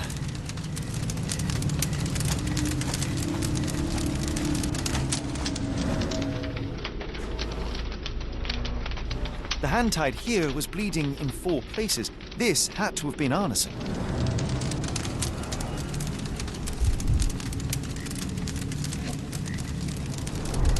Both ends of the rope were cut cleanly.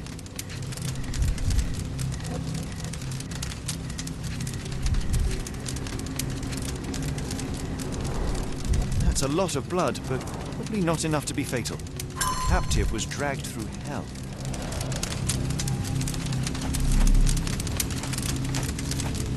This is not Arneson, just another unfortunate soul.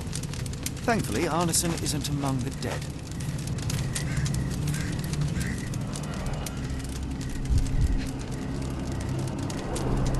The victim's left hand clawed at the soil.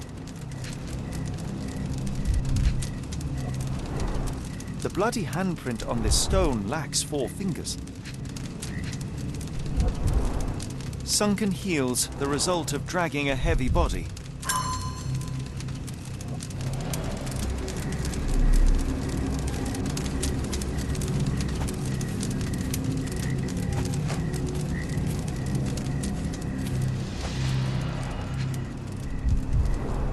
Days old and rotten.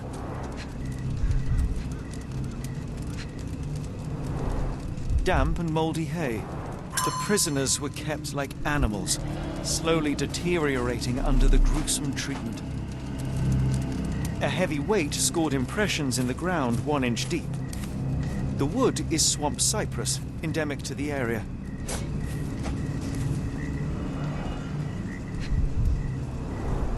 The blood is dry. The axe has not been used for some time. A simple rope. This is how those poor people were crucified.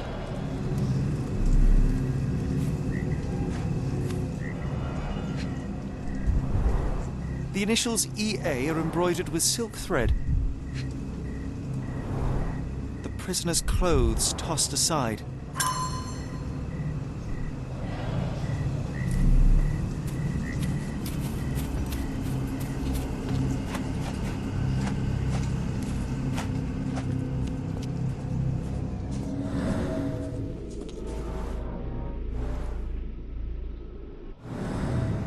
Blood was poured over someone, leaving a gruesome silhouette.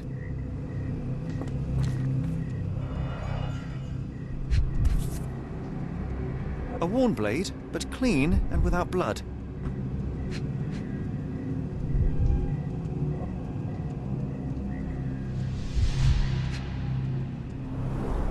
Bowls filled with blood.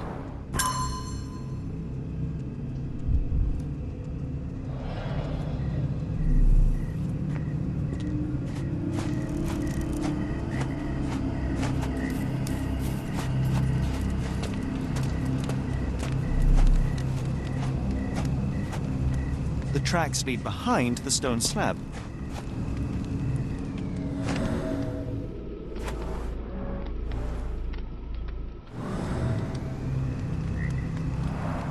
Only this indentation was spared from blood.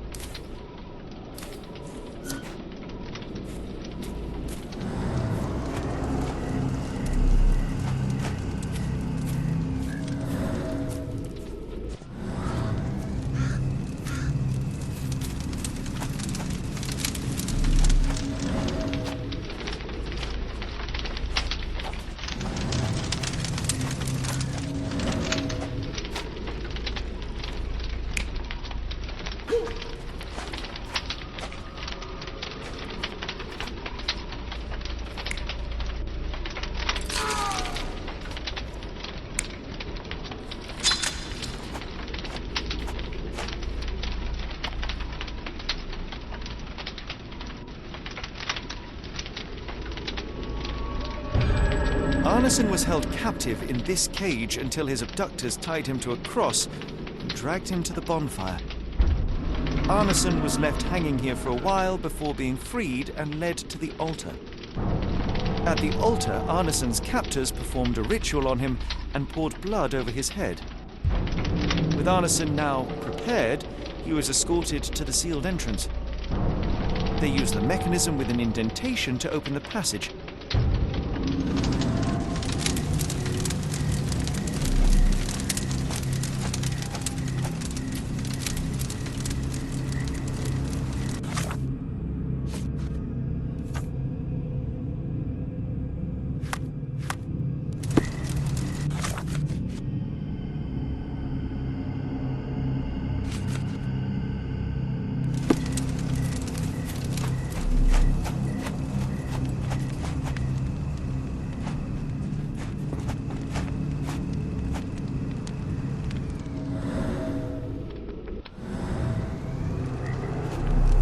I should be glad we're out of the water, but I'm not.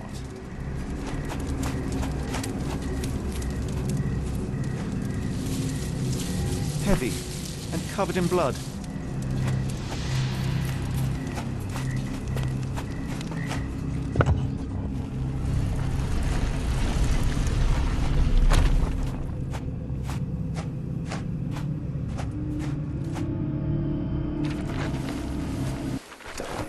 Something is wrong with my lantern.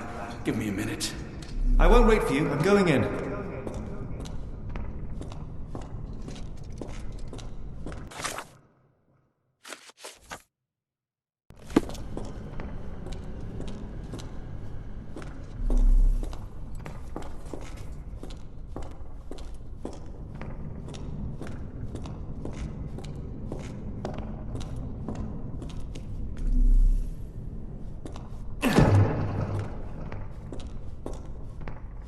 Woe betide those who take it.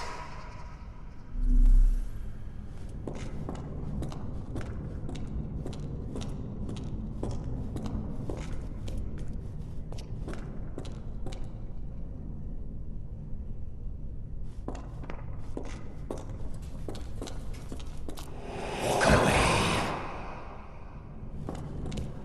Let the unknown be.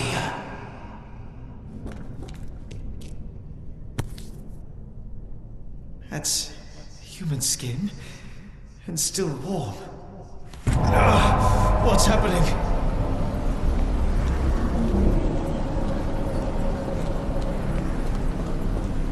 Deja vu, and not in a pleasant way.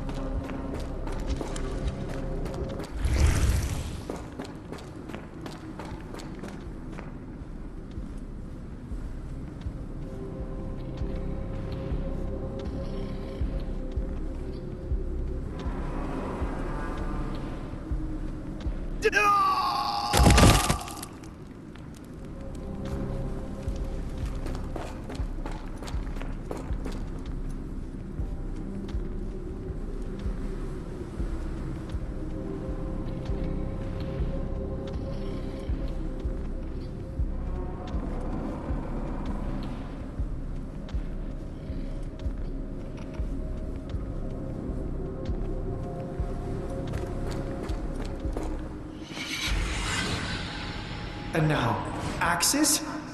What on earth for?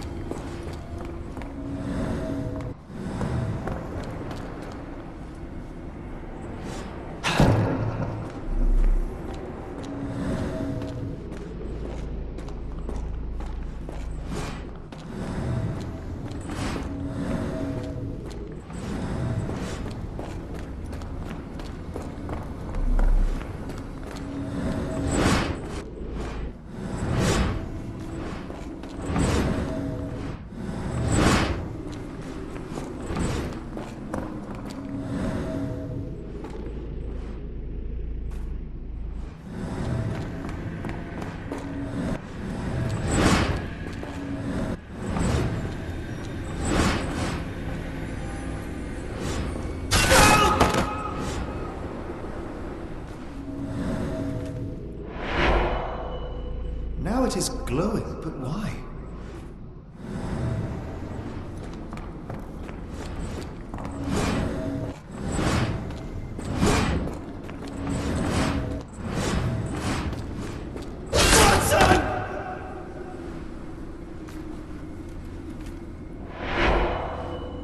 There's that glow again.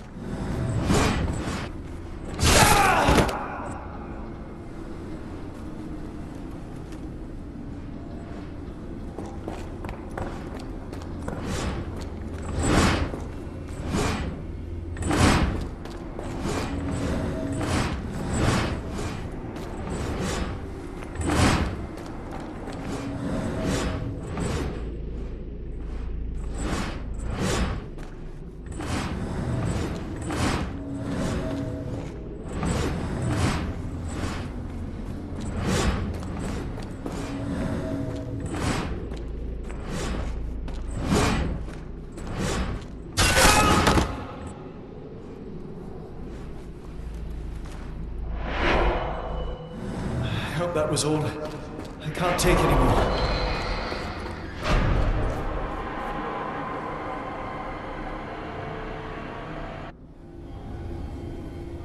At last, the lantern's working again.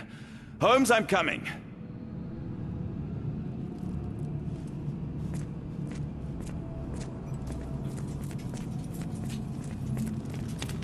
Holmes, what are you doing, sitting in a place like this?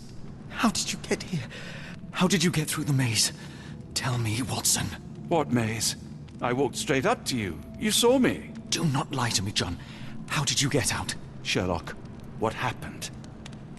Are you feeling all... Oh, heavens. Is that Arneson? Why didn't you mention him? Stay put. I must check if he is alive.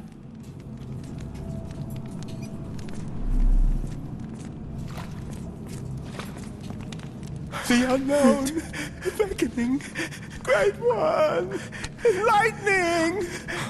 I should examine him before he has another seizure.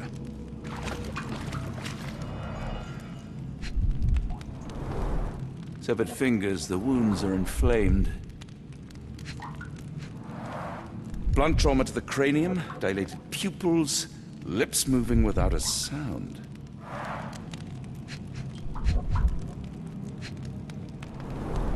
Cold sweat.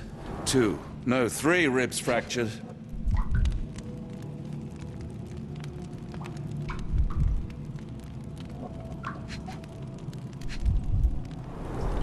Pulse is racing, 110 beats a minute.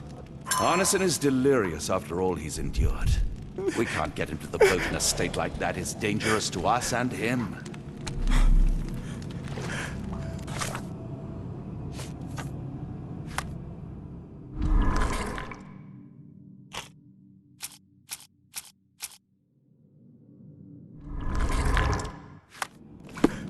Please tell me there are no eels inside, Arneson.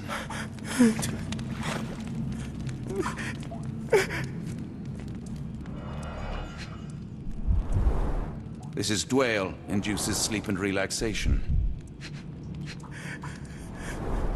Salvia divinorum, provokes visual hallucinations. A gluey decoction. The smell is herby but sharp. It appears burnt, judging by the color.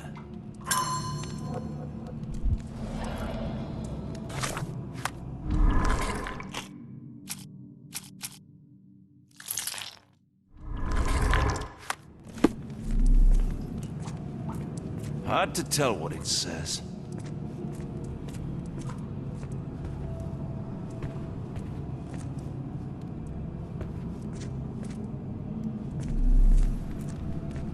I just need a second, John.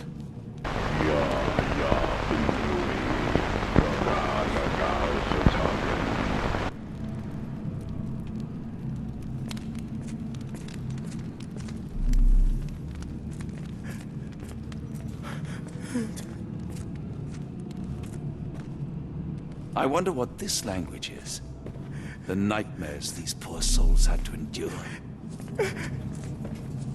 I can't decipher that text.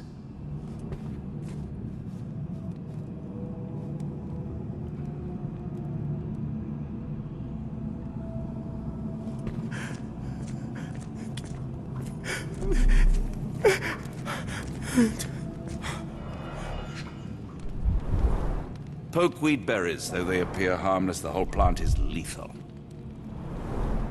Pharmacopoeia, listing drugs, effects, and directions for use.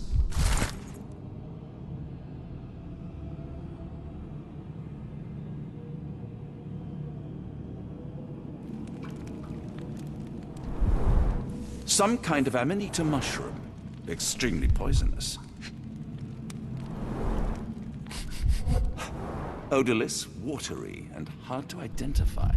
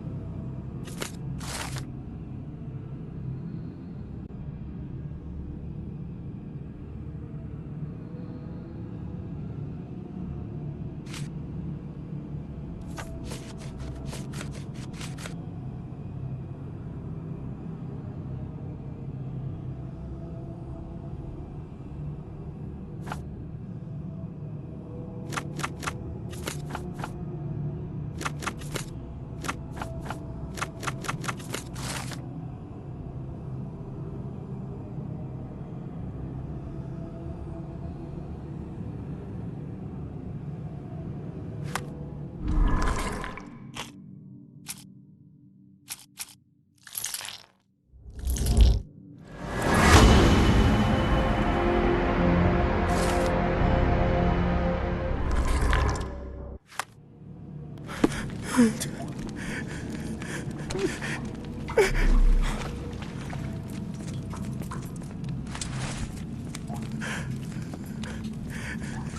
should help soothe Arneson. I see.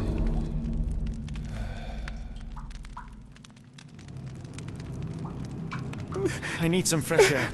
Yes, please go. I'll be right behind you with Arneson. Perhaps you can prepare the boat.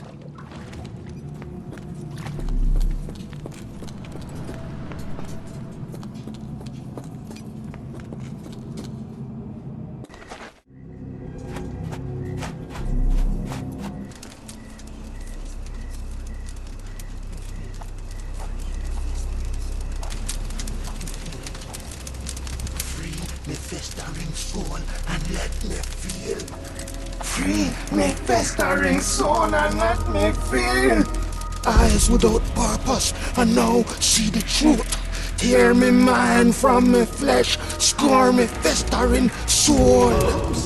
Phantoms of nothing, we are born to die. Filth in the eyes of our eldritch lord.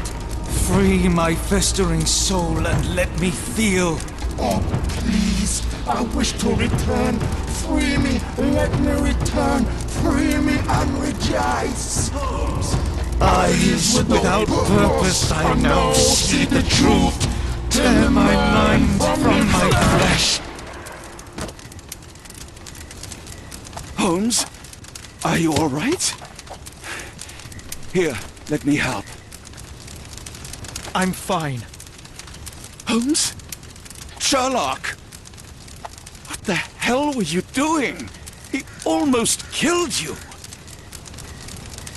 I don't... You're right. Let's go, Watson.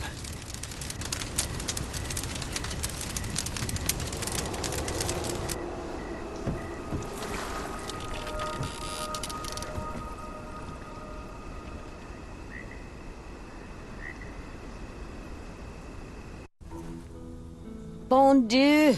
Still among the living. We are, though not for lack of trying by the sheriff. Well, he'd been telling people you died in the swamp despite his trying to save you. Crooked man. Through and through. Wait, is that Mr. Arneson? Yes, but he's not well. Do you know Lucy? Belle from the Nymph? That I do. Please bring her here. Mr. Arneson needs to see a familiar face if he's to have any chance of surviving. Power of the heart. I'll get you. Wait here. Errol? Oh, Errol!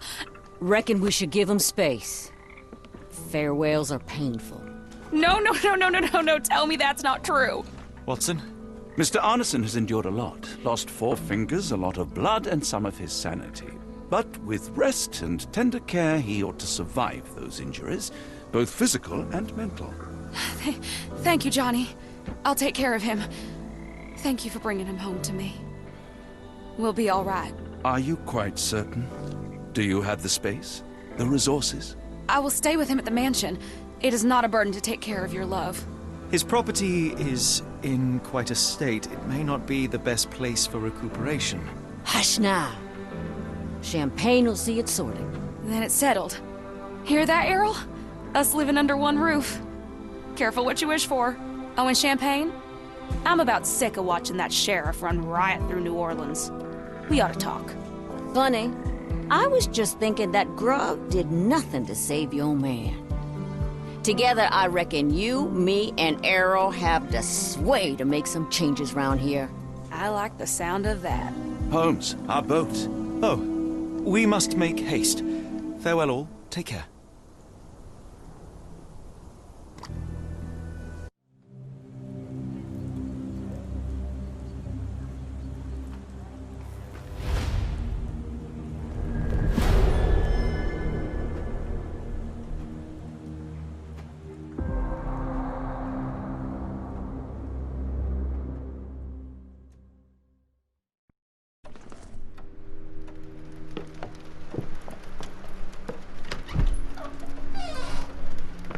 Who's there?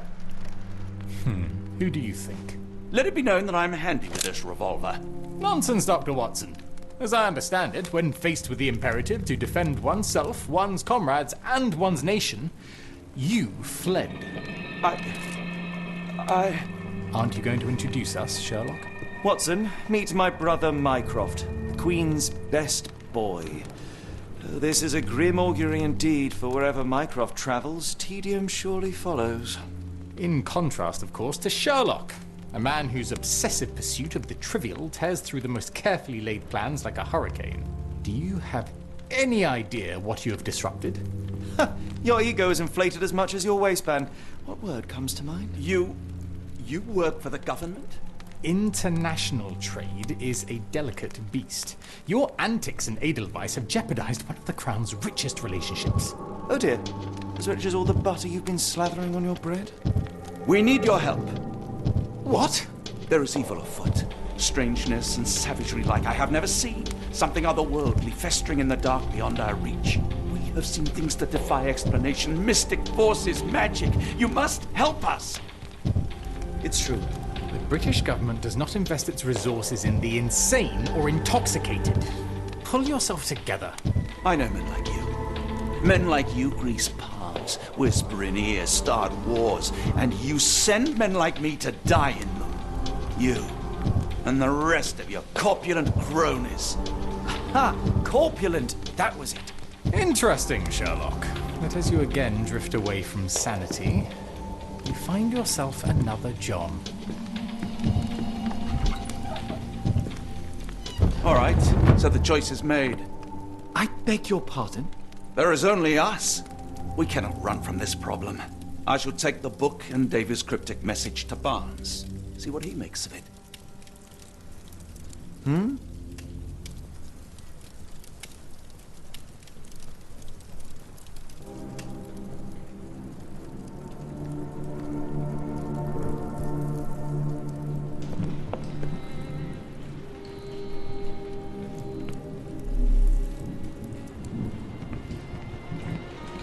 As you were, Watson. Do what you must.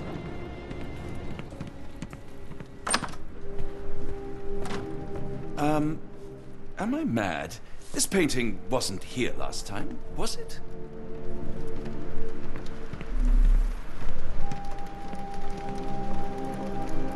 Another sinking near Scotland. By the Strand for all the details. Cool. Thank you, sir.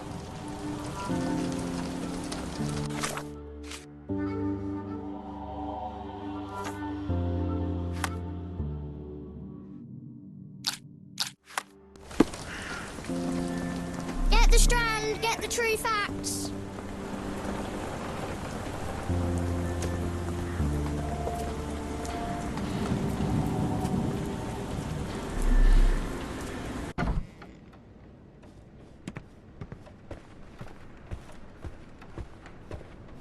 It has been a while, Barnes. Dr. Watson. Indeed it has, and good to see you as always. How can I help? Last time we met, you mentioned your knack for translating occult texts. I was wondering if you could help me with this book. Certainly, Goodness. Where on earth did you procure this grimoire? That's a long story. What do you make of it? It seems to describe pagan rituals, ancient deities. Wow, what a marvel. I can try and translate it for you. Just the pages bearing that symbol. This section, really. Entity of ocean or time. Oh my. Oh, already on it, as you can tell. If you can have it done at your earliest convenience, that would be lovely. Barnes, does Stevenson's guiding light mean anything to you? Well, my mind first goes to Robert Louis Stevenson, an up-and-coming author. I've been following his work in the periodicals. Interesting man. I take it his literary pursuits are somewhat of a deviation from the family business. What makes you say that? He wrote a poem. Let me see if I have it still.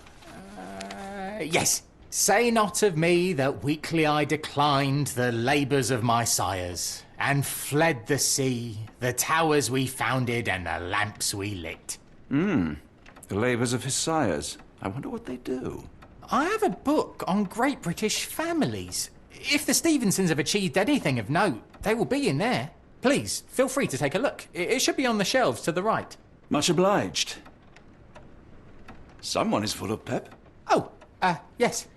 Mr. Holmes, he was quite the inspiration. Last time you were in town, he offered me some stirring advice, which I have since acted upon. Holmes is nothing if not provocative. Indeed, the thorny truth is often hard to hear. But it did the job. And now my heart is full. I'm glad to hear it. Much obliged, Doctor. For some reason, it makes my skin crawl.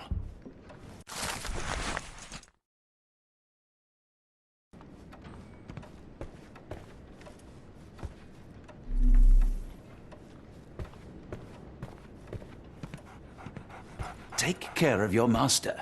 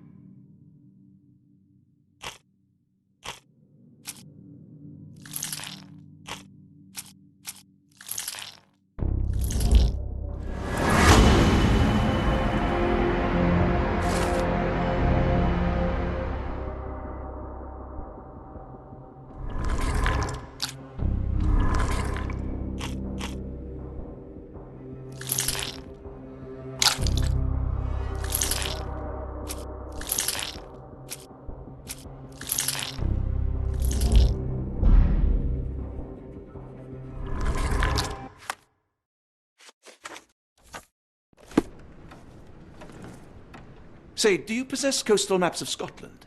Indeed. Have you figured out what the Stevensons are known for? Feats of lighthouse engineering. You have my thanks for the book. My pleasure, Doctor. Do you need any particular part of the coast? Loch Harbour, West Coast. Right then. I'll unroll it on the desk. All yours. In the meantime, I will attend to my translation. Much appreciated.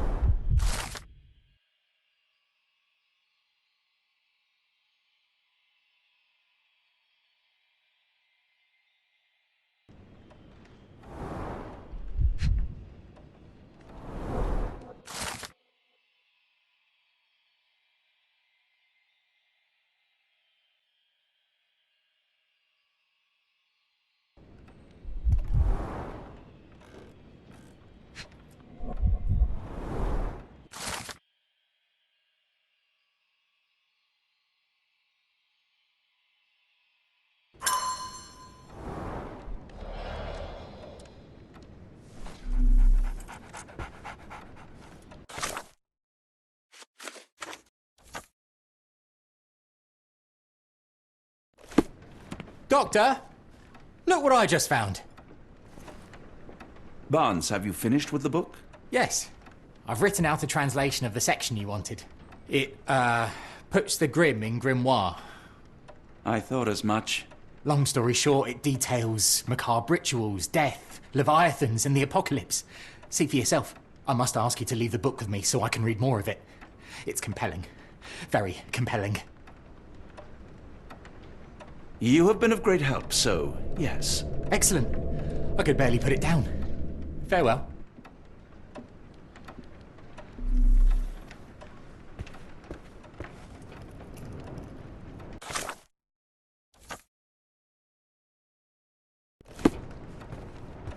fascinating book.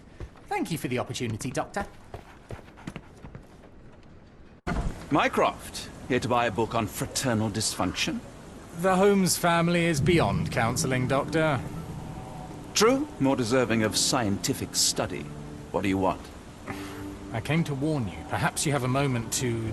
Sorry, I reserve Tuesday afternoons for time with friends. I'm worried about Sherlock. He's not well. You should know that he has had episodes in the past. Detachment from reality. He will need your support. Such gall. First you crush him under your boot heel, now you ask me to pick up the pieces. Your emotions are impeding your rationality. He needs to be distracted, diverted into something less harmful. Surely you jest. Only one thing shall truly bring him peace of mind, and that is solving his case. The last case he pursued so doggedly was Cordona. He came home a wreck, and this time I fear he may not return at all. You are not his father, Mycroft. Not anymore. He is a grown man, a brilliant man. I know you care for him. I just wish you also respected him. The Crown cannot help you. But I can. Give him this. What is it? A confidential note tied to his case. He may see value in it. Just do not tell him it came from me. Oh, speaking of the Crown, perhaps you can help us with another matter? It requires some local knowledge. I'm all ears. For your eyes only. Here is a folder with all the details.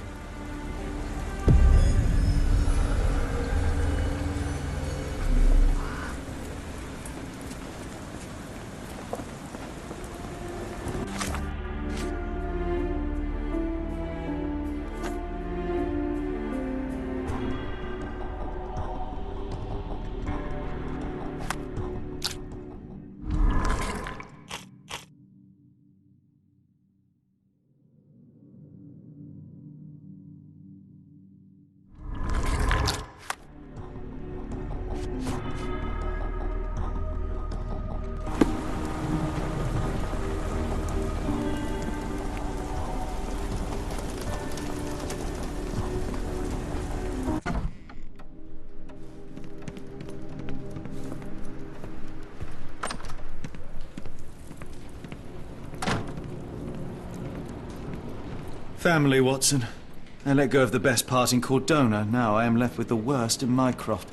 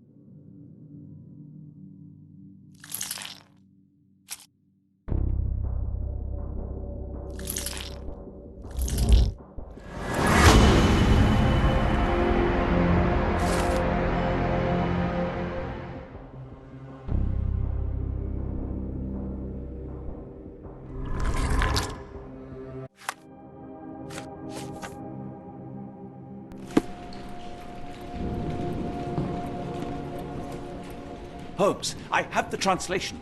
Barnes will keep researching. Holmes? Watson? Did you hear me? Barnes gave us a preliminary translation of the book. I think we have a lead. Sherlock, what is it? I find myself burdened. It will come as no surprise that I tend towards obsession. Indeed, obsession oft grants me the insights that have become my stock in trade, but my greatest asset.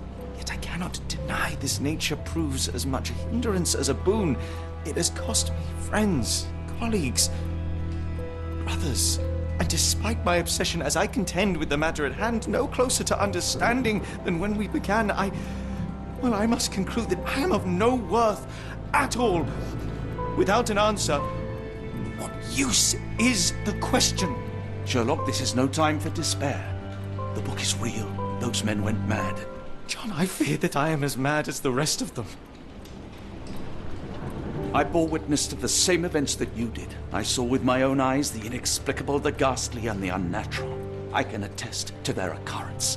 So take heart, for it was as real as you or I, and thus we must persist. Lives hang in the balance. If you cannot see your worth, then trust in me, for I see it. And I know of no other man capable of putting this matter right. Thank you, John. Would that I possessed even half your courage. Pray tell, where does our journey end? Ardnamurchan, Scotland. Well, shall we be off? Yes, of course. You can apprise me of your actions while we pack.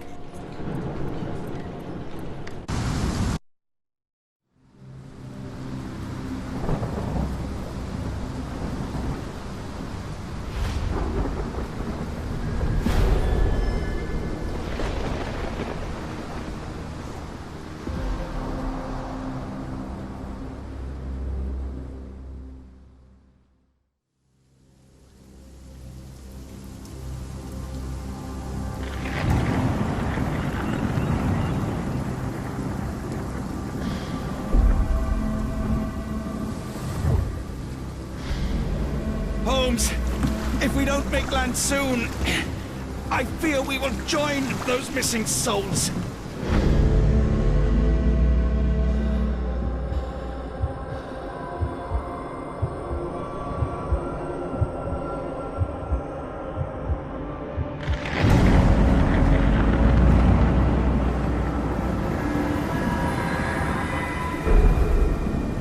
These seas have taken too many, John.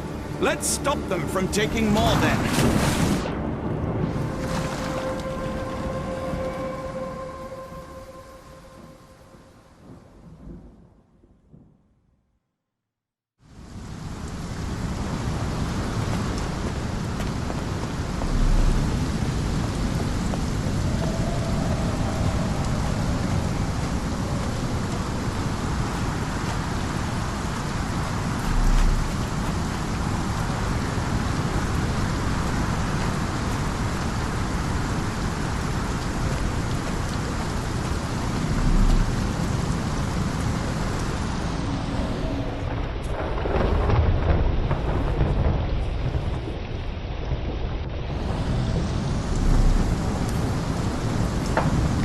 And barricaded from the inside.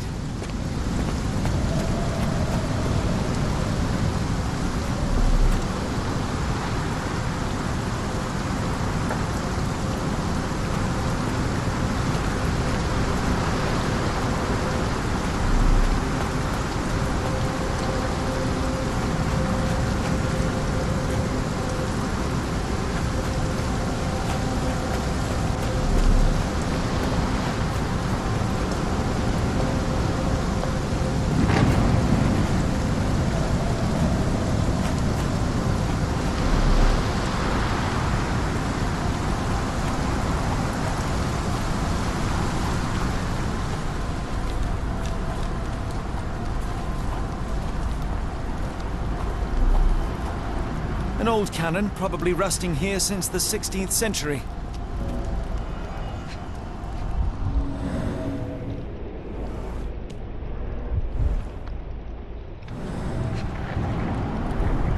Ouroboros, a snake eating itself.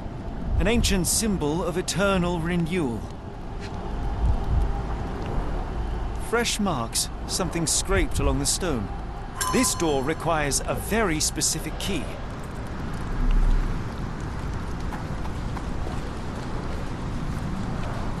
Where did the shirt come from?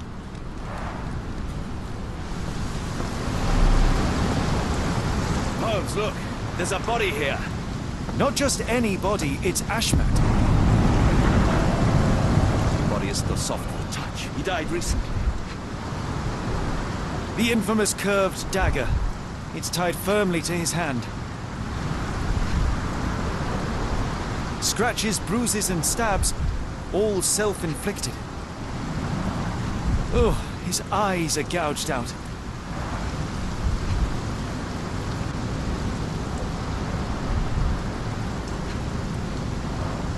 A broken chain. Something was attached to the end. His body succumbed to all those wounds.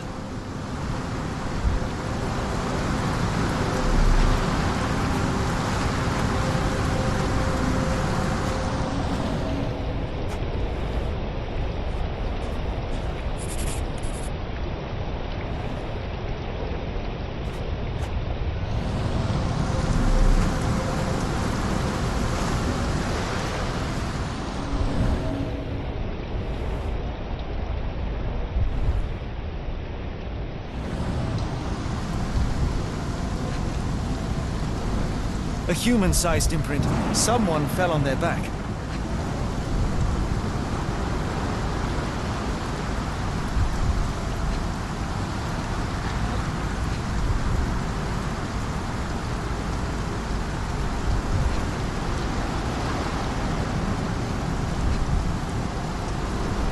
This branch was recently broken. The wood is still green.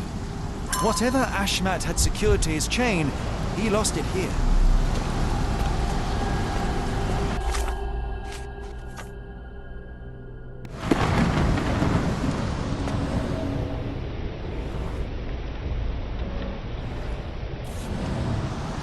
Scratches. This medallion saw frequent use. Interesting occult pattern. What drove him to this dreadful act? I fear we are about to see for ourselves.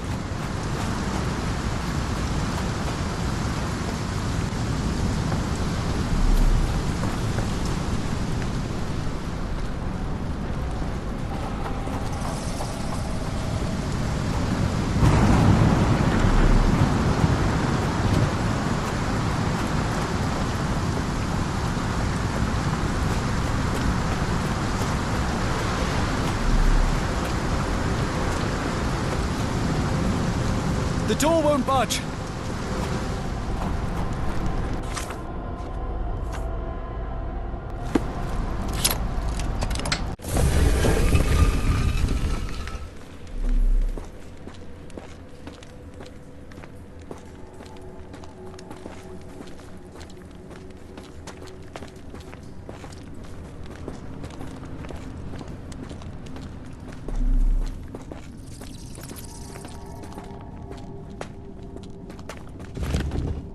That's a crafty mechanism and quite ancient. An obsidian heart. Masterful work.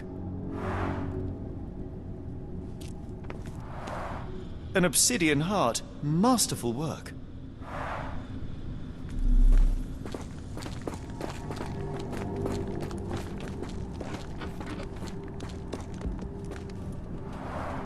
This vessel is covered in dried blood. Oh, I get it. We need fresh blood. And no, I'm not volunteering. Fear not. I think Ashmat can help. They used fresh blood in some kind of ritual. Sealed shut, and seemingly for a long time.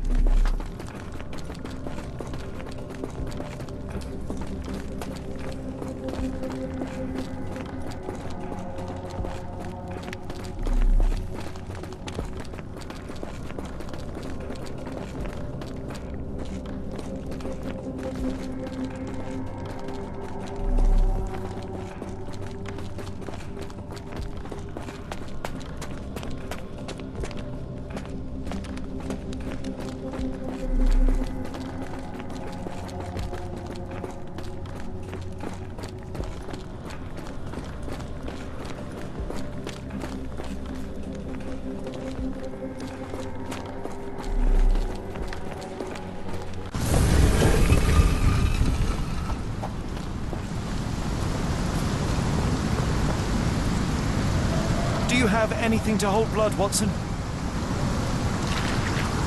Fine, take my flask.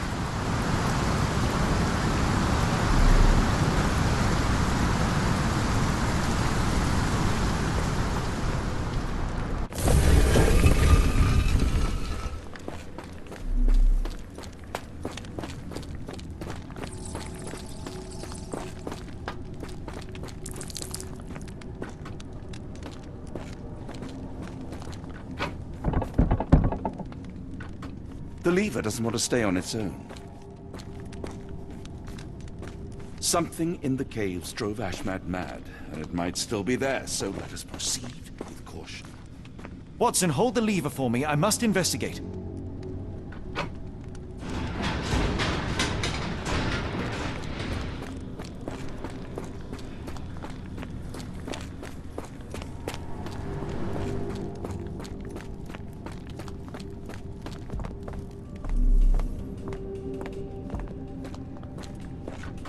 Holmes, watch out! My lever went back up. The doors, Watson! Hold the doors! Ah! We're trapped! Now what? Look around. There must be something we can use.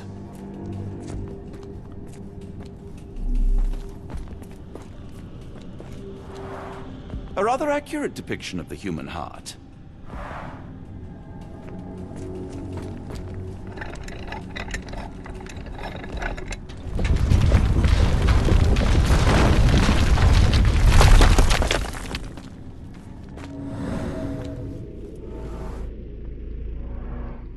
Those holes seem to have a purpose, but I won't risk my arm to find out what.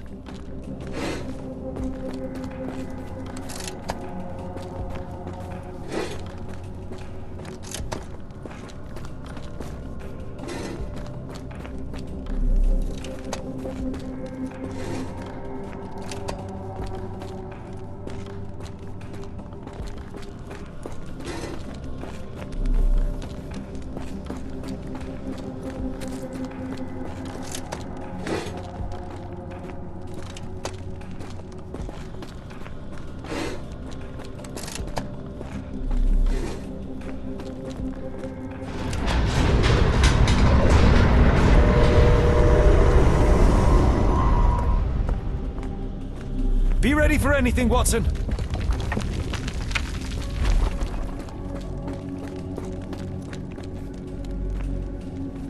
I feel like these walls have eyes.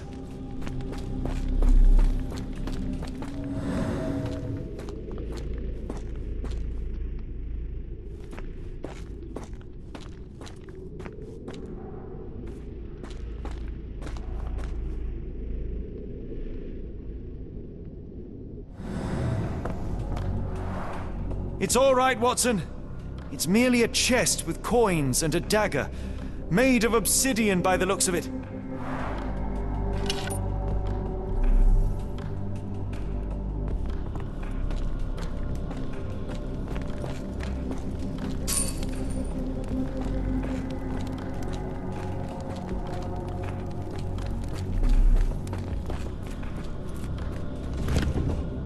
It's ancient, though still working.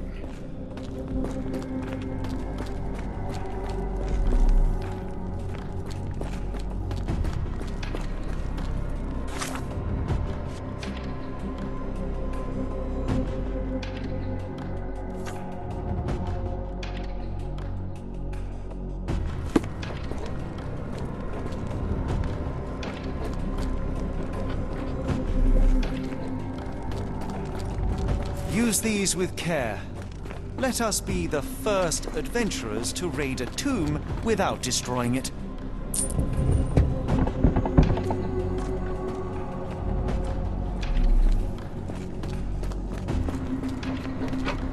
Terrific. Now, onward before they close again. Let us hope our paths converge, Holmes.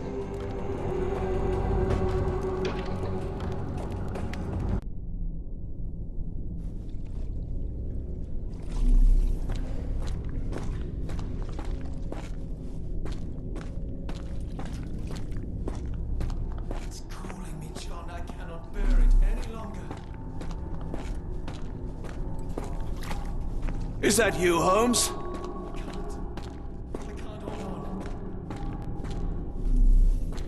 Is that you, Holmes? Everything is so insignificant. Holmes, speak up. Help me.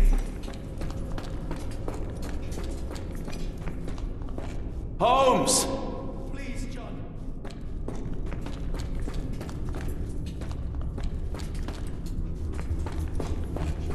Holmes, speak up. Please, John.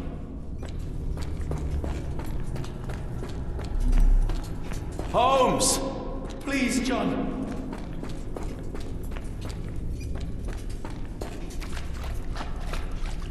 Holmes, speak up. Help me.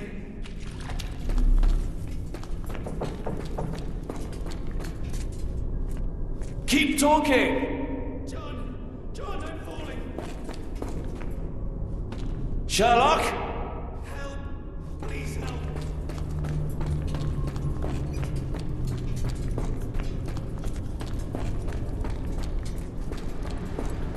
I'm coming. Help. Please help.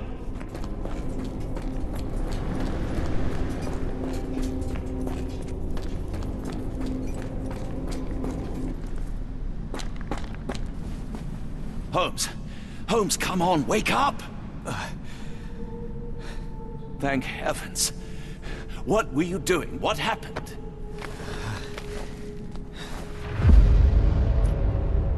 The whirlwind. The stars are so distant. The sun inverts. The earth, it becomes transparent. Sherlock, snap out of it. Nothing is everything. We are so small, inconsequential. A shadow in the dark. I think we best go back. You are not well, Sherlock. No. We are so close. We cannot... You asked that I intervene if I saw you cracking. This is me intervening. With every passing minute, another life is extinguished. We must stop. Rochester, we must end this. Ah, Sherlock, you almost died. Do not worry about me, John. You have other men to save.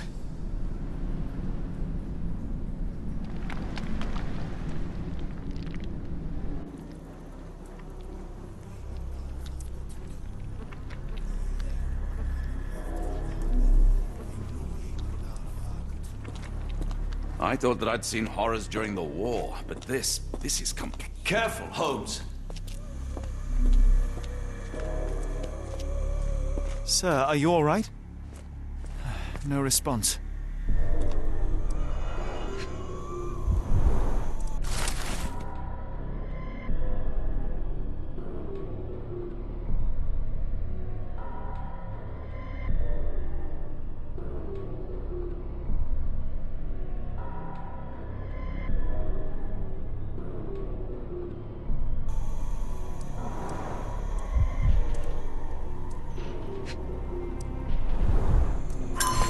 Here.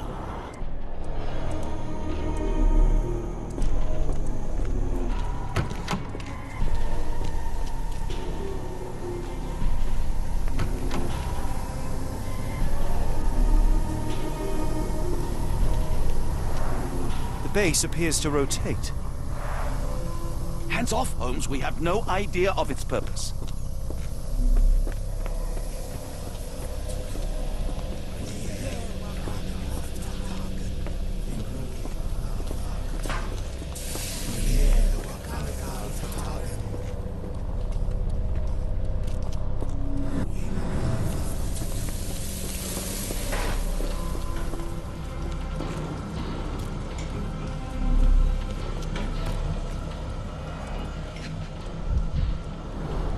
Black, metallic, and with a characteristic hue.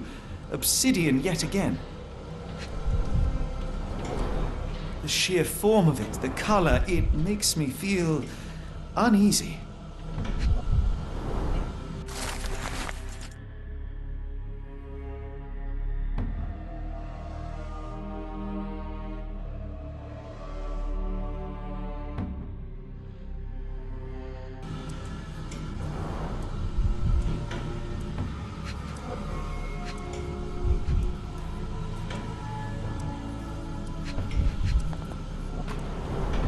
This material feels very sturdy. It would take an enormous effort to break like that.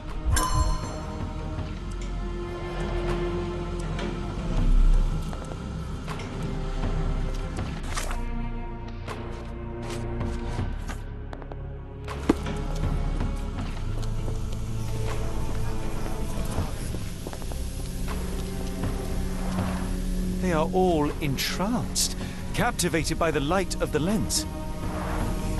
Sherlock, don't touch it. We still don't know what it is capable of.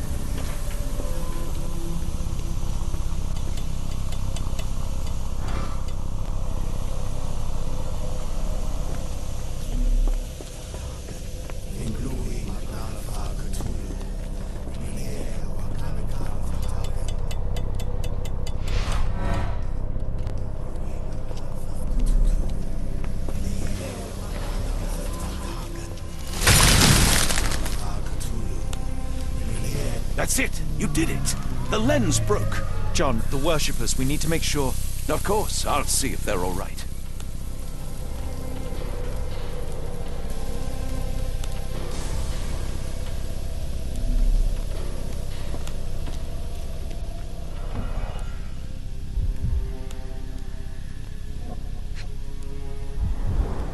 Check her pulse, can you, Watson? As expected, the pulse is elevated, but within normal limits. At least this awful mask is breathable. Her chest is moving fast. She's hyperventilating.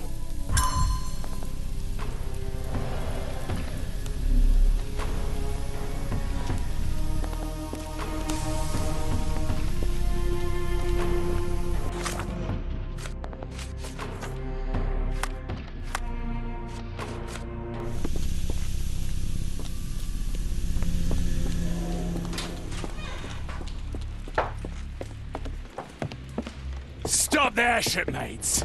A storm awakens and we've battened down the hatches. Dirty Summers, I presume. Nice to put a filthy, sweat-covered face to a name. That's no way to speak to a captain. Sherlock, get down!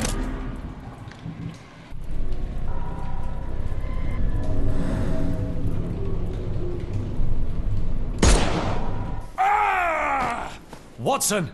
I only wounded him. Hurry, we must tie him up.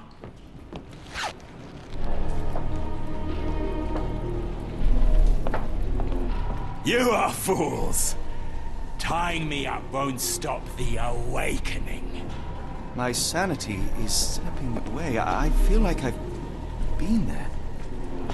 Don't mind my trembling hands.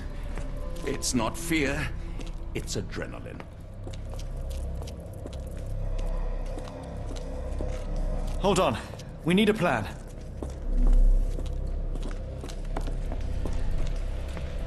They made sure no one could enter through the main door.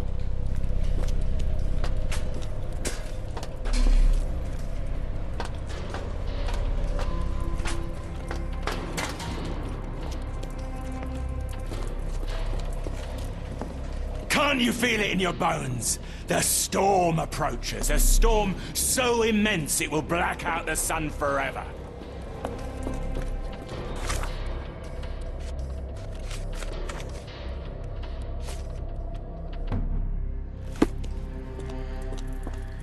Mad cultists, ancient ritual sites. Had I known where this case would lead, I would never have brought you to see Stenwick. Hold on. We need a plan.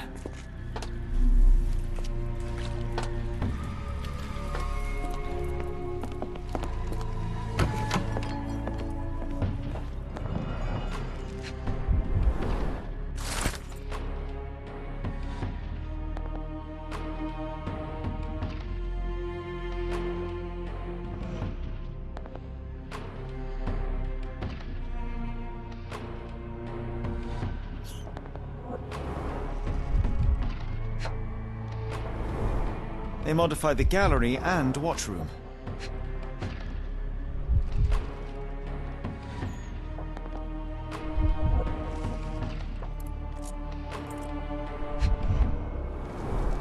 Khalid lenses are placed inside the lantern room. It seems they have placed beam emitters all over the main gallery. One moment, Watson. I'll redraw this blueprint.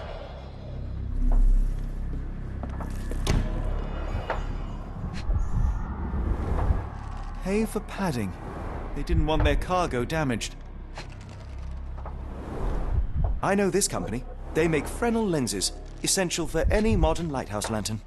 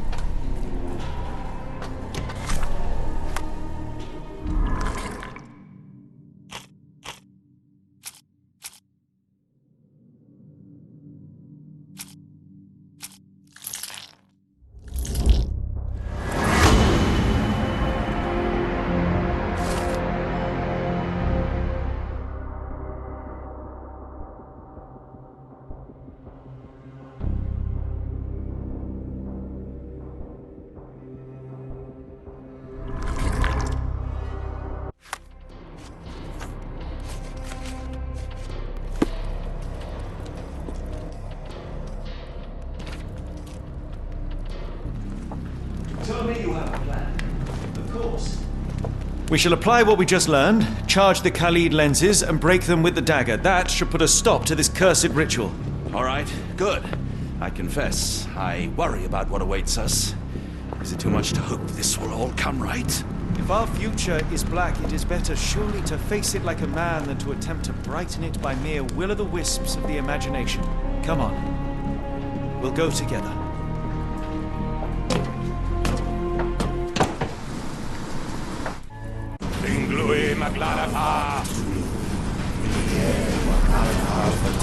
Look at them all. We have to help them. Watson, stop. Rochester will see you. What should we do? We get answers. Stay here, see to the lenses. I shall confront Rochester. He owes me the truth. Sherlock! Sherlock! Mr. Holmes, you are late. Was the path here not as you anticipated? You expected me? We've stood here before, Mr. Holmes. Another you, another me. Many years ago. I wonder what will happen this time. What? What are you talking about? Join me. Bear witness to the end.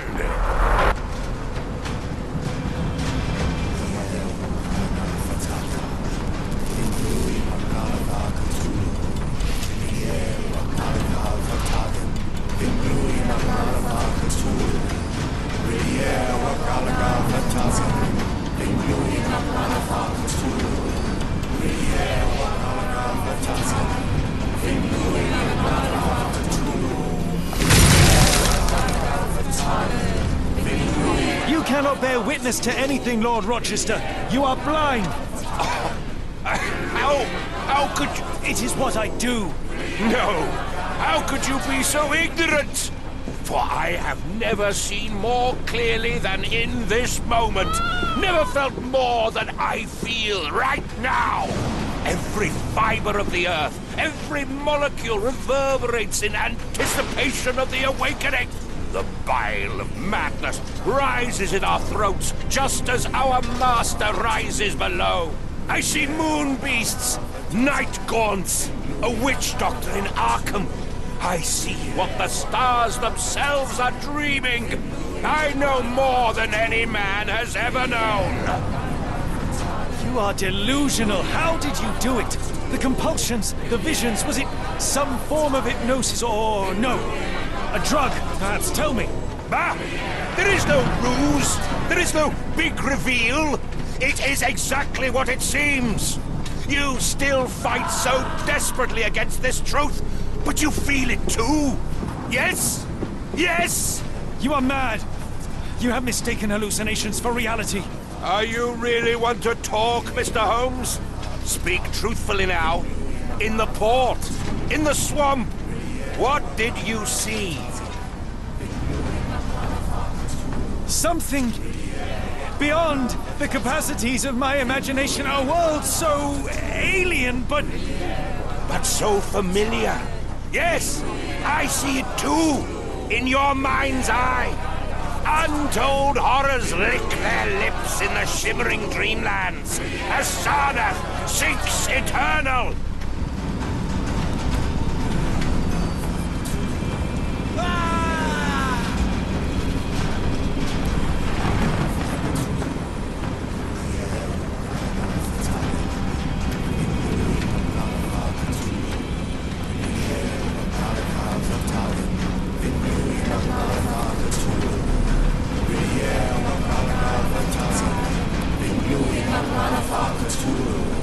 Brille,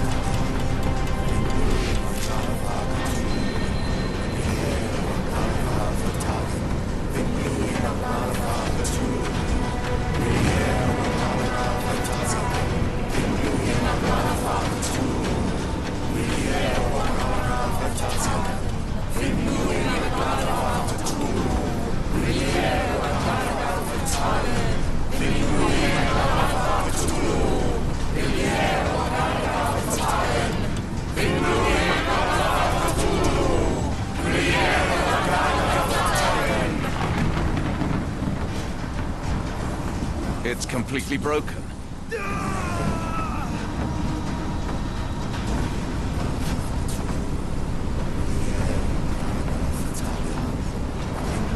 Something is missing here. Interesting.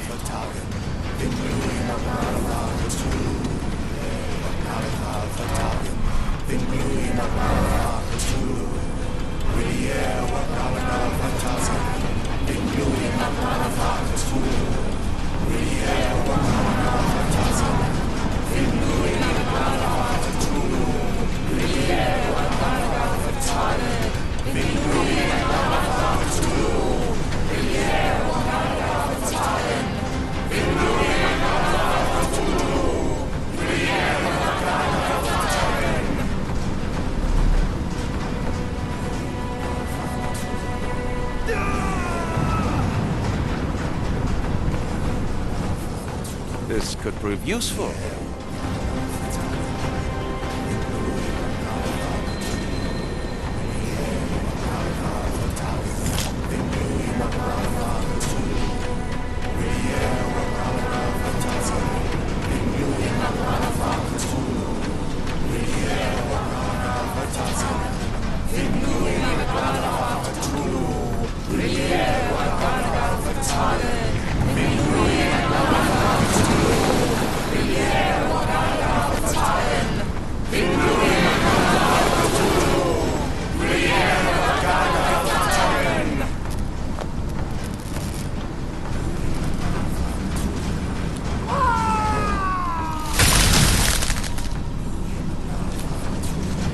What is the point? What are you hoping to achieve with all this slaughter? Do these people deserve such suffering? They are just tools. Their existence is meaningless unless put to use. Oh, all-seeing master. Oh, grand God beneath. How he has blessed them with purpose. You use them for cruelty. I've seen a man eat his own flesh just to hear the whispers of lizards. I've seen a mother behead her newborn that she might travel to another world. Galaxies swallow each other whole. Light folds in on itself until nothing remains. You know not cruelty, Mr. Holmes. Cruelty is for such knowledge to be beyond the reach of so many. This is hubris delusion. You are Icarus flying too close to the sun. No, no. You misinterpret the legend, Holmes. Icarus flew. He reached heights no man had ever reached. One must imagine Icarus happy. He burned. Rochester plummeted to his death. And were you to ask him of his choice, he would have not a single regret. Every step I took was necessary. Every drop of blood a blessing. Every death predestined. Surely you understand. It was for knowledge. The only thing worth living for. Why must you remain so blind? Be honest. What is it you fear?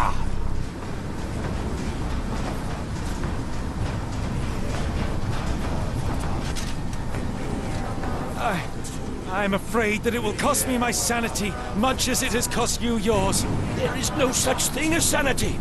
There is only the world as it is, and one's willingness to accept it.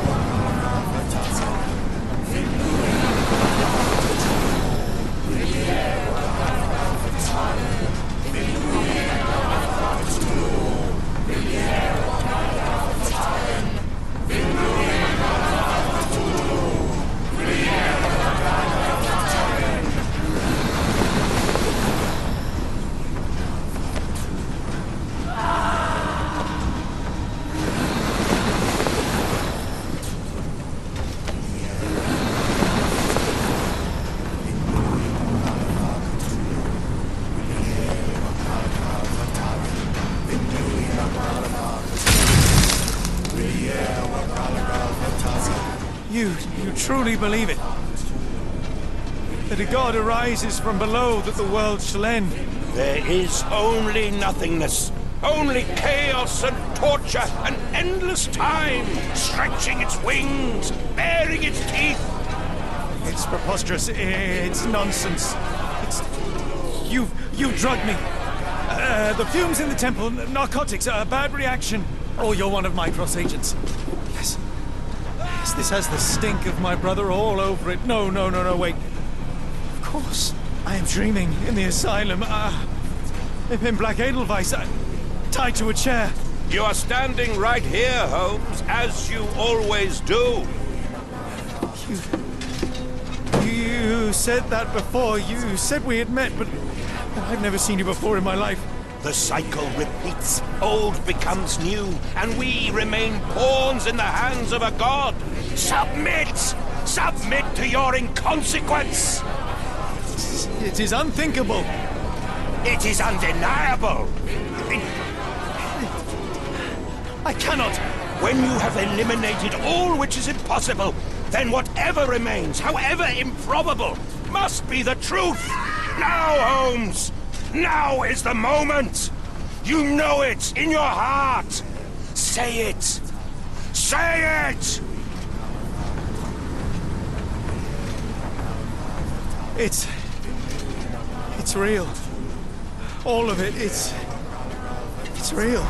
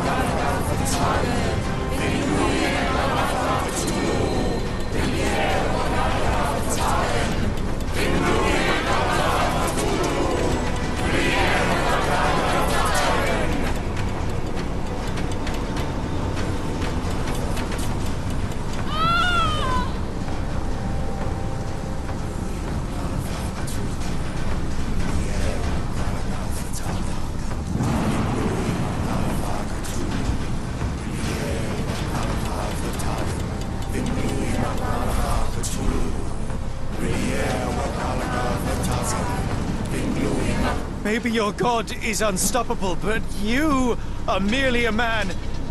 And I know how to stop you. What do you mean? What have you done? I have made a friend. Yeah!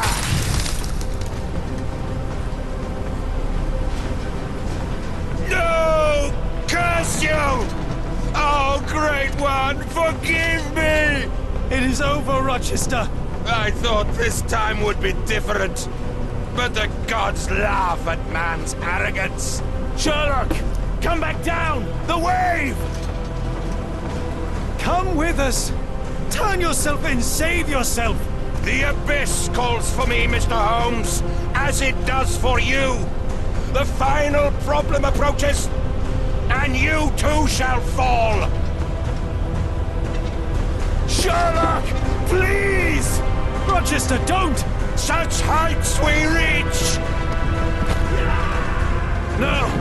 God! Sherlock, we must get inside! I have to see it, John. I have to know.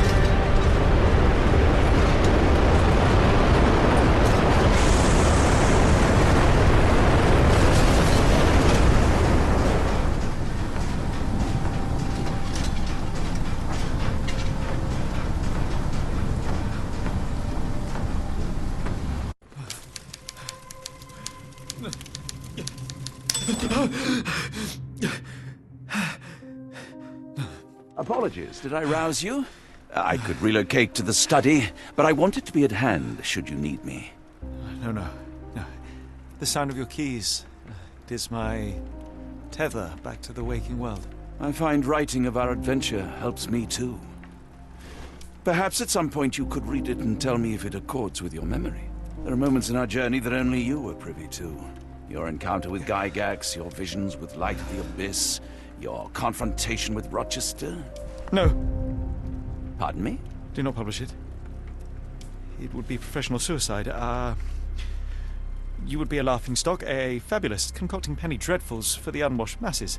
And I would no longer attract a distinguished clientele, but madmen convinced I could connect them to their deceased relatives or help them capture a fairy.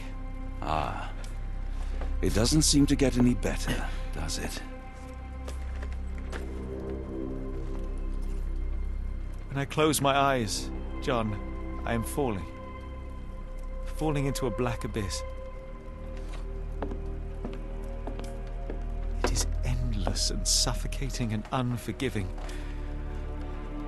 What I would give for a dreamless night. It's going to be all right, Sherlock. What is that? It will help you rest. No, not that. No.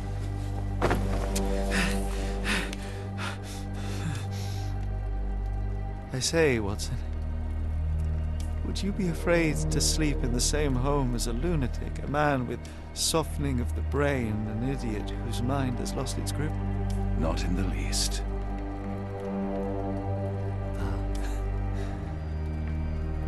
That's lucky.